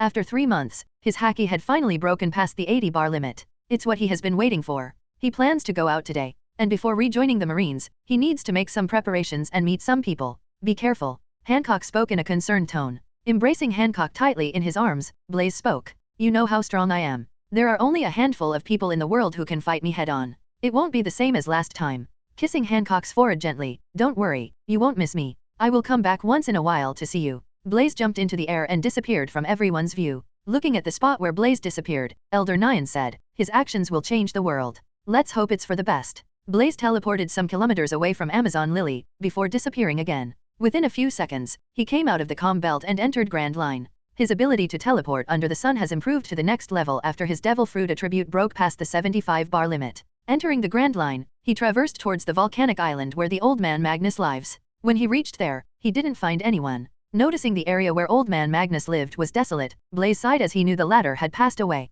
He then arranged a tombstone in the memory of Old Man Magnus and inscribed a few words on the stone. Here lies Black D. Magnus, who once challenged the world government. Though your soul passed away to find your loved ones, I will forever remember you in my heart. Offering his prayers, Blaze left the island. Before leaving the island, he changed his appearance with an ability texture surprise. His appearance looked the same as the one he had 3 months ago when he battled Dracula my Hawk. A few days passed. Blaze has been searching for traces of the Revolutionary Army as he intends to meet Dragon. To take over Marine headquarters into his control, he needs a strong ally who has the same goal as him. And, the Revolutionary Army is an extremely powerful force with intelligence and knowledge of the world government's actions. They aren't to be underestimated. He finally found them after narrowing his search toward countries that showed signs of an uprising. If it was someone else, they couldn't have found a trace of revolutionary with such ease, as they are very sneaky and without any visible traces. Blaze was able to do so because he knew how the Revolutionary Army acted. The Karsha Kingdom, Grass Island. To Blaze's surprise, he caught a big fish. He encountered Sabo, Koala, and Hack of the Revolutionary Army. Well, isn't this a surprise? In a busy restaurant, Sabo and Koala are seated on the second floor at different tables behind one another. As for Hack, he was on the first floor. It's almost done. It won't be long before our people overthrow the current government. Koala spoke in a quiet voice. It's time we leave this country. I spotted a member of CP1 this morning. Inform everyone to be alert and cover their tracks. Sabo responded, gulping a mouthful of food. What? Hearing CP1 was here, Koala was startled. At that moment, Blaze came and directly sat opposite Sabo and spoke. Hello, Sabo-kun. Hearing his name uttered by someone he didn't know, Sabo looked at Blaze, who was dressed in an ordinary blue shirt and dark green pants. Though Blaze looked ordinary without a sign of hostility, Sabo's mind went on high alert as if he were facing someone of great strength. He reacted instantly. Koala, run. I will hold him back. Imbuing his leg with armament haki, Sabo hacked at Blaze with accuracy and swiftness. But, Blaze effortlessly blocked Sabo's kick with his left hand and snapped his fingers. As soon as he did that, everyone within the restaurant forcibly teleported out except Sabo, Koala, and Hack. I just want to chat without attracting any attention. He sighed. Glimpsing Sabo preparing for another attack, Blaze shifted Koala and Hack next to him. Witnessing his actions, Sabo abandoned the thought to attack. What do you want? Sabo asked, clenching his fist. Koala and Hack stood petrified on the spot. Aside from being teleported against their will, they were bound by intense heaviness, unable to even move their muscle. They wondered in their heart looking at Blaze. What's happening? Who is he? CP0, Marine, or someone on the world government side? Koala and Hack were terrified, and for the first time in their life, they felt helpless. This man is too strong.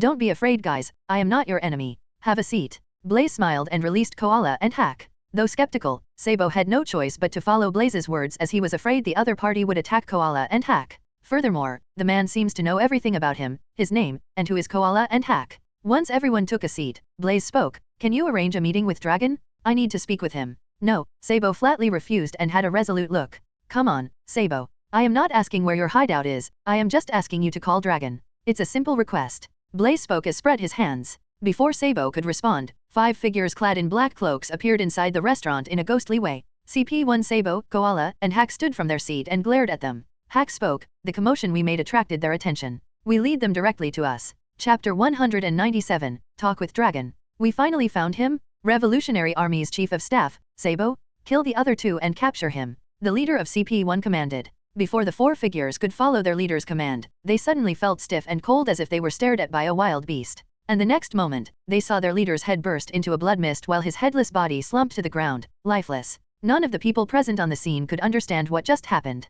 Can't he see I am in the middle of talking? Barging in uninvited and ruining my business, what should I do with you all? Blaze's voice woke them from their stupor. The 4 CP1 agents looked at Blaze in fear and horror. Though they have undergone various death-like training from a young age and assassinated powerful people, facing Blaze they felt their entire body trembling. One of the agents couldn't withstand the pressure and uttered, "We are Cypherpole, if something happens to us, the world government won't let you off. You will be chased to the end of the world, either killed or enslaved." Hearing the words, Blaze raised his eyebrows and stood up from his seat. Oh, I didn't plan to kill you first, but after what you said, I suddenly feel a tingle down my spine. It will be exciting to be chased by the world government. But, are they powerful enough to make me run for my life? Blaze pondered aloud. Maybe I will find out once I kill you. The next moment, blood splattered.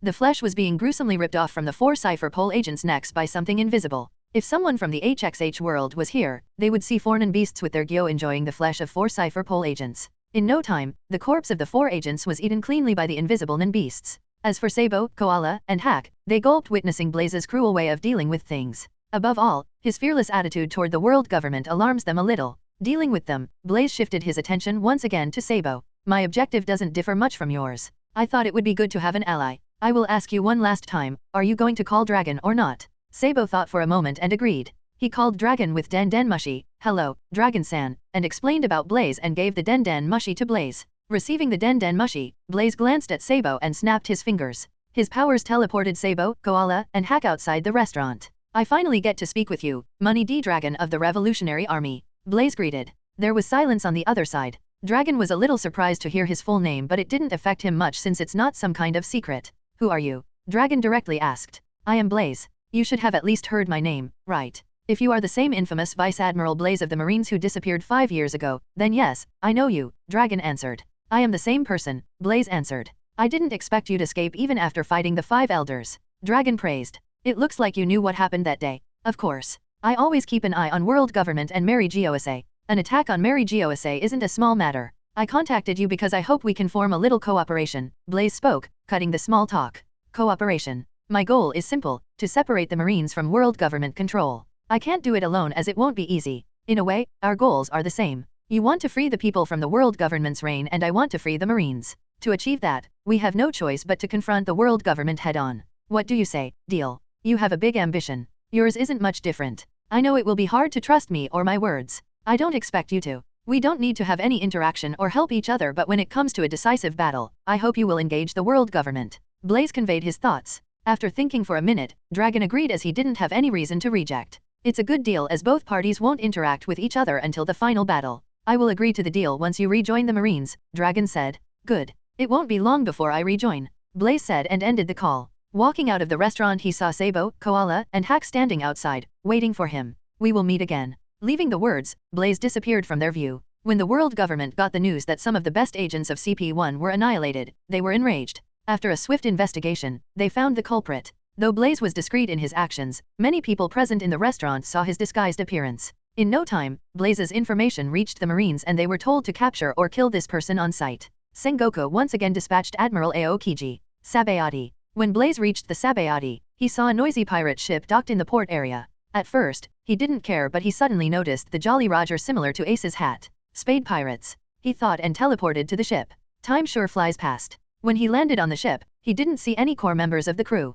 But, pirates left to watch the ship, noticed his presence, and came to confront him. Hey, who are you? What are you doing on our ship? A pirate asked while his hand rested on the hilt of the sword. Blaze didn't speak any nonsense and directly knocked everyone on the ship unconscious with his conqueror's haki. As he exited the ship, a bunch of people approached the ship from the distance. Blaze didn't see Ace among them, but he noticed a familiar figure, masked Duce. The most unexpected thing is that he saw Dark King Rayleigh. On the other hand, Spade pirates also noticed Blaze coming down from their ship. When they saw unconscious figures around their ships, their expressions changed. Blaze sighed, understanding what they were thinking in their heart. Chapter 198, A Short Clash with Dark King Rayleigh. Looking at the angry Spade pirates who were fuming with rage, Blaze knew any amount of explanation wouldn't enter their ears, so he didn't bother to reason with them. Attack! A pirate shouted and rushed forward while others blindly followed before masked Duce could warn them, as he could tell the other party wasn't simple. As he expected, before the fellows could reach Blaze they were hit by a strange repulsive force and pushed far away. You guys shouldn't react in such an extreme manner, your companions are just unconscious, Blaze spoke, staring at masked Duce.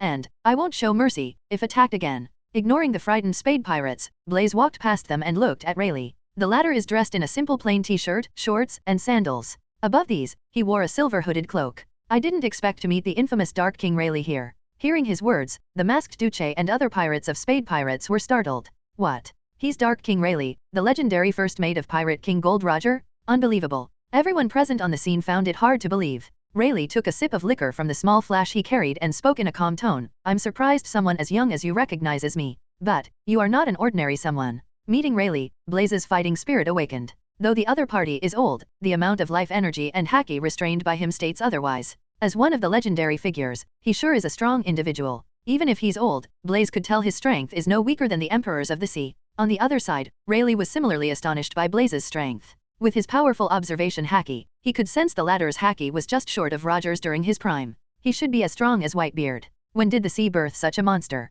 Rayleigh thought. Given a choice, he doesn't want to confront someone as powerful as Blaze as he's already retired. If he fights, it might draw unwanted attraction. Blaze and Rayleigh looked at each other while the surrounding air grew stiff, sound and winds unmoving. The tense atmosphere suffocated most of the Spade pirates. Though Blaze and Rayleigh didn't move, their conqueror's haki collided. The air screeched as the willpower of two supreme kings clashed in midair. The sheer power triggered ripples and sparks of lightning to erupt from random places. The clouds above thundered while the sea itself shook, pushing back the waves. The bubbles of Sabayati drifting within a certain range burst upon contact, unable to withstand such a tremendous output of willpower. Most of the Spade pirates lost consciousness and dropped to the ground with audible thuds. The lucky ones struggled to remain on their feet. Clash of Supreme Kings. Masked Duce uttered with a look of shock on his face. He didn't expect the Spade pirates would meet such monsters even before they could enter the new world. Swish. Blaze made his move. Imbuing his leg with haki, he rushed forward and kicked at Rayleigh. His kick hacked forward, tearing apart the air. On the other side, Rayleigh delivered a kick of his own harnessing haki into his leg.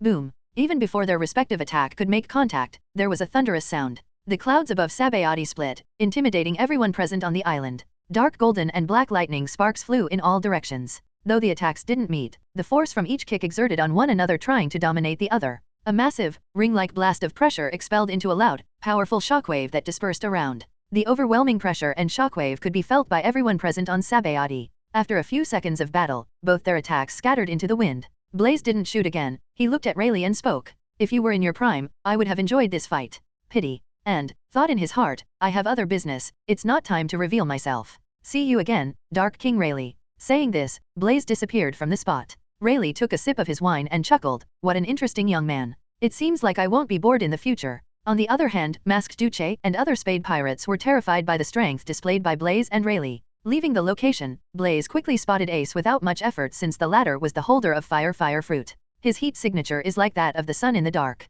At the moment, he was being chased by Ensign Isuka. After a few minutes, Ace was found by Masked Deuce and the latter explained the encounter with Blaze. Though Blaze interfered, nothing changed. After 3 days, Ace was approached by Isuka and Vice Admiral Dra, who gave him an official invitation from the world government to join the 7 warlords of the sea. Of course, Ace refused and Vice Admiral Dra took that as an opportunity and tried to kill him. Ace defeated Dra after a challenging fight and awakened his Busashoku haki in the process. After the clash, Ace and Deuce returned to their ship and headed to Fishman Island. If nothing goes wrong, Ace will soon join the Whitebeard pirates after a short adventure in the New World. Blaze watched everything from the distance. He didn't plan to meet Ace as he can't do it with his current identity. If fate yields it, they will meet soon. Furthermore, there's a reason for his visit to Sabayati. He plans to collect some interest from the world government for attacking him 5 years ago. He didn't intend on doing anything big but make some trouble. A good example is killing some celestial dragon scums. Doing so, an admiral will be dispatched to hunt him down. If he beats the admiral, the world government may send a CP0 to track him. It's just he has a good relationship with Kizura and Kuzan. He needs to be careful when fighting them so that he won't injure them heavily. But if by chance, Sakazuki was dispatched, he will beat that bastard to a pulp so that he won't get out of bed for a month or 2. Let's see whether that bastard is lucky or not. Blaze smirked and balled his fist. He hadn't forgotten the fact that Sakazuki nearly killed him a few years back. Chapter 199, Arrival of Admiral Akainu. A few days had passed since Blaze came to Sabayati Island. His short encounter with Rayleigh has created a stir that alerted both the Marines and the world government. Both powers have sent people to look into the situation. Unfortunately, they couldn't find anything as Spade pirates left Sabayati while Blaze and Rayleigh concealed their presence. After a long wait, 4 celestial dragons came to Sabayati. Seeing this, Blaze smirked. Finally, he didn't recognize the ones who came as there were many celestial dragon families residing on Mary Gosa. But, looking at their arrogant and self-righteous countenance, he knew it didn't matter which family they were from. Like other world nobles, they had resin bubbles over their heads, preventing them from breathing the air of the common people. Wherever they went, people dropped to their knees and bowed their heads.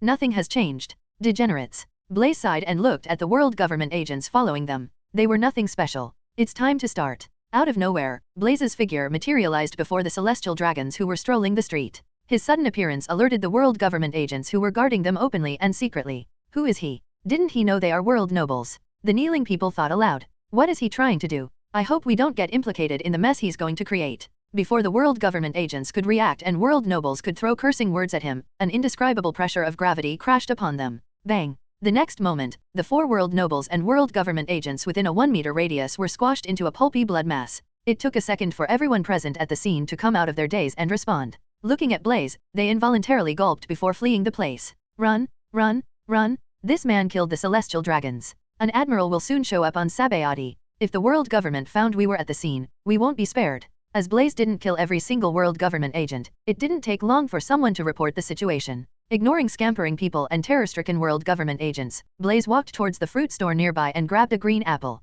He sat in the chair placed outside the store before taking a bite. His casual attitude stunned the world government agents and some fearless people who watched everything from a distance. Marine headquarters. What? Damn. Sengoku slammed the table and stood from his seat with evident anger on his face. He's the same person Hawkeye encountered a few weeks back. He disappears for a short time, but the next thing he does after his appearance is kill the celestial dragon and anger the world government. What is his purpose? Is he from Revolutionary? Who is he? Sengoku thought. Recalling his call with the 5 elders, he rubbed his forehead in annoyance. The world government wants to send its entire force to nab the criminal. It doesn't matter what the other party's motive is, his actions were clear provocation toward the Marines. To maintain justice, they must either capture or kill him at all costs. If they fail, what will the world think? Their failure in eliminating the celestial dragon killer will rouse the pirates and push countless people towards the path to piracy. Sakazuki is on headquarters, right? Tell him to come and see me. Meanwhile, prepare a fleet and notify the available vice admirals of the situation. Yes, the marine officer acknowledged and left to execute the order.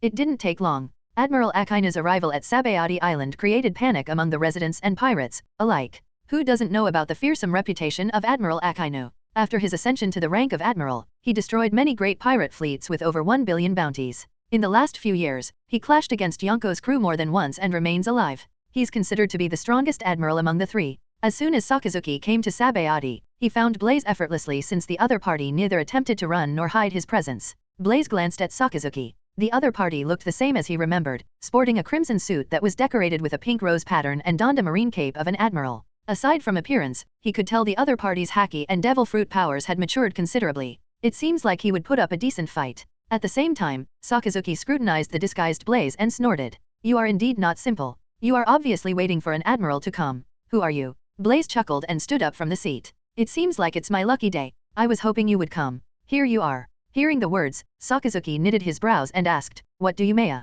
Before he could finish his sentence, Blaze arrived before Sakazuki in a flash and smacked his face. Bang! As he used haki and gravitational power in the strike, the punch created a ripple in the air and knocked Sakazuki far away. Sakazuki's figure streaked across the air and smashed into one of the grooves. The resulting impact even shook such a massive groove a little. He's pretty quick in his response. He was able to cover his face with haki at the last moment. Blaze thought and flew towards where Sakazuki crashed.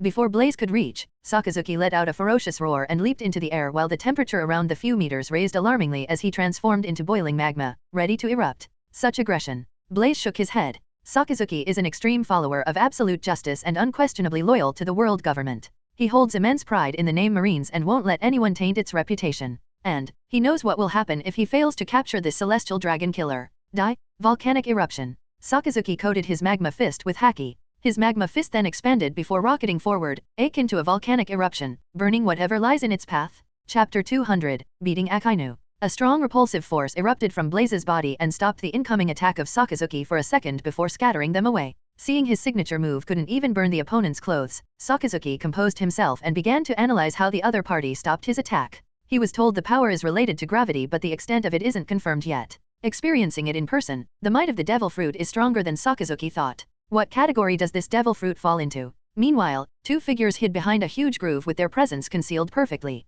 They were watching the confrontation between Sakazuki and Blaze. Don't know what kind of ability they were using, as even Blaze's observation haki failed to notice their presence, but thankfully his N sensed their location. CP0, huh? This is getting interesting. Blaze smiled inwardly without expressing anything on his face. He stared at Sakazuki and gestured with his finger to come at him provocatively. He then commented further, Admiral Akaino, I heard when criminals see you in person, they tremble in fear. But, why am I not getting any of these tingling sensations? Are all Marine admirals just this? Blaze's words angered Akaino as the surrounding temperature rose rapidly while the grass beneath him was reduced to ashes under extreme heat. Clenching his magma hands that were boiling in fury, he thought of the warning Sengoku gave him just before he left the base. He's free to use his powers without any restrictions, but it shouldn't harm the innocent residents of Sabaody or the island itself. Right now, he's waiting for the Marines to evacuate. Are you waiting for the Marines to clear the people? Don't bother. My sole purpose in killing the world Nobel is to battle an admiral and show the world. Unlike you, I'm not someone who harms innocent people just to achieve my goal. Blaze sneered. He knew Sakazuki wasn't the type of person to care about people's lives. It means he was instructed not to harm innocents as the power of magma can burn the entire Sabayati archipelago to ashes. Sakazuki may not be as strong as Yonko, but he's nonetheless a strong individual. His crazy belief in absolute justice makes his haki firm and powerful. Furthermore, he's the owner of the strongest offensive power magma fruit. Just my haki is enough to crush you, Blaze exclaimed and took a step forward. The entirety of his conqueror's haki exploded and even manifested into countless dark purple lightning. The sheer might of the haki turned the sky into a thunderous one. The grounds began to shake while a strangling shockwave swept across the entire island. The countenance of two Cypher Pole agents drastically changed, sensing the vigor of the haki. They looked at each other. This haki, it's nearly as strong as Whitebeard. We are in trouble. They knew Admiral Akainu wouldn't be able to defeat this person with his current strength. Sakazuki too finally understands what level of threat Blaze possesses and, he alone isn't strong enough to stop. But, it isn't enough to force someone like him to back down. After all, he's someone who encounters Yonkos frequently.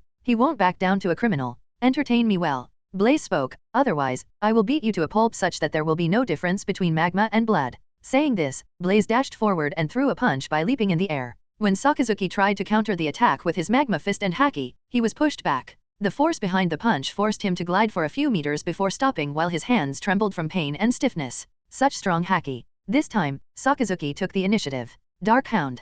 Transforming his hand into magma, he lashed out at Blaze forming a claw-like thrust. In the series, the blow was powerful enough to melt off part of Whitebeard's head but Blaze didn't find the attack intimidating.